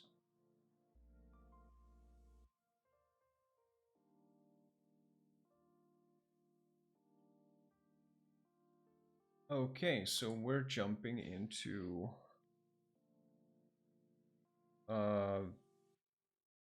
variables, data types, and something else. Variables, data types, and conditionals and functions. Wait, what? So, okay, let's read. You know a bunch about JavaScript syntax, control flow, and functions. The best way to reinforce these skills is through practice. We've created a series of problems designed to use your JavaScript knowledge. We encourage you to review relevant lessons, look things up in the documentation, check out the hints and solution code if you get stuck, and most of all, have fun. Tasks provided are designed to be challenging. Throughout this code challenge, you'll be running tests to check that the functions you write are working correctly.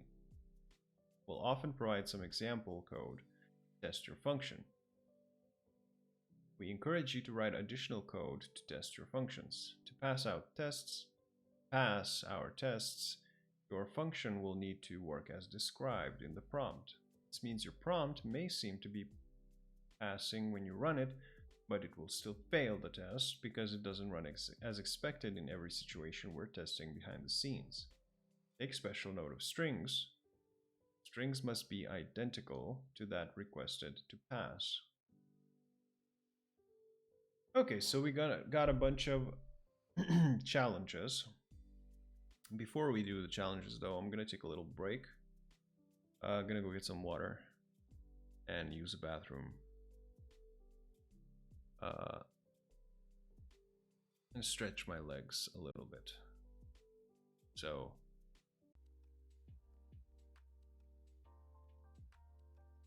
okay. All right. Let's see. So we have to write a function, greet world, and it should have no parameters, and it should return the string hello world. Okay, seems simple enough. Const hello, oh, greet world.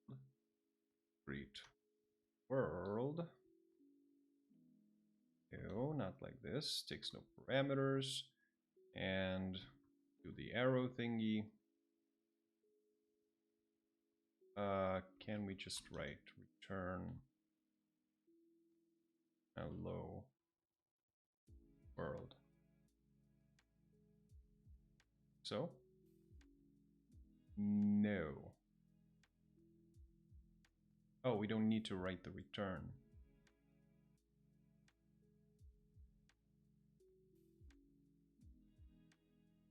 No.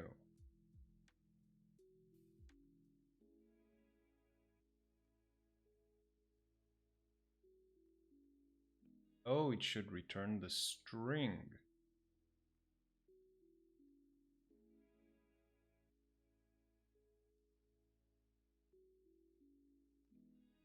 Our test invoked your function and saved the value to return. We expect to be equal to the value. Can we just do like this? No. Hello world.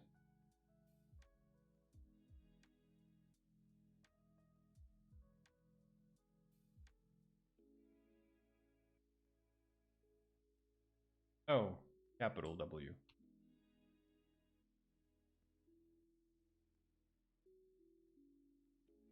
What? Okay, let's copy paste it. Let's remove these. Okay, there we go. I overthunk it.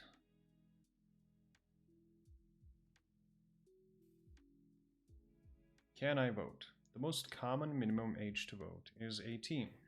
Write a function can I vote that takes in a number representing the person's age and returns the boolean true if they are 18 years old or older and the boolean if they are not. Boolean false if they are not. Okay, so const can I vote equals age, and we do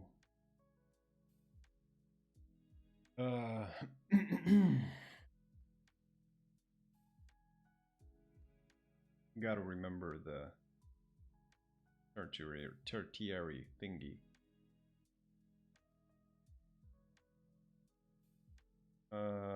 Age.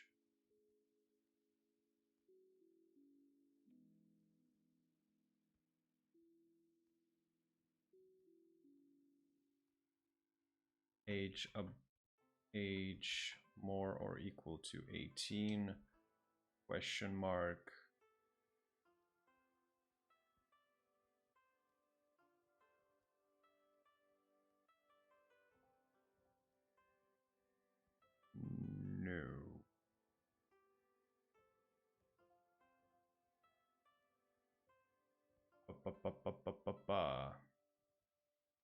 Wait.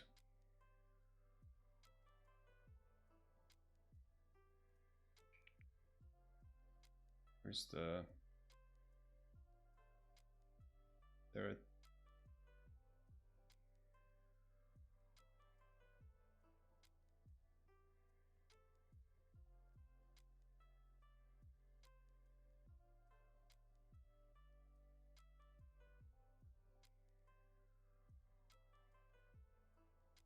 So if we have one parameter,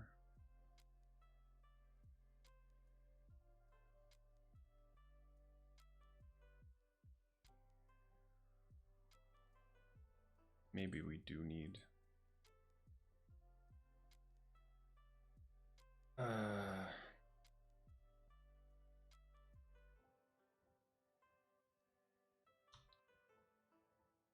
ternary.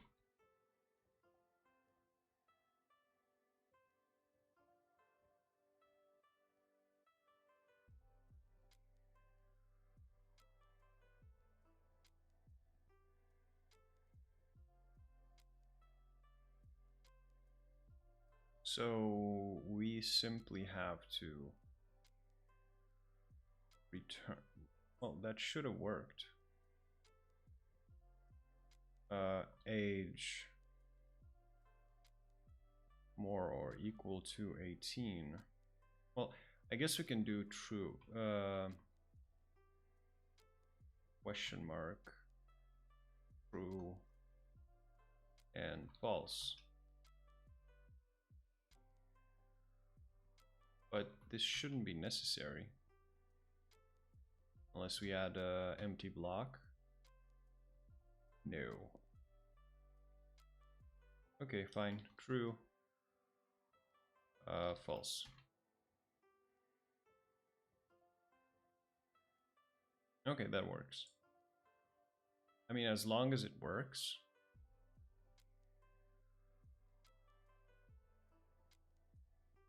Agree or disagree. Write a function, agree or disagree, that takes in two strings and returns you agree if the two strings are the same, and disagree if the two strings are different. All right. So we write agree or disagree. This function takes two arguments, two strings. So string 1, wait, should be string 1, string 2, and then we just return. Again, we can do the conditional operator or ternary operator by simply doing string 1 is equal to string 2 question mark. So if they are, we return you agree. Otherwise, we return you disagree. Yep. Okay.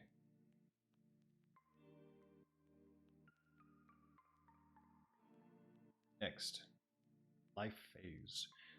Write a function life phase that takes a person's age as a number and returns which phase of life they are in.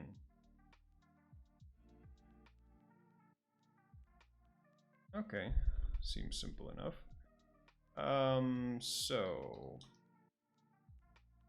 life phase equals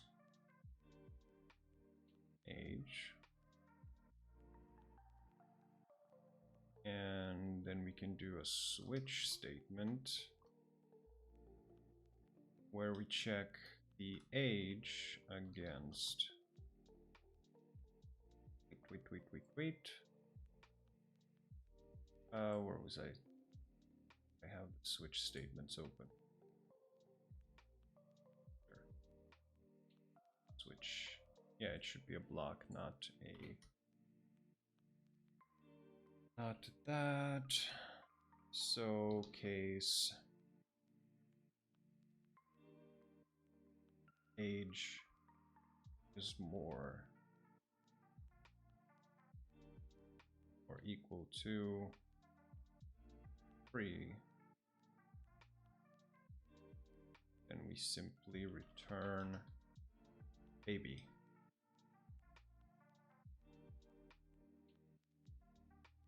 So case age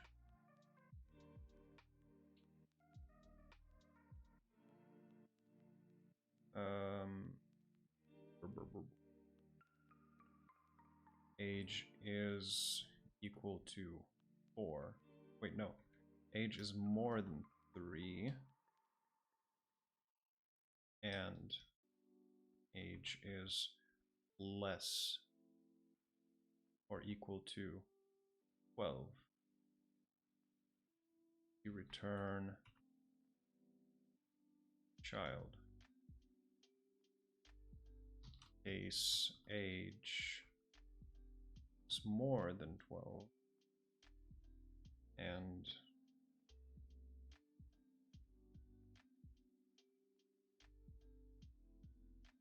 less or equal to 19. We return teen.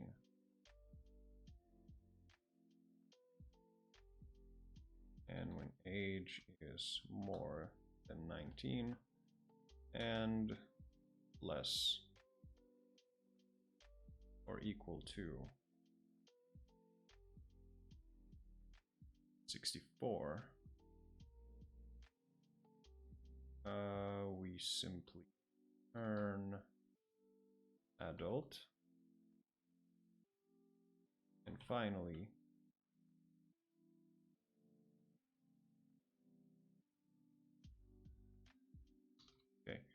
case age is more than 64 and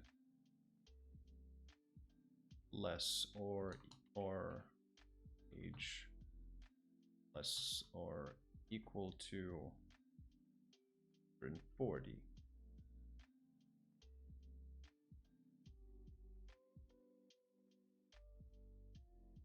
We return senior citizen. And finally, our default case, we simply return this is not a valid age. Yep. If the argument passed in the greater than or equal to is greater than or equal to 0,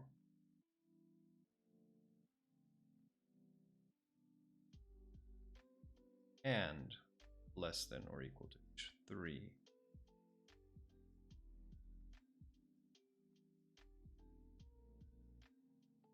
okay, well, we can just, fine. Age is more than 0 and less or equal to 3.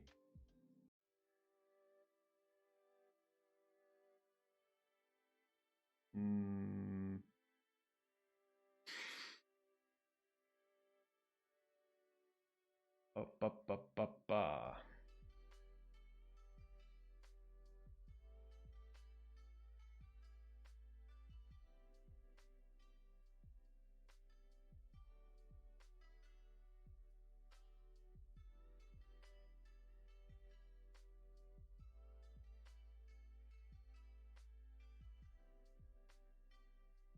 Wait, switch. Here.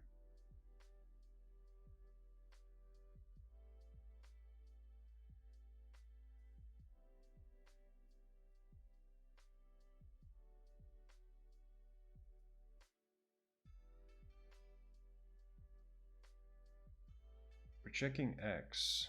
Switch X.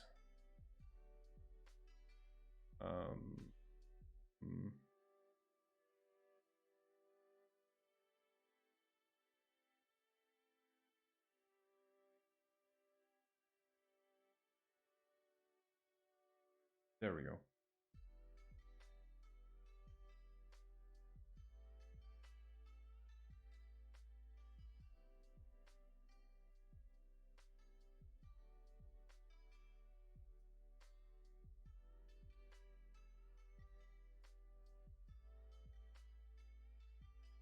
Final grade.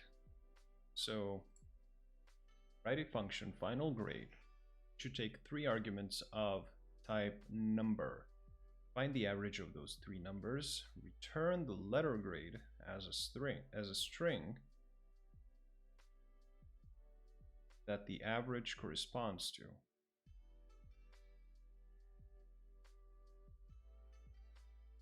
Okay, that's pretty similar to what we did.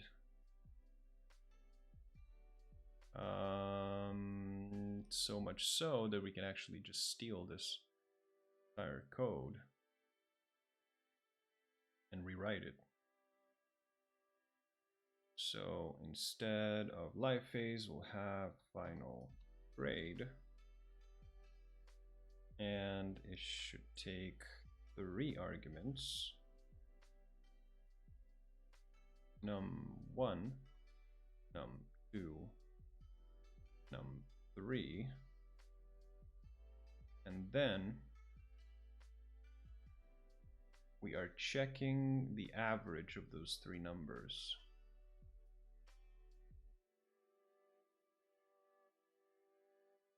I guess before we do that, we should calculate the average. Average equals to let average. Wait, no, const average equals. Is there a function?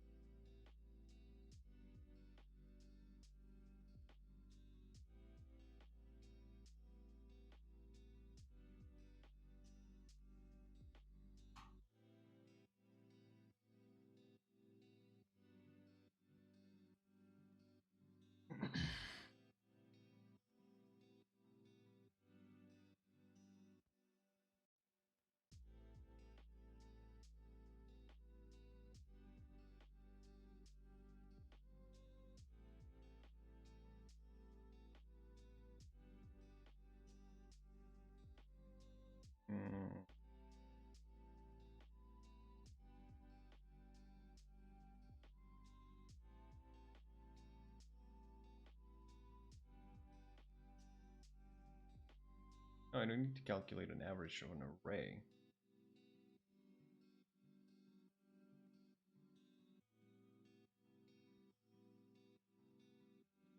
Well, I guess we can just do num1 plus num2 plus num3 and divide that by 3. Also want to get a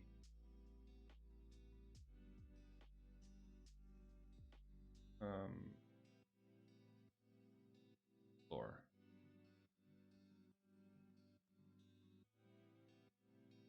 Floor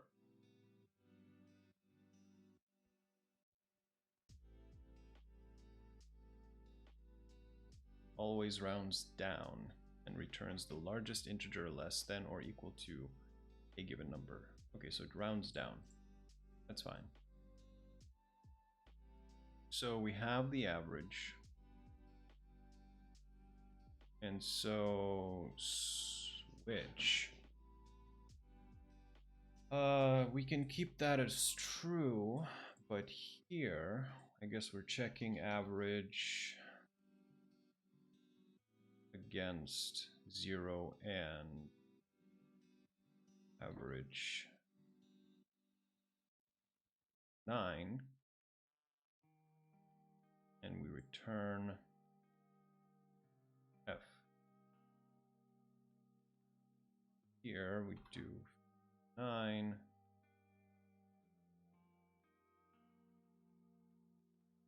Just copy paste these.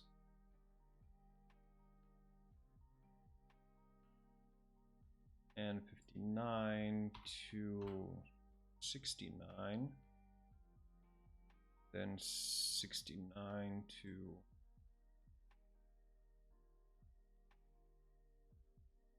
79. 79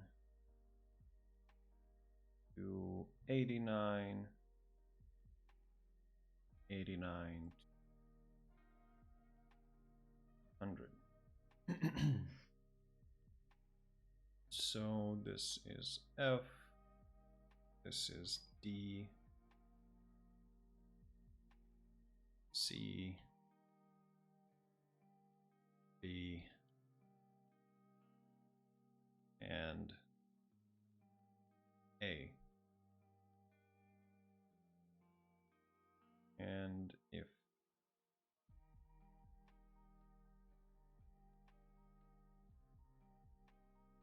any of the 3 grades are less than 0 or greater than 0. Yeah, oh wait, if any of the 3 grades are less than 0 or greater than 100, so we should probably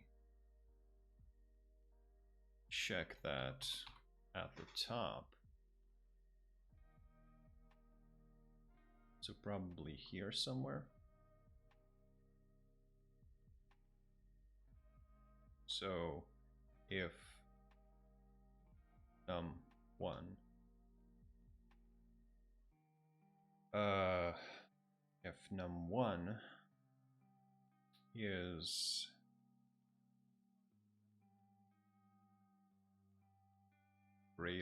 is less than 0 or num1 is greater than 100, we simply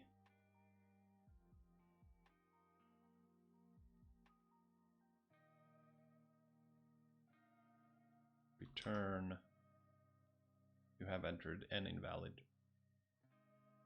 grade. Then we can, oh wait, we don't have to copy it.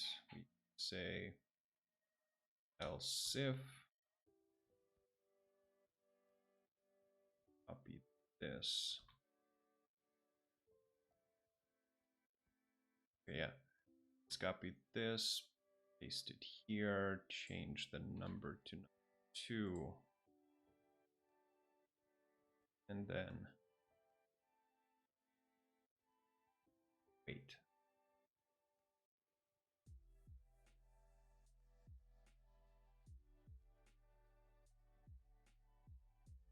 Will this work?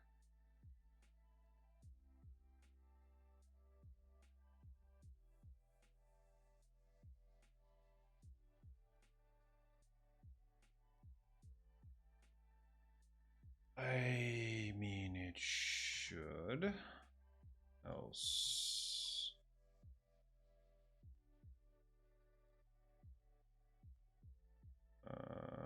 Else if.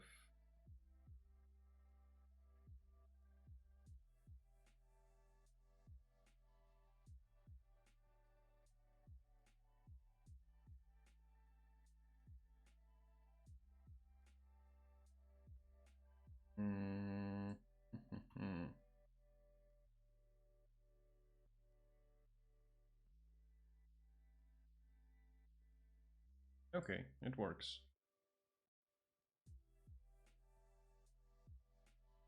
Let's try. Let's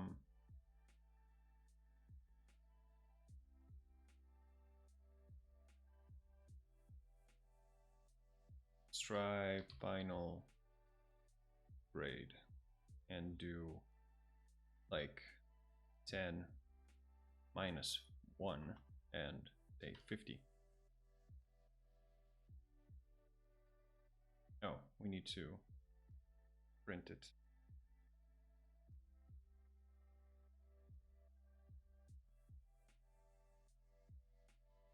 You have entered an invalid grade. Yeah, it works. Okay, cool. And if we do 100 and, well, like 1,000, yes, works. Cool. Okay, next. Reporting for duty. Write a function reporting for duty that has two string parameters, rank and last name, and returns a string in the following format: rank, last name, reporting for duty. Sure.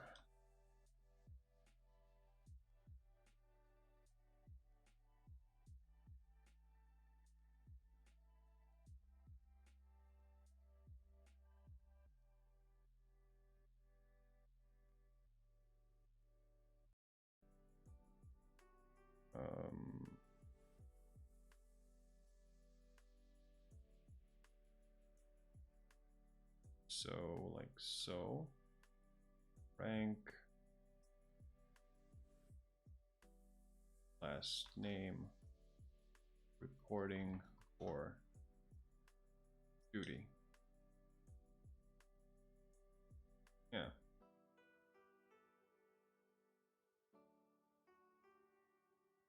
Uncomment the line below when you're sure. Private Fido, reporting for duty. Or Fido.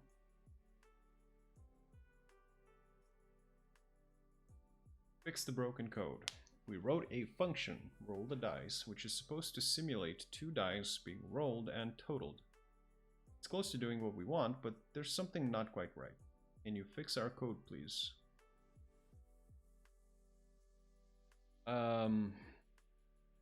So we're rolling the dice.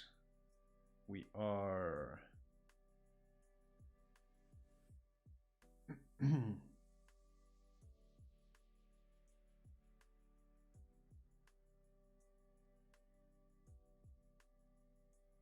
so math random gives us a random number from 0 up to, but not including 1. Multiply that by 6 to get a number between and up to, but not including 6. But since we actually wanted numbers from 1 to 6 inclusive, we add 1. Okay.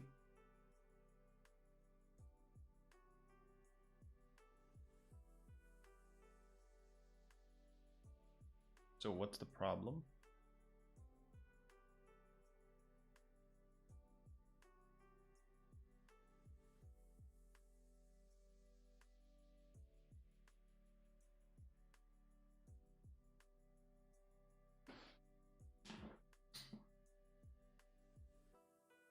Let's see what they actually generate.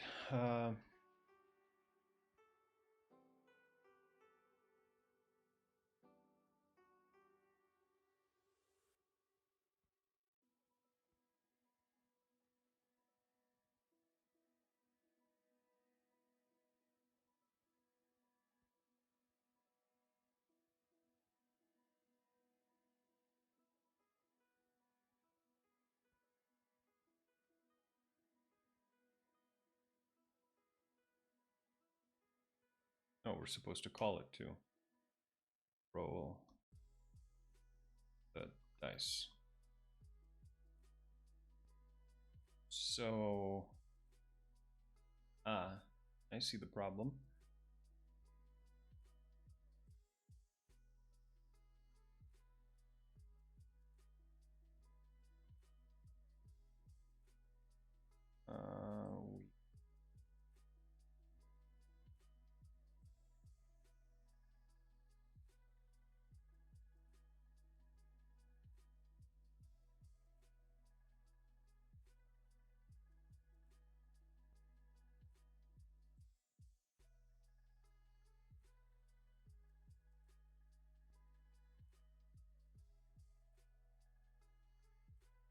There we go.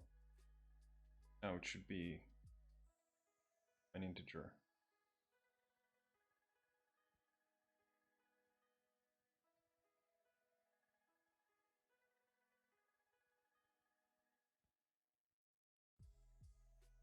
Yep.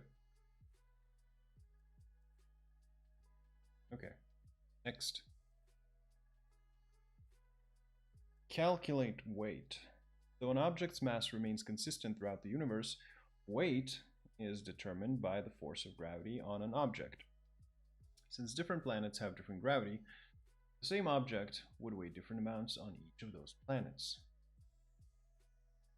Write a function calculate weight. It should have two parameters, Earth weight and planet. Expect Earth weight to be a number, expect planet to be a string. Turn a number representing what that Earth weight would equate to the planet passed in.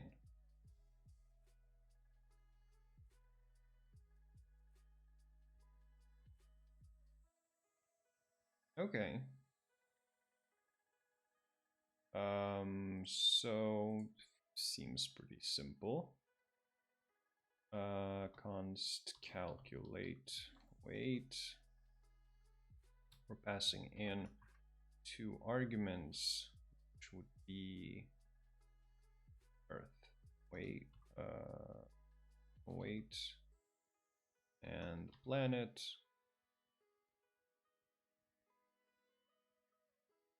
And we need to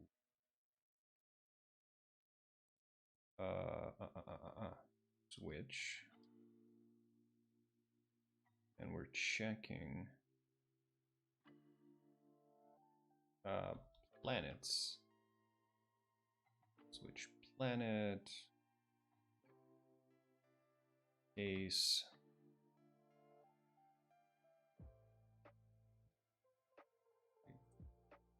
forgetting. Oh, you just write the case. Okay, so case Mercury.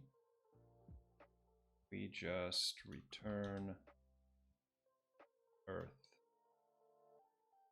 weight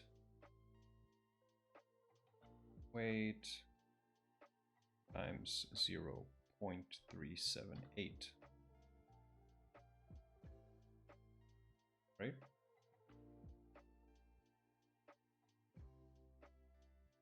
Yes. We can just copy paste this. Wait, no. Copy paste this.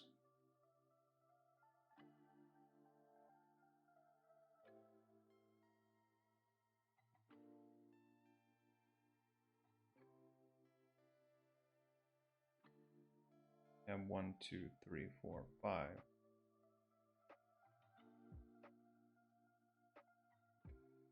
Four, 5. I think the indentation's fucked up. We have Mercury, we have Venus, we have Mars, Jupiter, and we have Saturn. 0.907, 377, 2.36, and 0.916. And we have also the default case, where we simply earn this. Okay, so that should work, I think. Let's check. Yep. Next. Truthy or falsy. It can be hard to keep track of what's truthy or falsy in JavaScript. Write a function, truthy or falsy, that takes in any value and returns true if that value is truthy, and false if that value is falsy.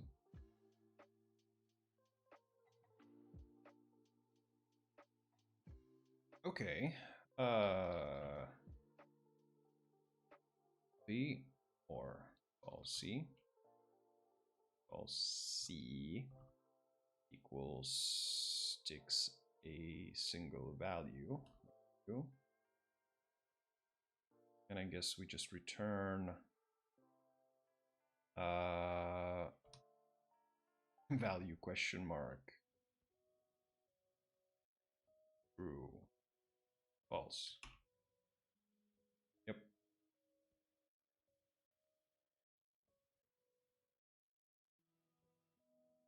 Okay. It seems a bit redundant, but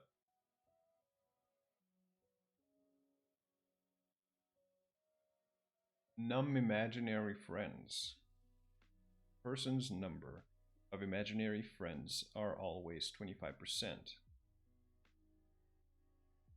of their total friends. Is that a rule somewhere? Write a function that takes in the total number of friends a person has and returns the number of imaginary friends they have. Since friends can only come in whole numbers, be sure to round your result up to the nearest whole number before returning it. Okay. Num imaginary friends. We are taking a number of friends and we are returning math.ceiling num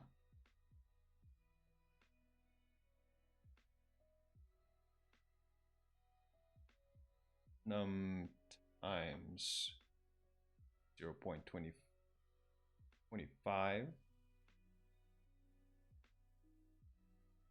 Wait, I have 5 friends. I divide that by 0.25. I should get 25%. Yeah.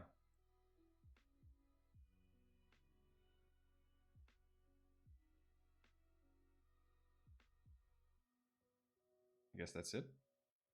Yeah.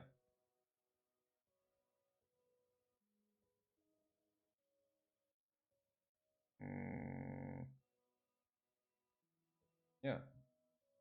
We're breezing through these. Silly sentence. Write a function silly sentence that has 3 string parameters.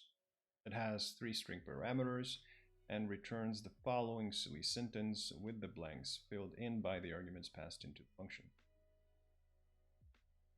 Sure. Silly sentence. We will take 3 parameters, word 1, word 2, and word 3, and we will turn I am so. Oh, lost connection. Got connection back. I am so word 1 because I word 2 time to write some more awesome word 3.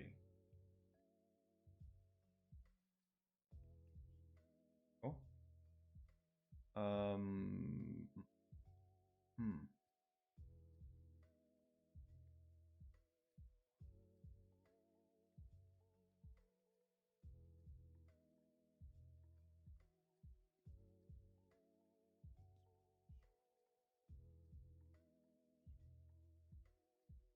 Maybe that's not necessary.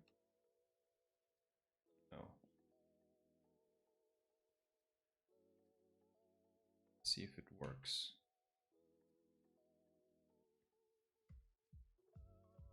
Okay, so I probably misspelled something. I am so because I love time to write some more awesome. Ah, that's the exclamation mark. No.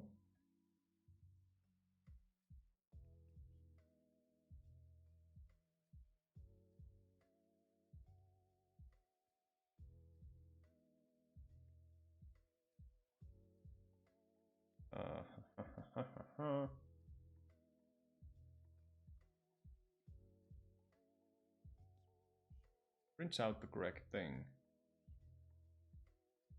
Wait, I'm so excited because I love.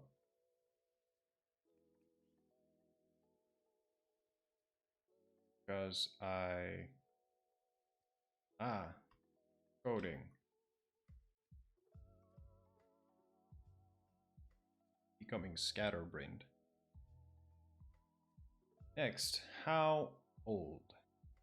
Write a function how old that has two number parameters, age and year, and returns how old someone is.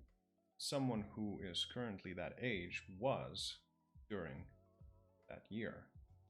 Handle three different cases. If the year is in the future, you should return a string in the following format.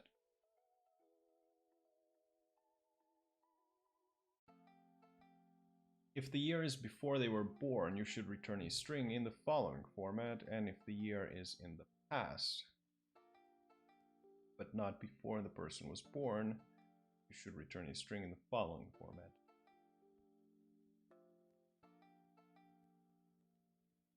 Okay. So we need a function that takes in age and year, and we will be using switch again, where we will check against the year.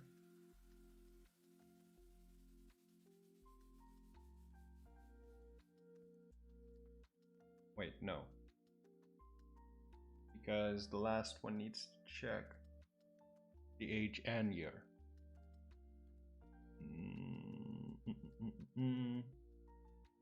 Okay, we can just do true and simply have like case where if the year is in the future. So if year is higher than 224, we will return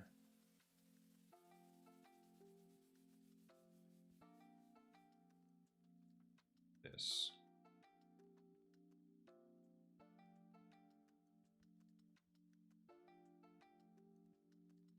It will be the year passed in. So this just comes here, and this I suppose we can just do like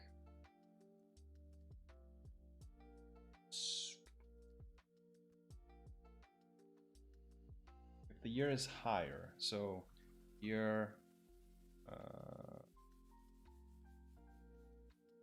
okay, let difference equals year minus 24, and so here we just input difference plus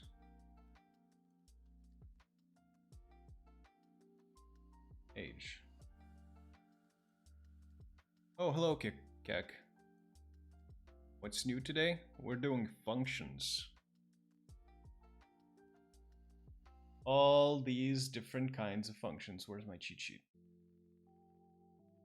Arrow functions with no parameters, arrow functions with single parameters, and concise arrow functions, and so on and so forth.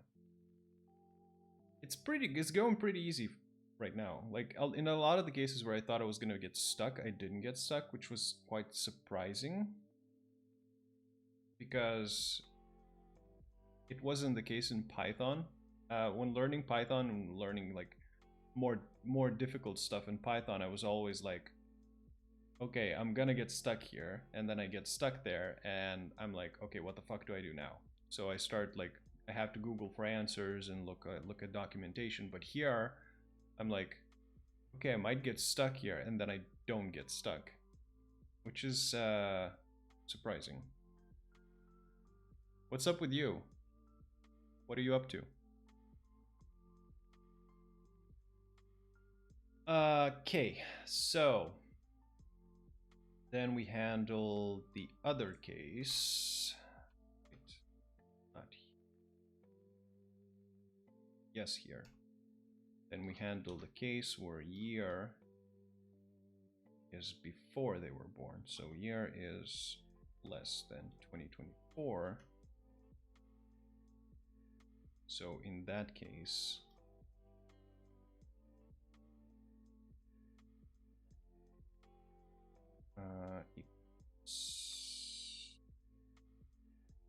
oh, it doesn't like that I use the same.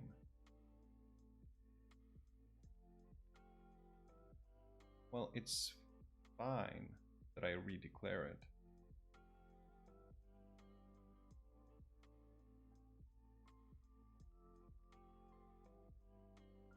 Fine, difference 2. Happy? 2024 minus year. Then we simply return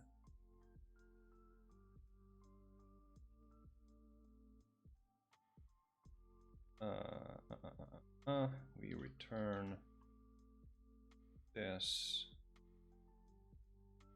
and instead of the year pass, oh yes, year here, and then here to the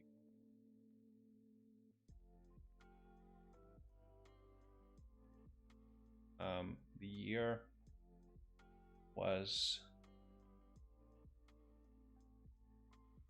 wait, we're passing in the year if the year is before they were born. Oh wait, no, I'm doing it wrong. And not 2024. No, this is fine, but this is not fine. And this is not fine. If year is less than 2024 minus age,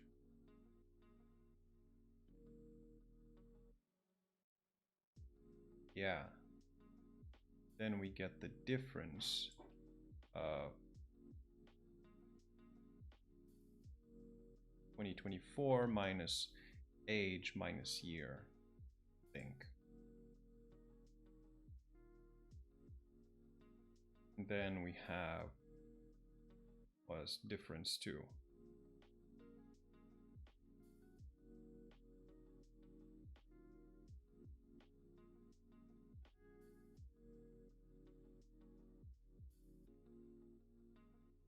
Or minus age, so let's say they're 24 years old. We entered 1900. Okay, too much math. We'll see if it works. Final case where year is in the past, but not before the person was born. Oh wait. Okay, so it's in the past. Oh. It's in the past. Watched YouTube for 4 hours. Helldivers is really fun. I mean, it is, yeah. I don't know. I couldn't.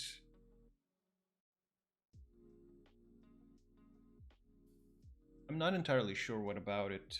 It doesn't like interest me for long. I can jump on it, play a couple of rounds, and then be done with it. But it just seems to lack content at the moment. Because in games like that, for me, it's a lot about, in first-person shooters in general, it's a lot about weapon customization. And there's not that much to customize at the moment. I don't know.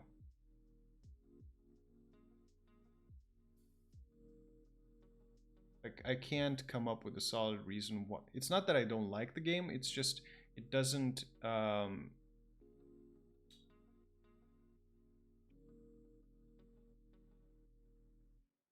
yeah, I mean, if you have friends, it's probably much more fun. But if you're playing it alone, like I do, then it's maybe not as fun. I much more enjoy Hell Let Loose.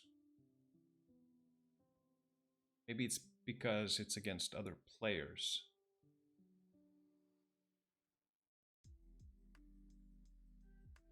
So we need case where year is less than 2024 minus age, but also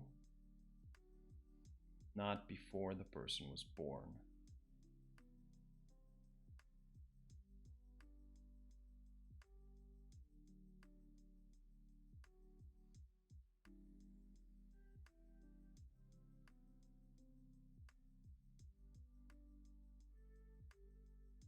Wait, we're already handling that case, no?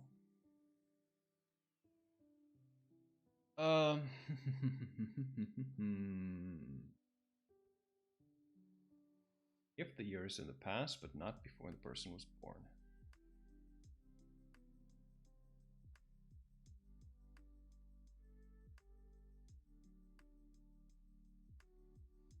I guess we could make this easier on ourselves by doing person born equals 2024 minus year. So here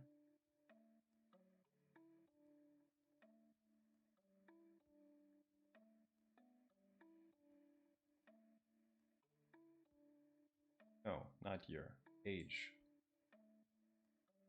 Person born year.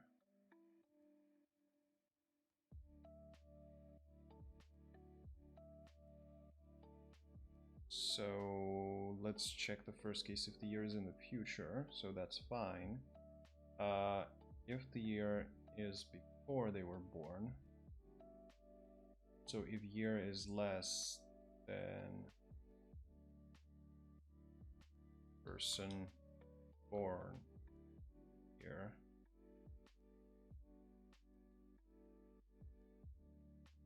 here we do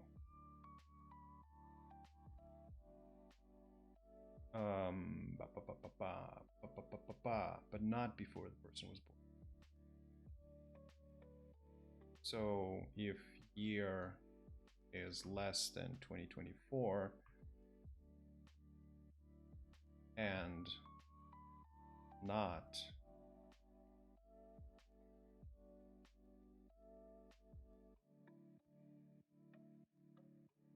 year than person born here, we might get stuck here.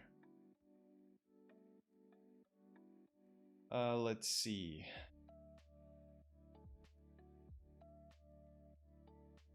We need to return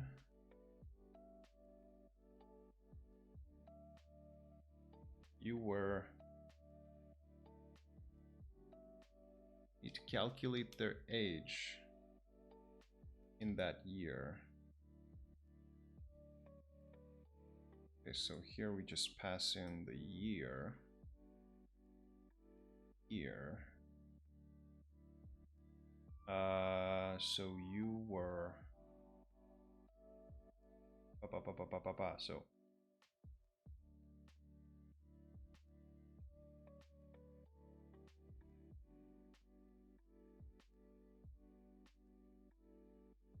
so we get the difference again, add it and minus it out of their age.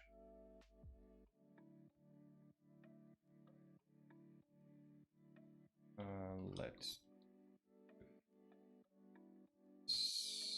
3 equals take 2024 minus year and minus that out of their age.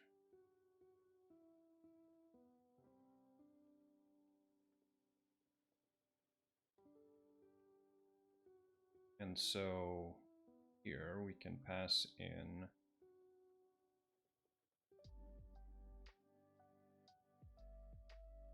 age minus difference.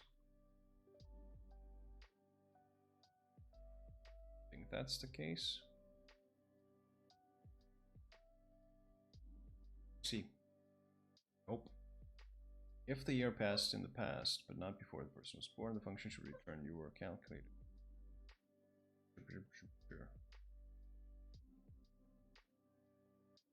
Well, let's write a function call.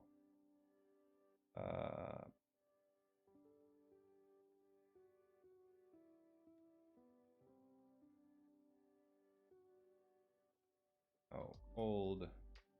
So say I am 30 right now, and then I pass in 1996. You were 32 in the year 1996. That's unlikely. Age.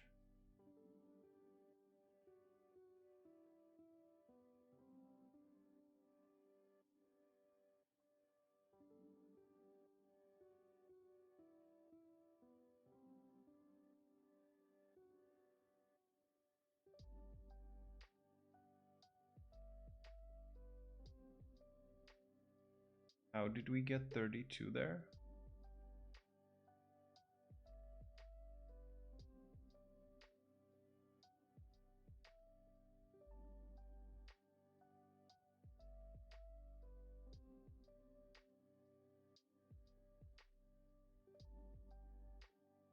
So obviously the year is less than 2024, and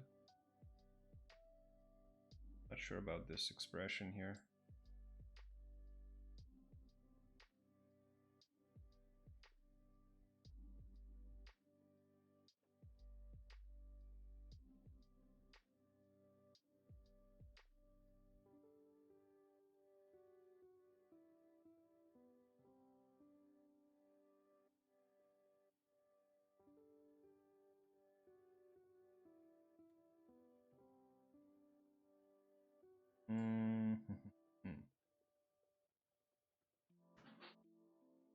So somehow we added 2. Okay, how are we calculating the difference? 2024 minus the year. We got 4.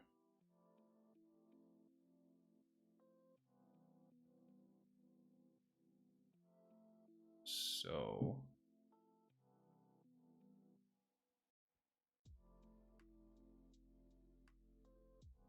no, wait, we got 8.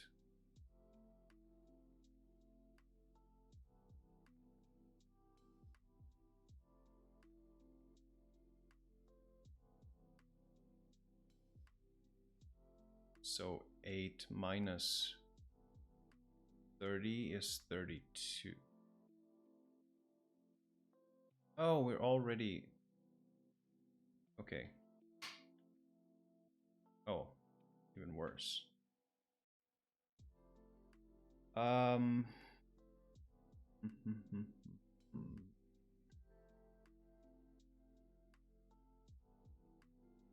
we're getting minus 2. Okay, that's 8 minus 30.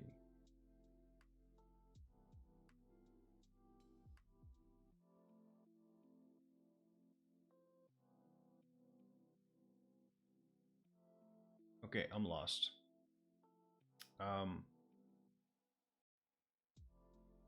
Let's do this a bit different.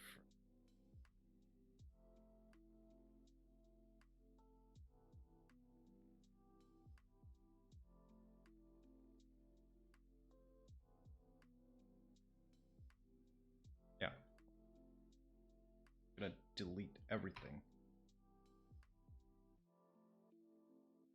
Okay, so we need to handle 3 different cases. We'll do simple if statements for now. So if the year is in the future, that's straightforward.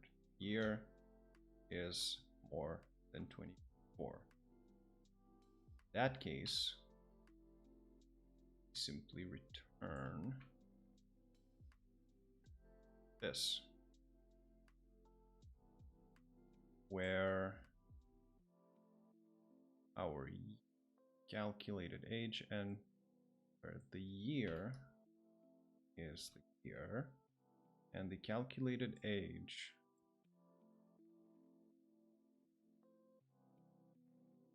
so let's do it in the scope of here.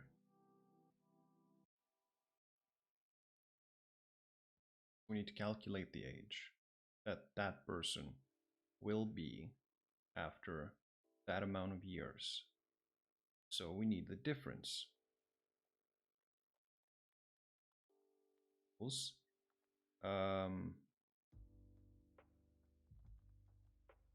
Year minus 24.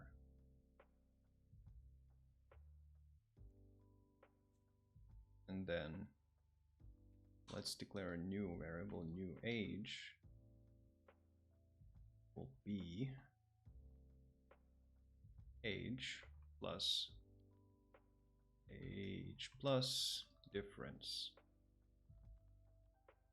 Okay, makes sense.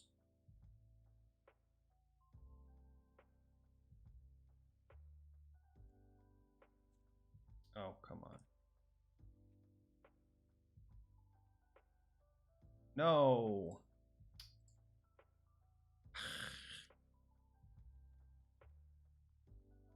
Okay, let's delete that. Let's do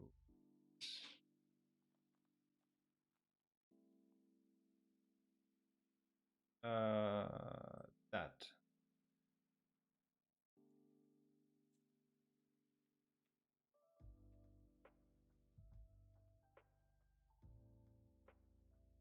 If year is more than 24,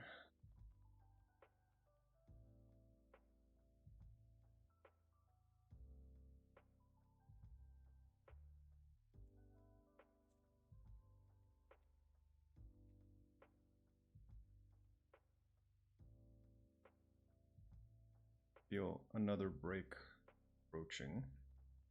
My brain is slowing down.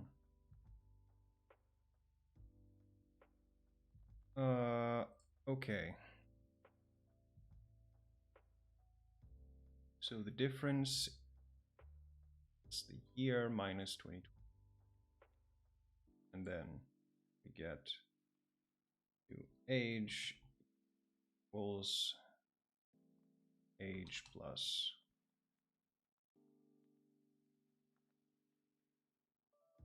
difference. Then here we simply pass in new age.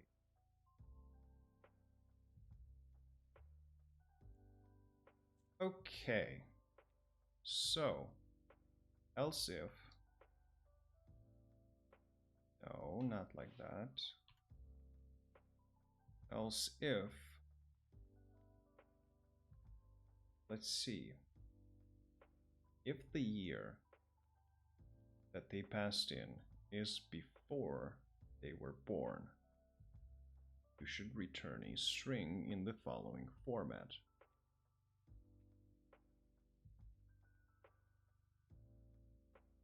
So let's define a variable here. They were born here will be equal 2024 minus age.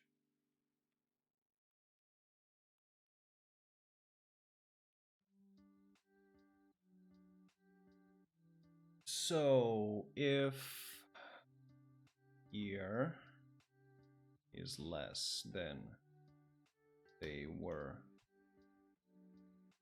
born here.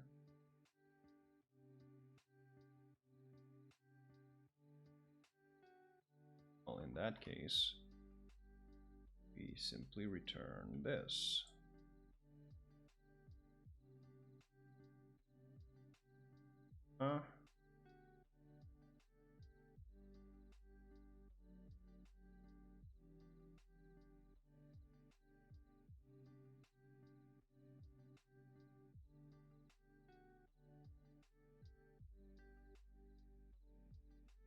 Let's do year and the calculated number of years. So we need to calculate how many years.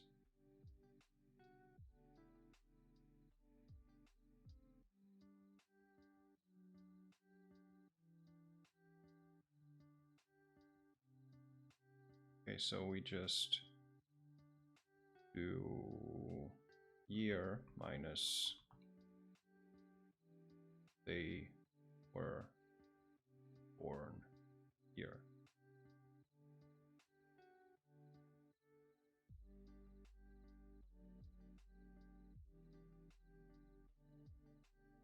Okay.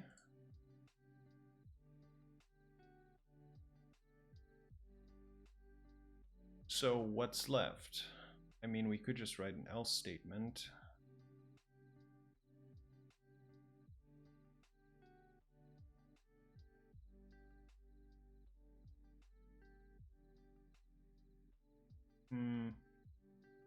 Okay, else if the year is in the past, but not before the person was born. So if year is 2024 and not, still we're getting back to that not.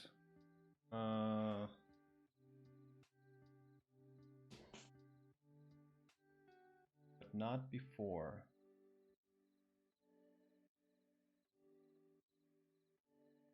person was born. So if year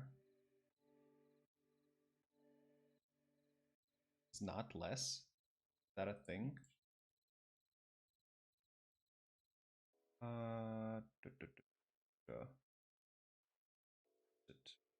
Comparison up.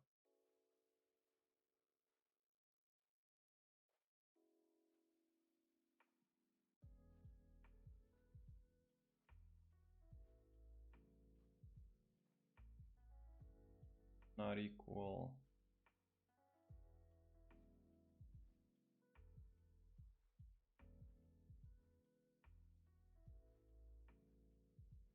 Not before the person was born. So the year has to be greater than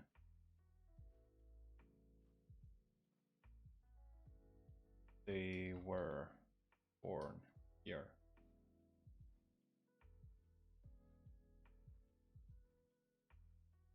Yes. So if that's the case, we just return this.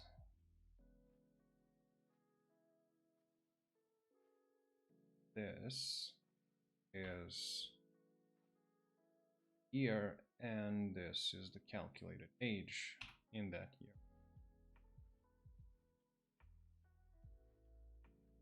But to calculate the age,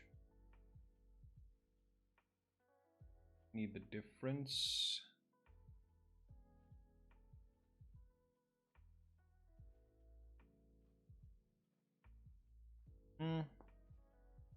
Need the difference between the year minus their age. So let's do it in line. So we need difference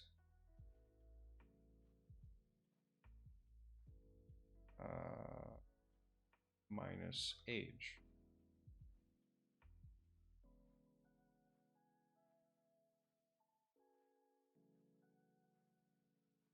I think.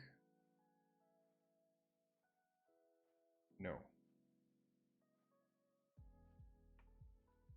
Unidentified, undefined.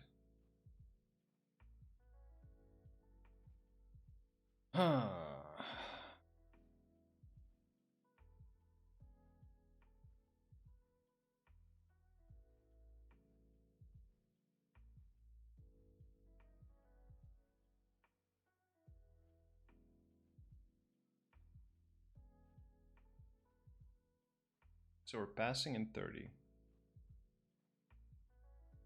Calculating the difference, which is 8. So 8 minus 30 should be 22.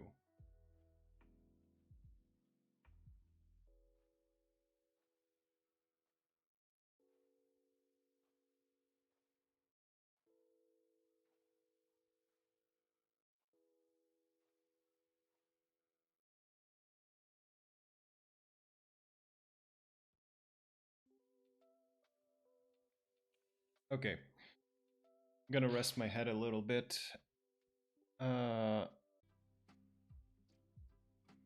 Okay, let's get back to my terrible math skills. Okay, so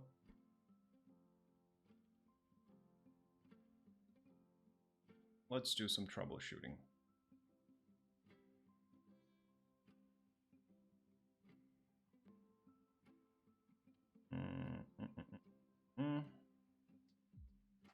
Let's have a new variable, or no, let's console log. What are we getting here? Difference minus age.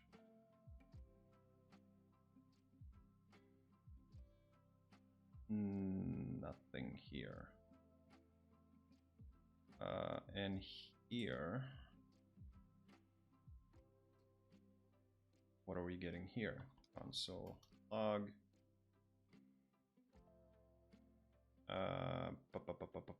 Years minus they were born here.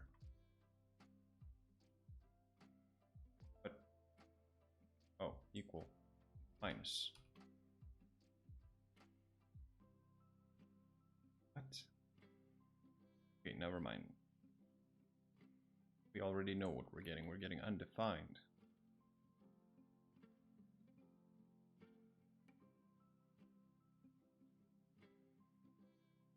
Why are we getting undefined? Let's see. We have age 30 and year 1996. So we should be hitting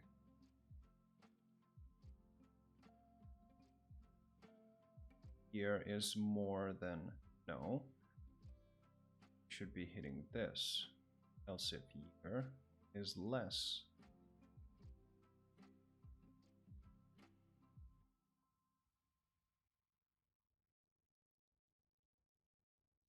I guess we could write this better if we simply write these as separate if statements. Like so. Then it would be a bit more clear. Still getting undefined, but okay.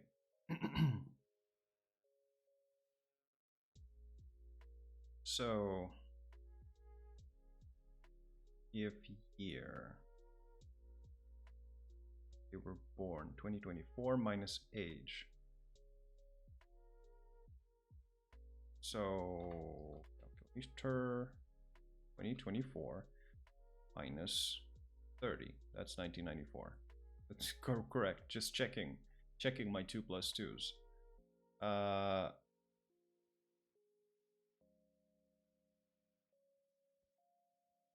So if the year is less than they were born year, which is not. So if the year is more than 2024 and the year is more than they were born year. So yeah, we're hitting this if clause and we're returning the difference, which is calculated by year minus 2024. So 1996 minus, it should be,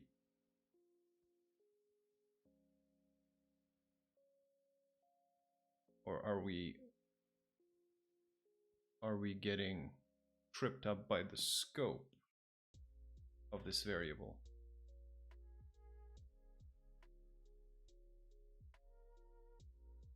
Age minus difference? We can try.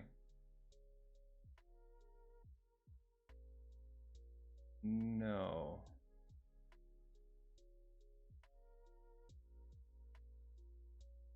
I think we're getting tripped up by the scope of difference. We move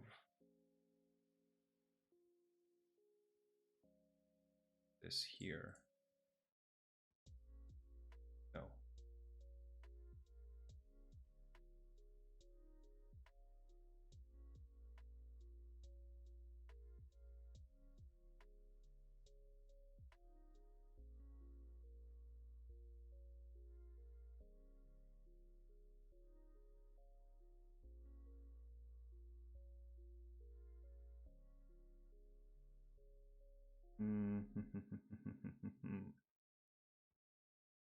Difference might not be defined within the last ifs.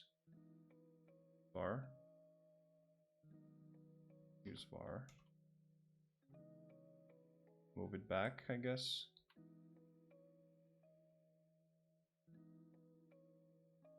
No.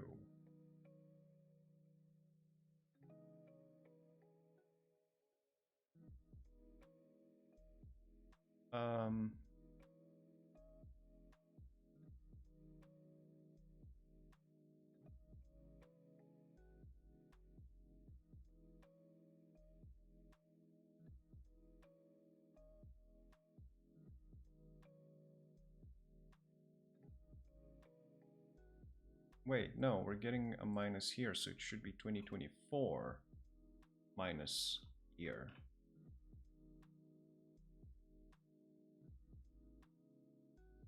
Well, still undefined because year is smaller, so we're getting a minus number.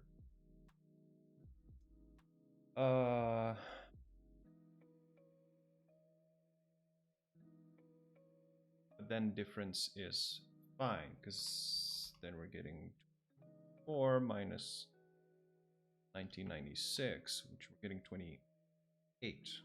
So 28 minus 30 is 2. It should be fine then. Unless it doesn't like that I do calculations in these curly brackets.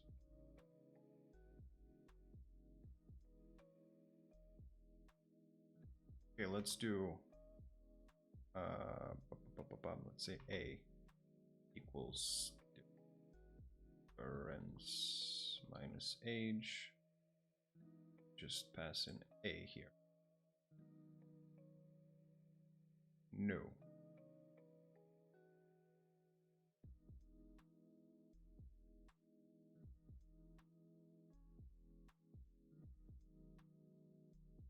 Equals year minus the 4.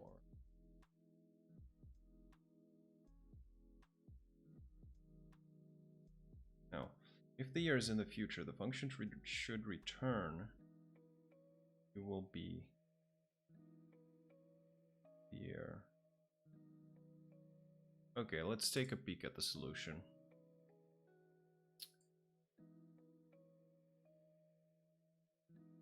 So we have here.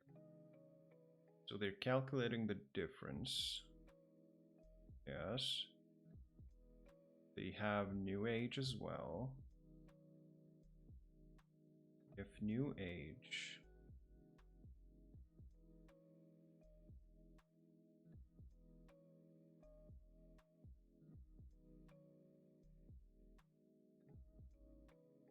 no, they just did an else clause. So what if I do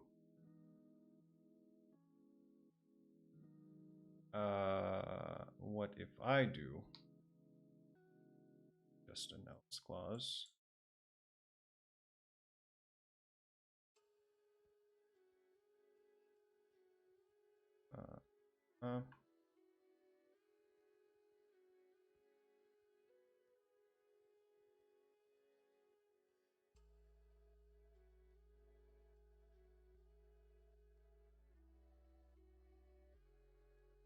No conditions of my functions are true. It should be true because the year is less than 2020. Oh.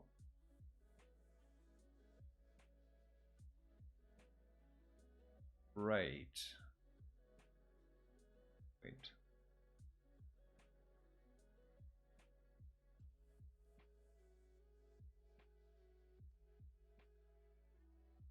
If year is in the past, so should have been like this. Except not the difference minus age, but age minus difference.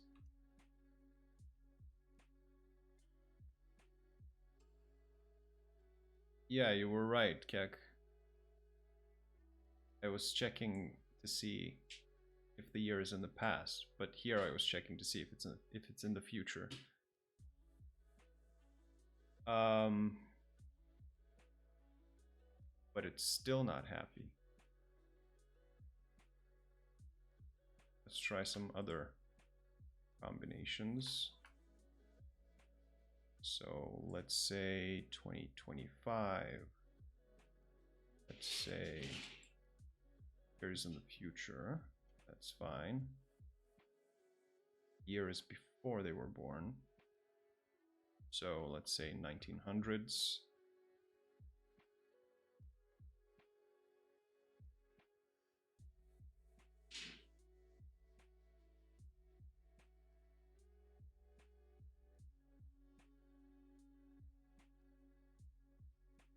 So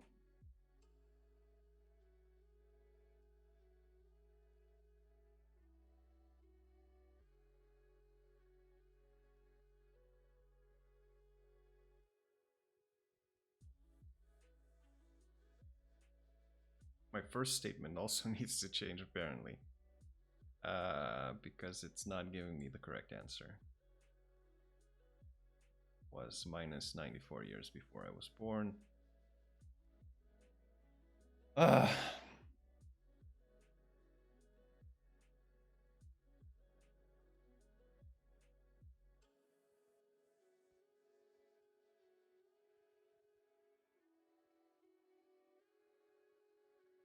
Okay, I'm gonna scrap this again. Okay, let's see. The first condition. So, if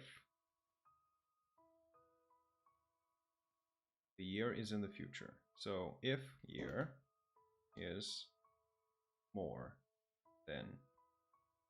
What did they do? Oh my god, I pressed the wrong button again.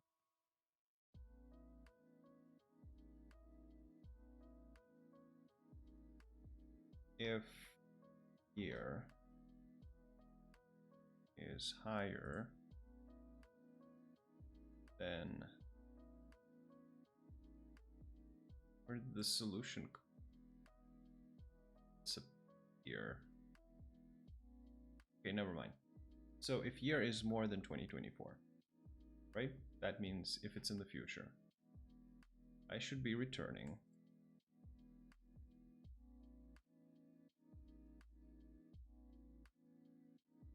I should be returning this. So this will be year that was passed in, and we need to calculate age. Split into 2 or 3 functions. No, I need to do it with one function.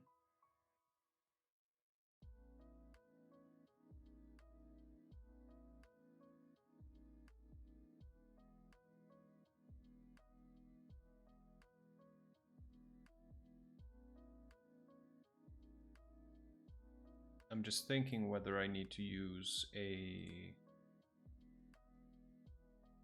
Okay, let's have a variable here. Age in future equals get the age in future, we need to get the year difference. So var difference from future year minus 2024. And then the age is difference plus age. So that should work correctly. Age in future.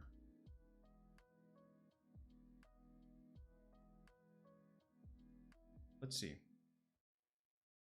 Let's copy this. Did a bunch of times. Let's that 7, 8, 9, and 30. Print's not 8 get full year. Oh, thanks. 1 second, I'm gonna feed the dog.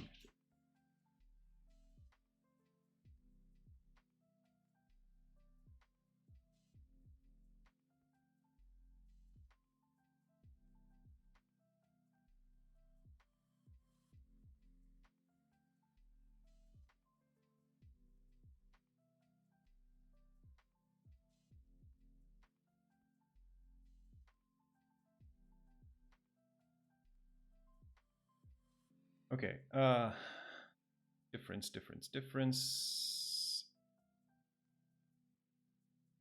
Oh, difference from future, sure.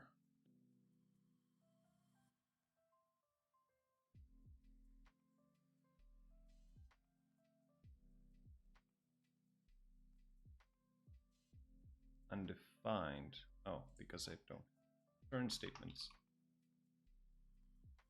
So this, yeah, this works fine.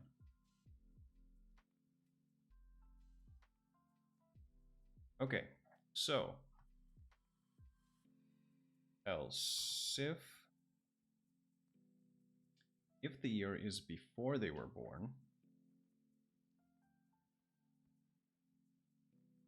so let's have another variable,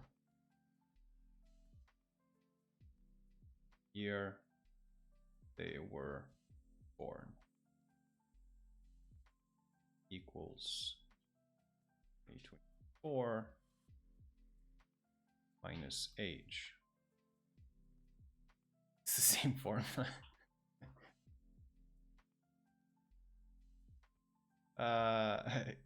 Year they were born. Yes, 2024 minus age will give me the year they were born. So if the year is less than year they were born, in that case, we return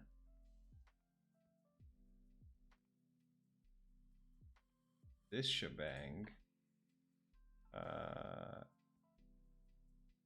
where this is the year that was passed into the function, and calculated number of years before you were born.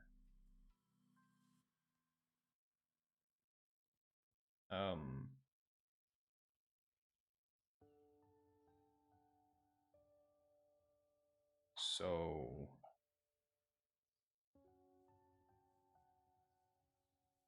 to get the number of years, you need to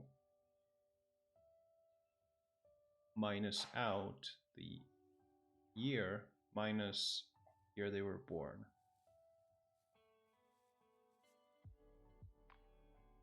Yes.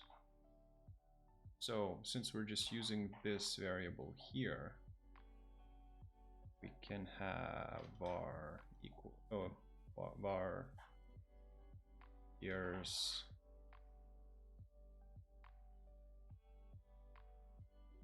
before born, okay, equals year minus year they were born. So then this goes into here. And then if we check,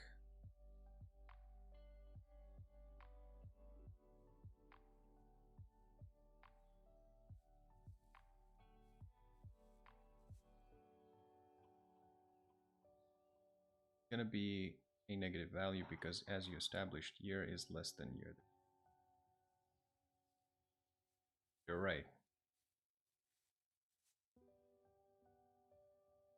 So year they were born minus year. So let's say the year will be 1993.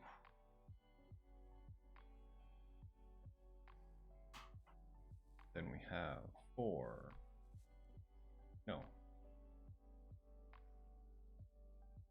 2, 90, and 89.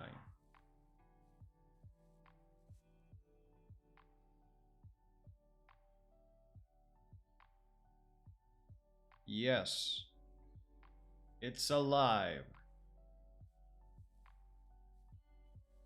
Okay, the second one works. And finally, I guess we can just write an else.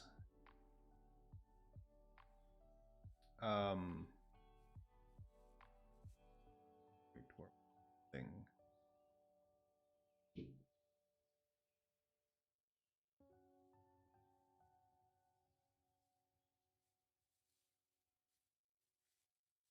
Else. Oh, you don't need anything else. Let's write an else. And then like so. So otherwise, probably be indented. Should probably have that. Should probably have that. I'm so bad at leaving these semicolons where it's supposed to.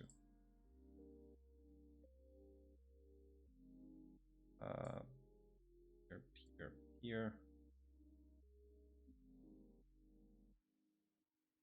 Okay, so otherwise we need to return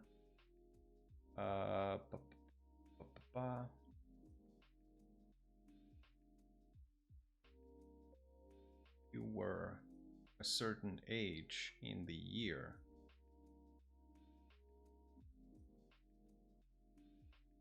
This will be the year. And then to calculate the age, because it's in the past, not before the person was born.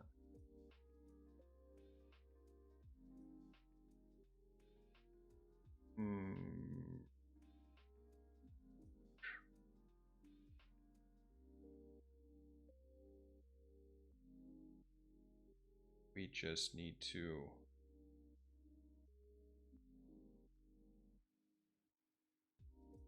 oh my god, my brain is just refusing to do math. To get the age,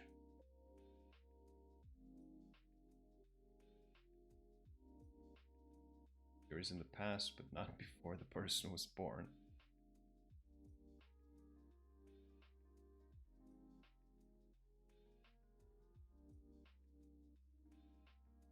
I need to get the difference between the year that was provided and the year they were born, and then minus out that difference from the current age. And now I need to not forget what I just said. So the difference between year that was provided and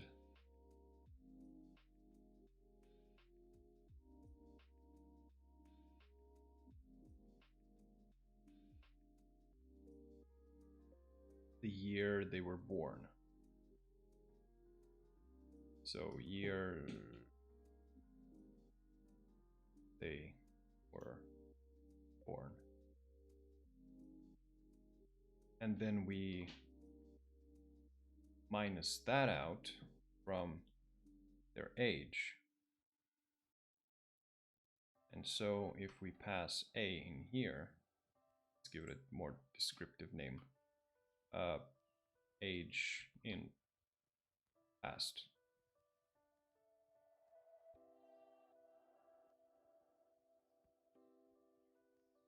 Okay, it's not throwing errors, but I didn't really do much. So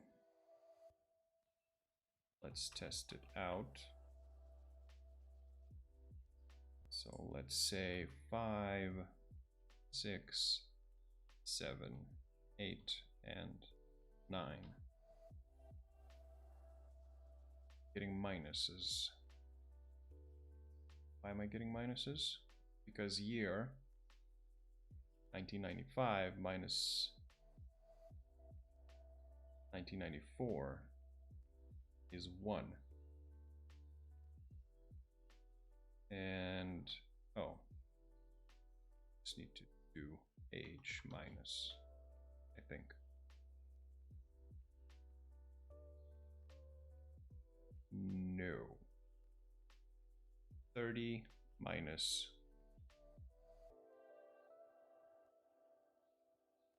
wait, year, 1994. 1995 minus, no, I'm close, but I'm messing something up. Because here I am getting the difference.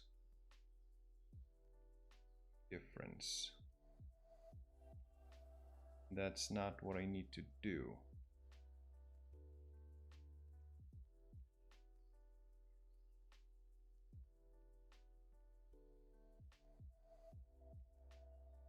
Wait, no, I can just do year they were born minus the year. Or the other way around.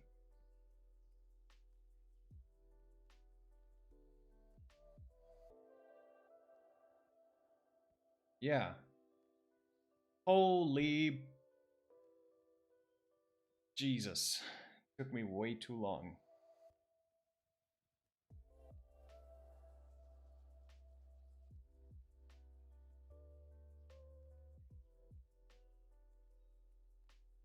Let me draw this function as a state machine. Dude, what the hell's a state machine?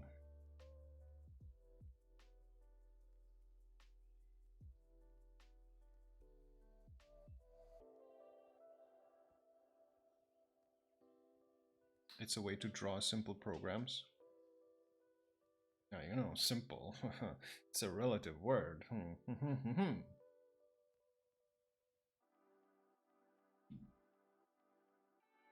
What do you mean by draw? Like pseudocode?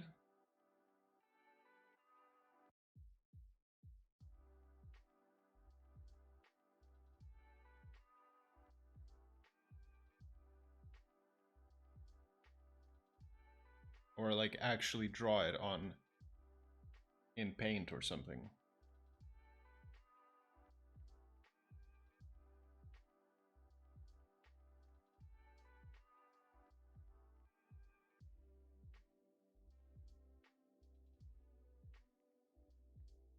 Do you need me to stay on this page for you to be able to draw it? Or can we move on?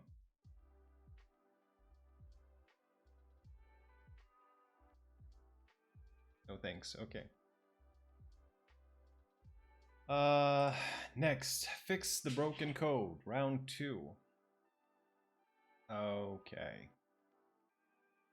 So, given the percentage of DNA shared between two people, you can calculate their likely familial relationship. We wrote a function, what relation, that has one number parameter, percent shared DNA, and returns the likely relationship. We expect the number passed in to always be an integer from 0 to 100, but for some reason it's not working. Here's how it's supposed to calculate the relationship. So 100 is identical twins. 35 to 99 is likely parent, child, or siblings. Okay, unfortunately it's not working how we want. 34 should return likely grandparents, but instead it's returning first cousins. Okay, and 3 should return second cousins, but it's returning grandparent. Okay, there's a pretty big discrepancy. Can you fix our code, please? Let's see. So if percent shared DNA is equal to 100, that's correct. If it's more than 34,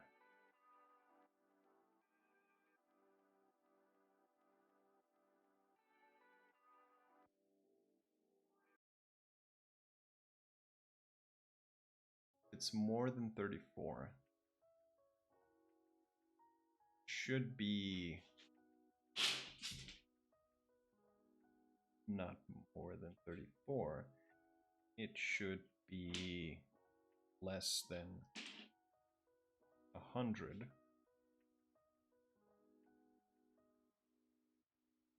less than 100, and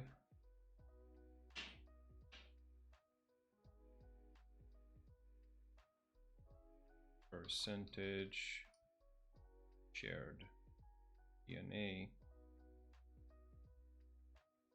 should be more or equal to 35.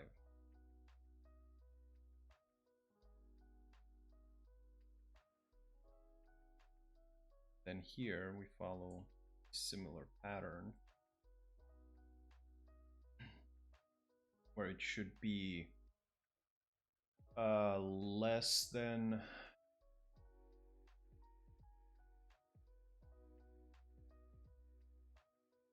less than 35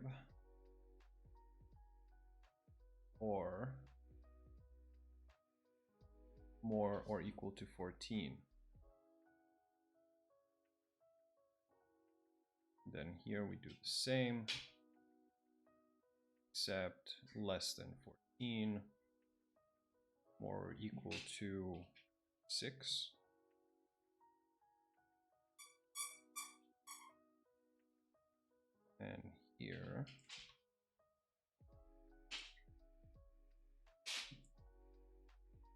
And here it should be 6 and 3, and then finally 3 and 1. And then if it's 0, then likely not related. Percentage Oh, percent.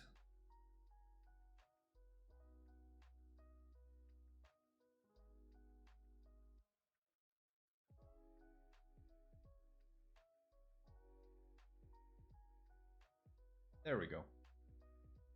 This one's easy. Tip calculator. Oh no, more math. All right, create a function tip calculator that has two parameters, a string representing the quality of the service received and a number representing the total cost. Return the tip as a number based on the following.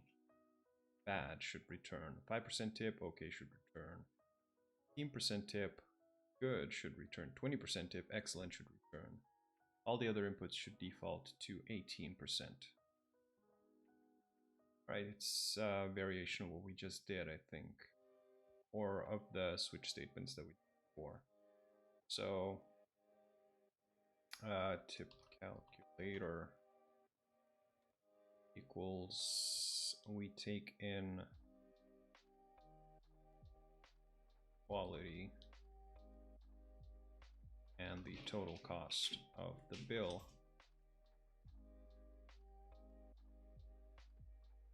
And so then we are matching with quality. Wait, no. True.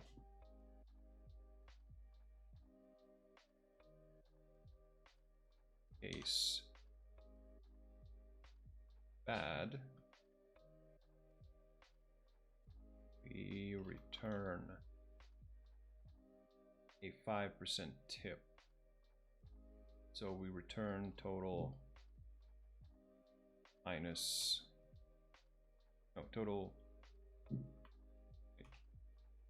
10 times 0.55. Yeah, so we return total times 0.05. Case. No. We check with the quality. And then we say, okay.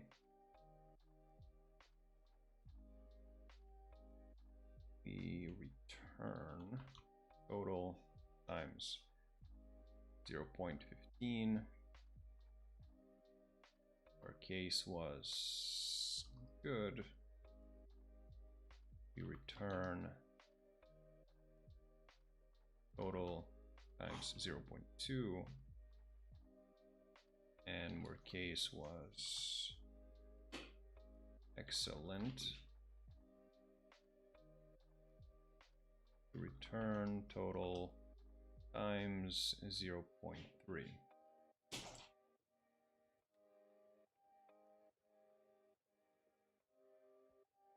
Otherwise, earn total times 0.18.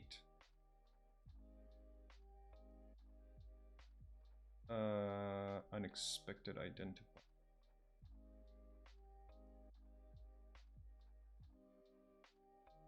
What?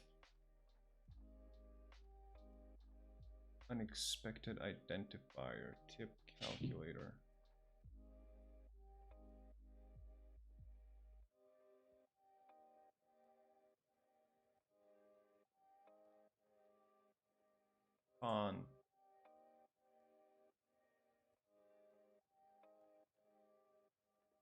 Const. There we go.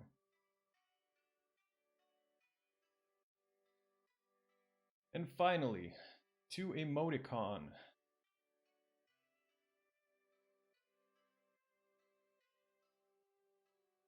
Okay, it's the same switch case thingy. You can just copy paste again.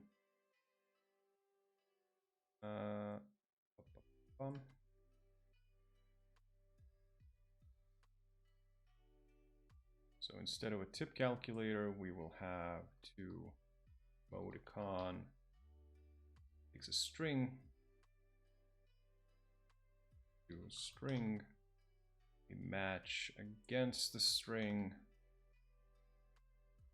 and if the string is shrug.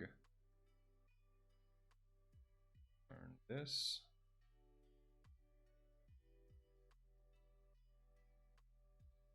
This is smiley face. Just return a smiley face.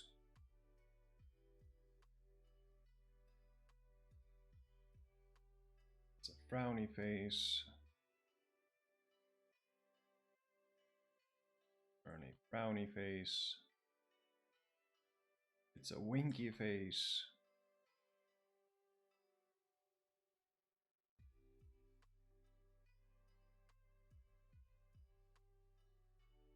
Turn a winky face. And if it's a heart, oh, we're missing a case. Case heart. Turn heart. Any other input should return this.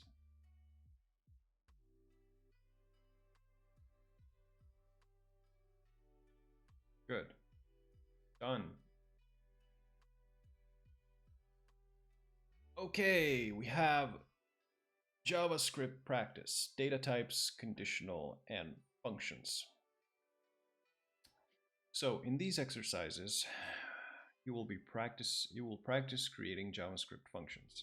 This is helpful if you want to improve your logical thought process and practice creating functions with proper JavaScript syntax. Some of these challenges are difficult. Take some time to think about them before. Wait, I just did this. There's even more now. Okay. Might not get the solution correct on your first try. Look at your output, try to find out where you're going wrong, and iterate on your solution.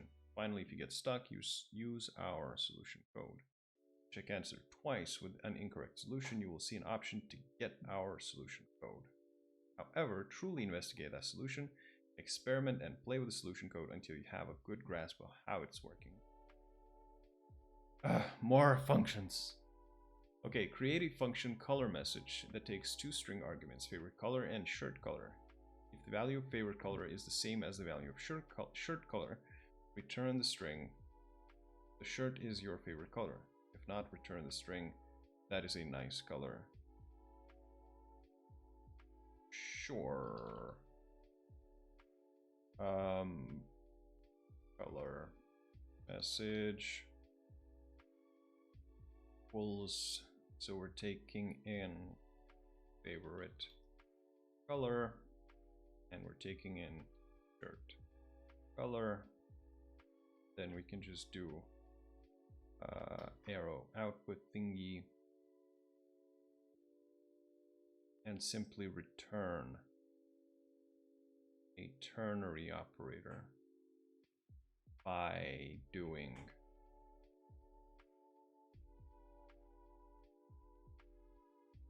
favorite color is equal shirt color question mark, and if so, we return this, otherwise return this. Oh, lots of error. Valid or unexpected token.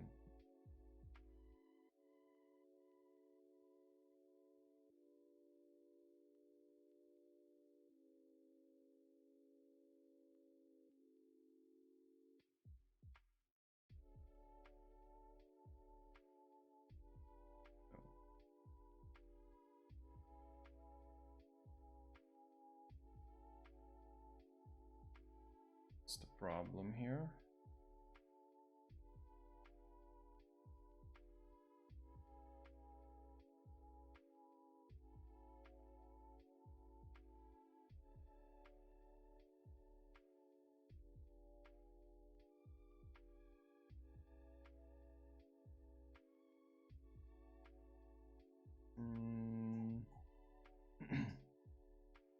So if favorite color is equal to third color, then return this. Otherwise we return. Oh, I'm missing that. No. Even more errors. Unexpected token.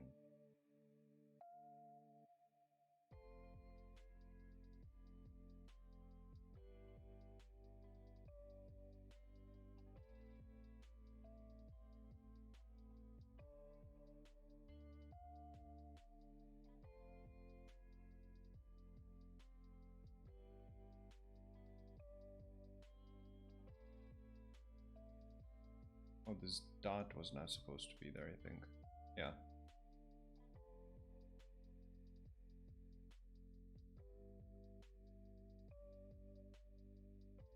Okay, let's try it out.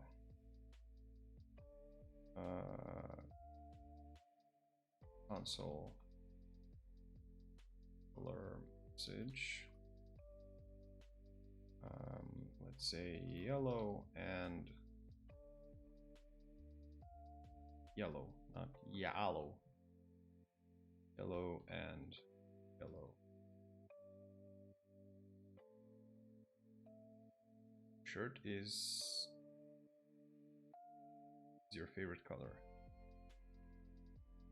Why did it print it 5 times though? Question. Not gonna ask questions, just gonna move on. Create a function is even. It takes a number as its only parameter. The function should return true if the number is even and false if the number is odd. Okay, so pretty similar thing is even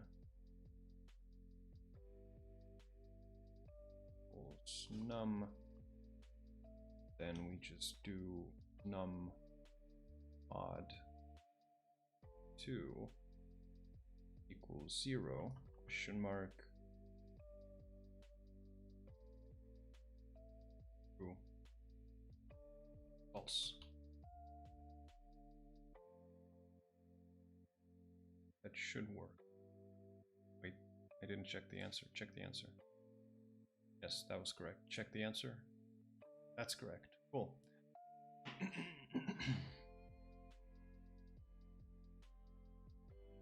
So create a function number digits that takes the variable x as its only parameter. If the variable x is between 0 and 9, return the string 1 digit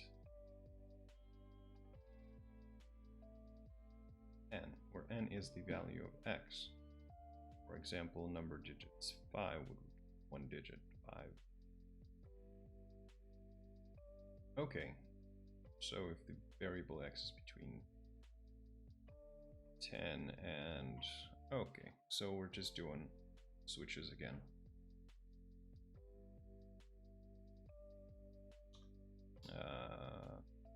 Number digits num brackets switch to num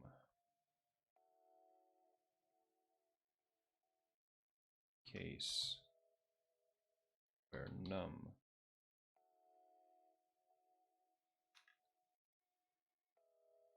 undo, so it should be just like true.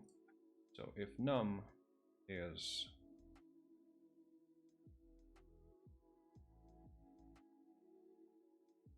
more or equal to 0 and is less than n, earn 1 digit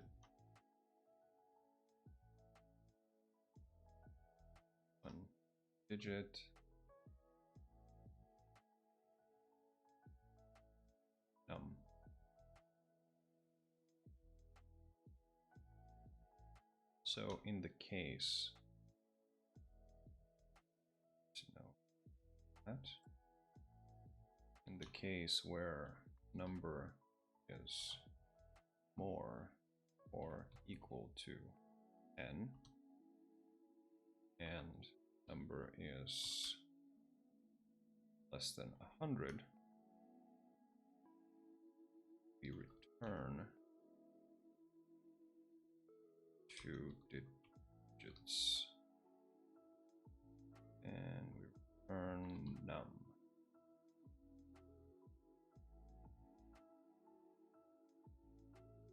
Then KC,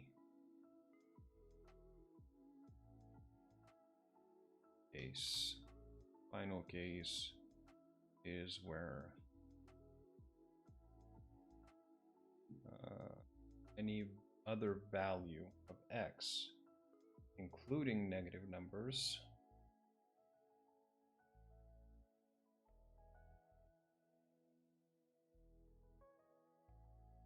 okay, so it's just a default.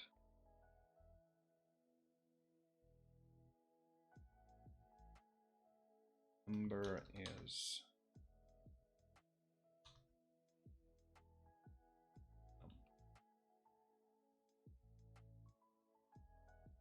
cool. Going off platform. Learn what it takes to run JavaScript off of Codecademy's site. When you come to Codecademy to learn how to code, you're able to run code from the start, and that's because we've taken care of the language setup process for you.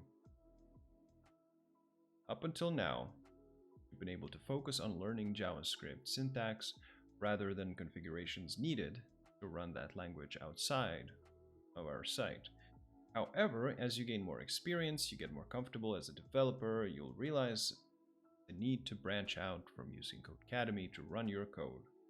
In the upcoming articles, you'll learn different options for executing JavaScript code. You'll see firsthand how to use a browser to run JavaScript, how to install JavaScript onto your computer, how to write JavaScript code, and how to execute JavaScript without the browser at all. Am I ready? Kek, are you ready? How's your drawing going?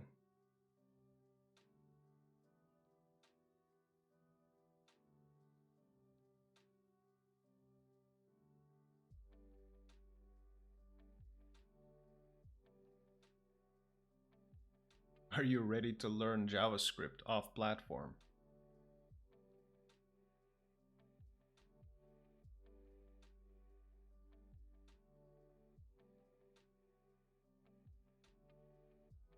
You're still drawing? I'm curious to see the drawing. Will you show it to me?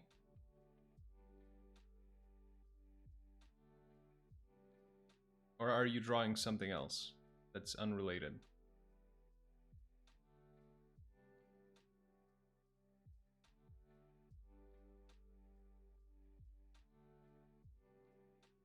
Okay, let's take a look. Do you mind if I show it on stream?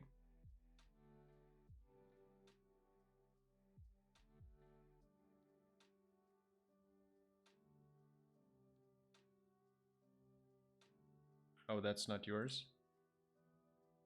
Oh. Okay. To be honest, no idea what I'm looking at.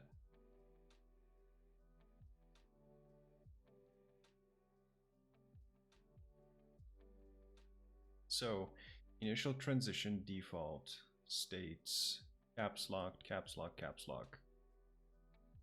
Any key, send uppercase, scan code, list of actions.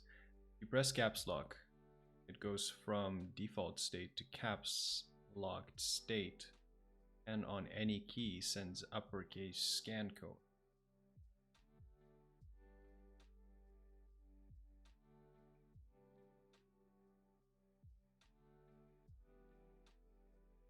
Okay, I'll take your word for it.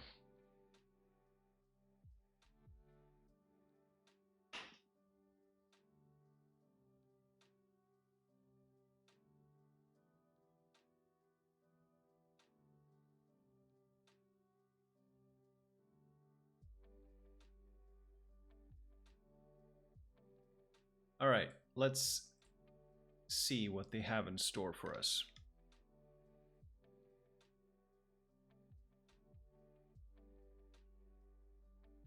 So learn how to run JavaScript code in your browser. Along with HTML and CSS, JavaScript makes up one of the core languages in web development. JS code is normally added using HTML script element for executing in web browsers. But most modern browsers also provide a console as part of their developer tools where we can directly write and run JS, typically for testing and debugging purposes. The console is essentially a REPL, read, evaluate, print, and loop, that allows us to execute JS within the context of the page, such as modifying the page's DOM or logging to the console. The console itself is also a place to view the messages that were logged by JS code, as well as any other information that the browser had documented, including network requests and security errors. Alright, so opening the browser console. The steps to opening the browser console may be slightly different depending on the browser you use, as well as your computer operating system. But generally, you should be able to bring up the developer tools by right-clicking and selecting Inspect, and then navigating to the console tab from there. If you're using Apple Safari, you will first need to go to your preferences and then check the Show Develop menu in menu bar option under the Advanced tab. Okay, let's see if it works for me. And console.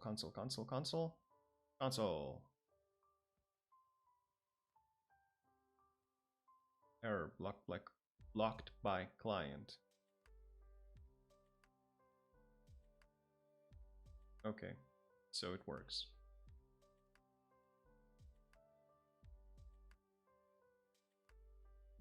So we'll be using Google Chrome for the following examples. Also, feel free to try to follow along with the examples. When you pull up the console, you might see some messages that have been logged by the browser, depending on what site you're on. You feel free to run clear first to clear the console. I guess we can follow along with these examples. Just gotta make sure I have some space here. All right.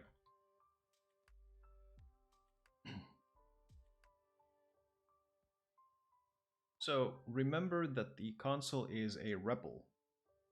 So we can run JS code such as arithmetic expressions by typing it after the arrow prompt and hitting enter. The expression will be evaluated and the return value is printed to the console on the next line, following the arrow. Stop giving me errors. Similarly, we can use comparison operators to compare values, which will evaluate to true or false. Okay, so 2 plus 2, 4. 9 plus 9 plus 9, 27. Burp, burp, burp equals burp. True. It works. Calling and writing functions. In addition to perform basic arithmetic, we can also execute any other valid JS code, such as calling functions and methods. A list of the built-in functions and objects are available to use in the console and be found in the MDN web docs. Let's take a look. Global, infinity, non-undefined, function properties, eval is finite, parse int, fundamental objects, error objects, numbers and dates.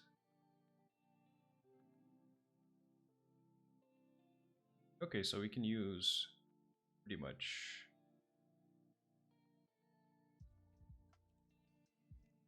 everything, or a part of, because I don't know what everything is. For example, math square root returns the square root of a number.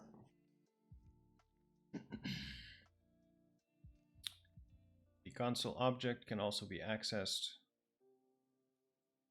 in the web browser's console. Frequently, it is used to output text and data such as for debugging purposes. Okay, so if I say console log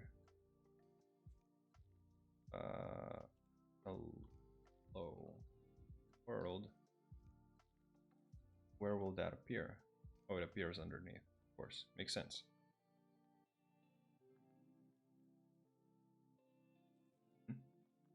Notice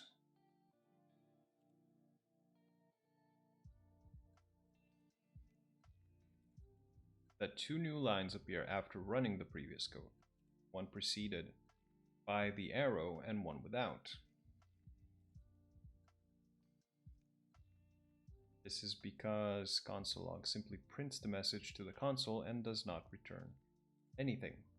Thus, the first line we see in the log message is the log message, and the second line that starts with the arrow is the return value, or undefined.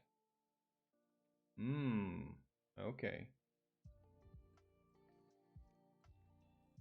We can also write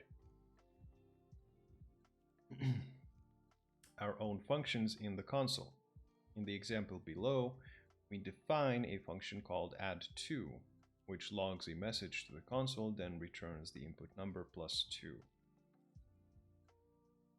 Okay, let's try to write that.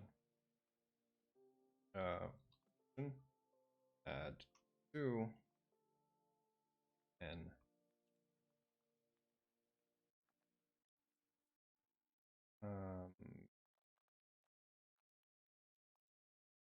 oh, it knows when I don't want to actually submit. Okay, so console log counting, then return n plus 2.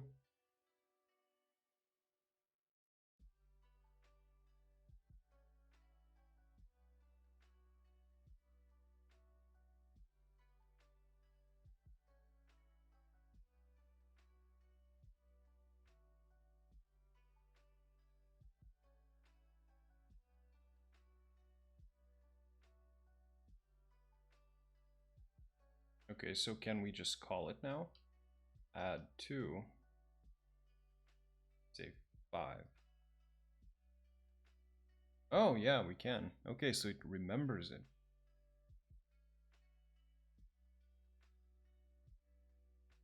Okay, so because the function declaration itself does not evaluate to any value, undefined is returned and printed to the console after the arrow. When we call the add2 function, evaluating is first outputted to the console from our console log call. Then the function's return value, which is what the function call evaluates to, will get printed after the arrow. Right. So as we've seen so far, we can run JS in the console completely independent of the page we have opened in the browser. But what makes the console particularly useful is that we could also directly inspect and modify the page's DOM if we wanted to. Let's look at a simple example using a blank web page.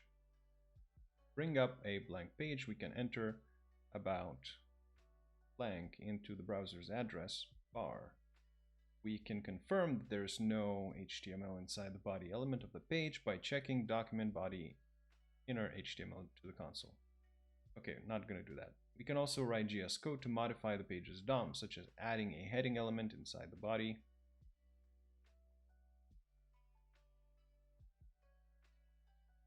Wait, you can do that with JS?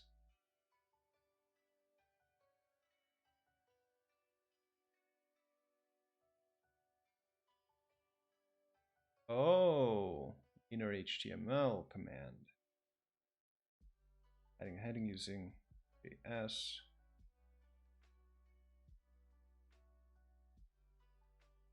Console also recognizes $sign parentheses as an alias for document query selector. select an element. Shorthand resembles jQuery syntax and helps make manipulating DOM through the console even more efficient.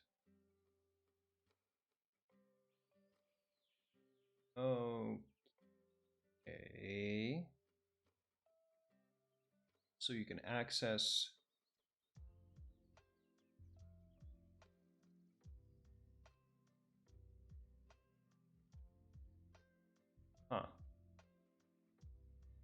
All right, let's try it out.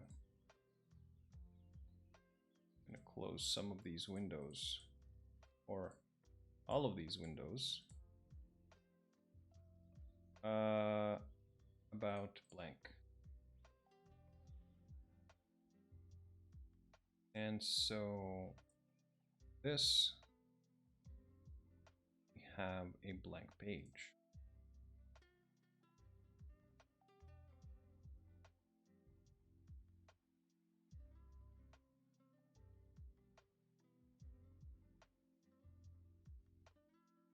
Okay, so in the console, document, body, inner HTML. Oh, I can't edit it. Inner HTML.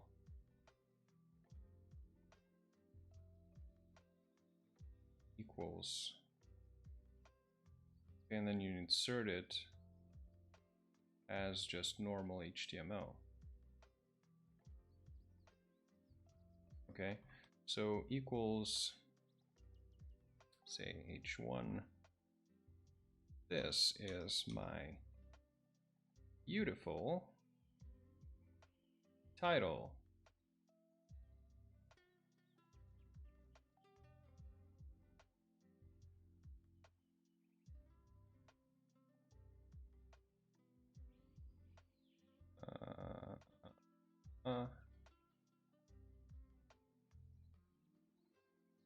Wait.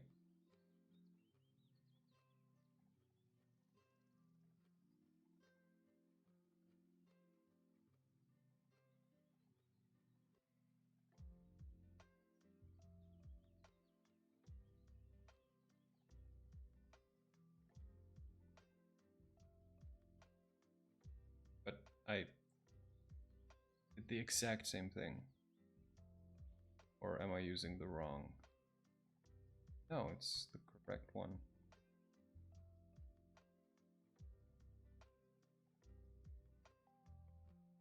Oh, it's supposed to be in this thing. Okay. Interesting. So then we can select just the body with this.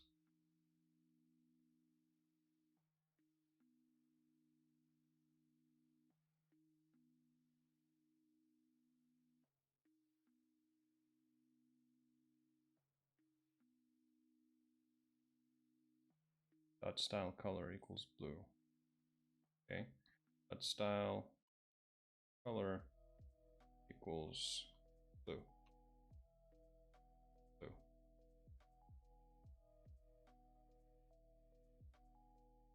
Oh, wrong.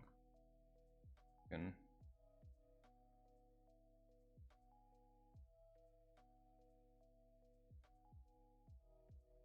Still wrong token.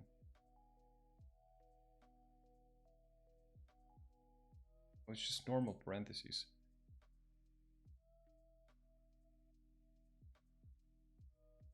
Syntax seems wildly inconsistent. Body. What?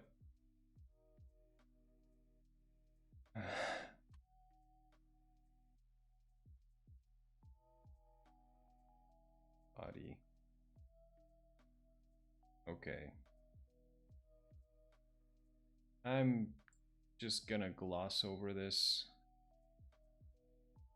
Don't think I will need this anytime soon.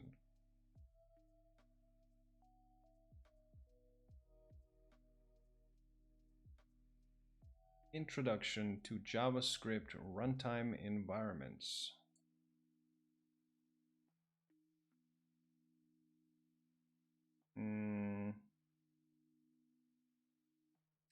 I think we will leave this for tomorrow,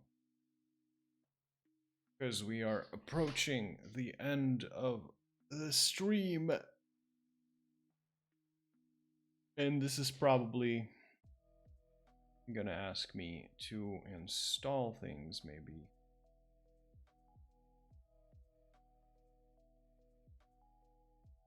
And I'm tired as it is for today. So, though we did quite a bit. How do you send an image? I'm not entirely sure how you do it on Twitch, or if it's even allowed.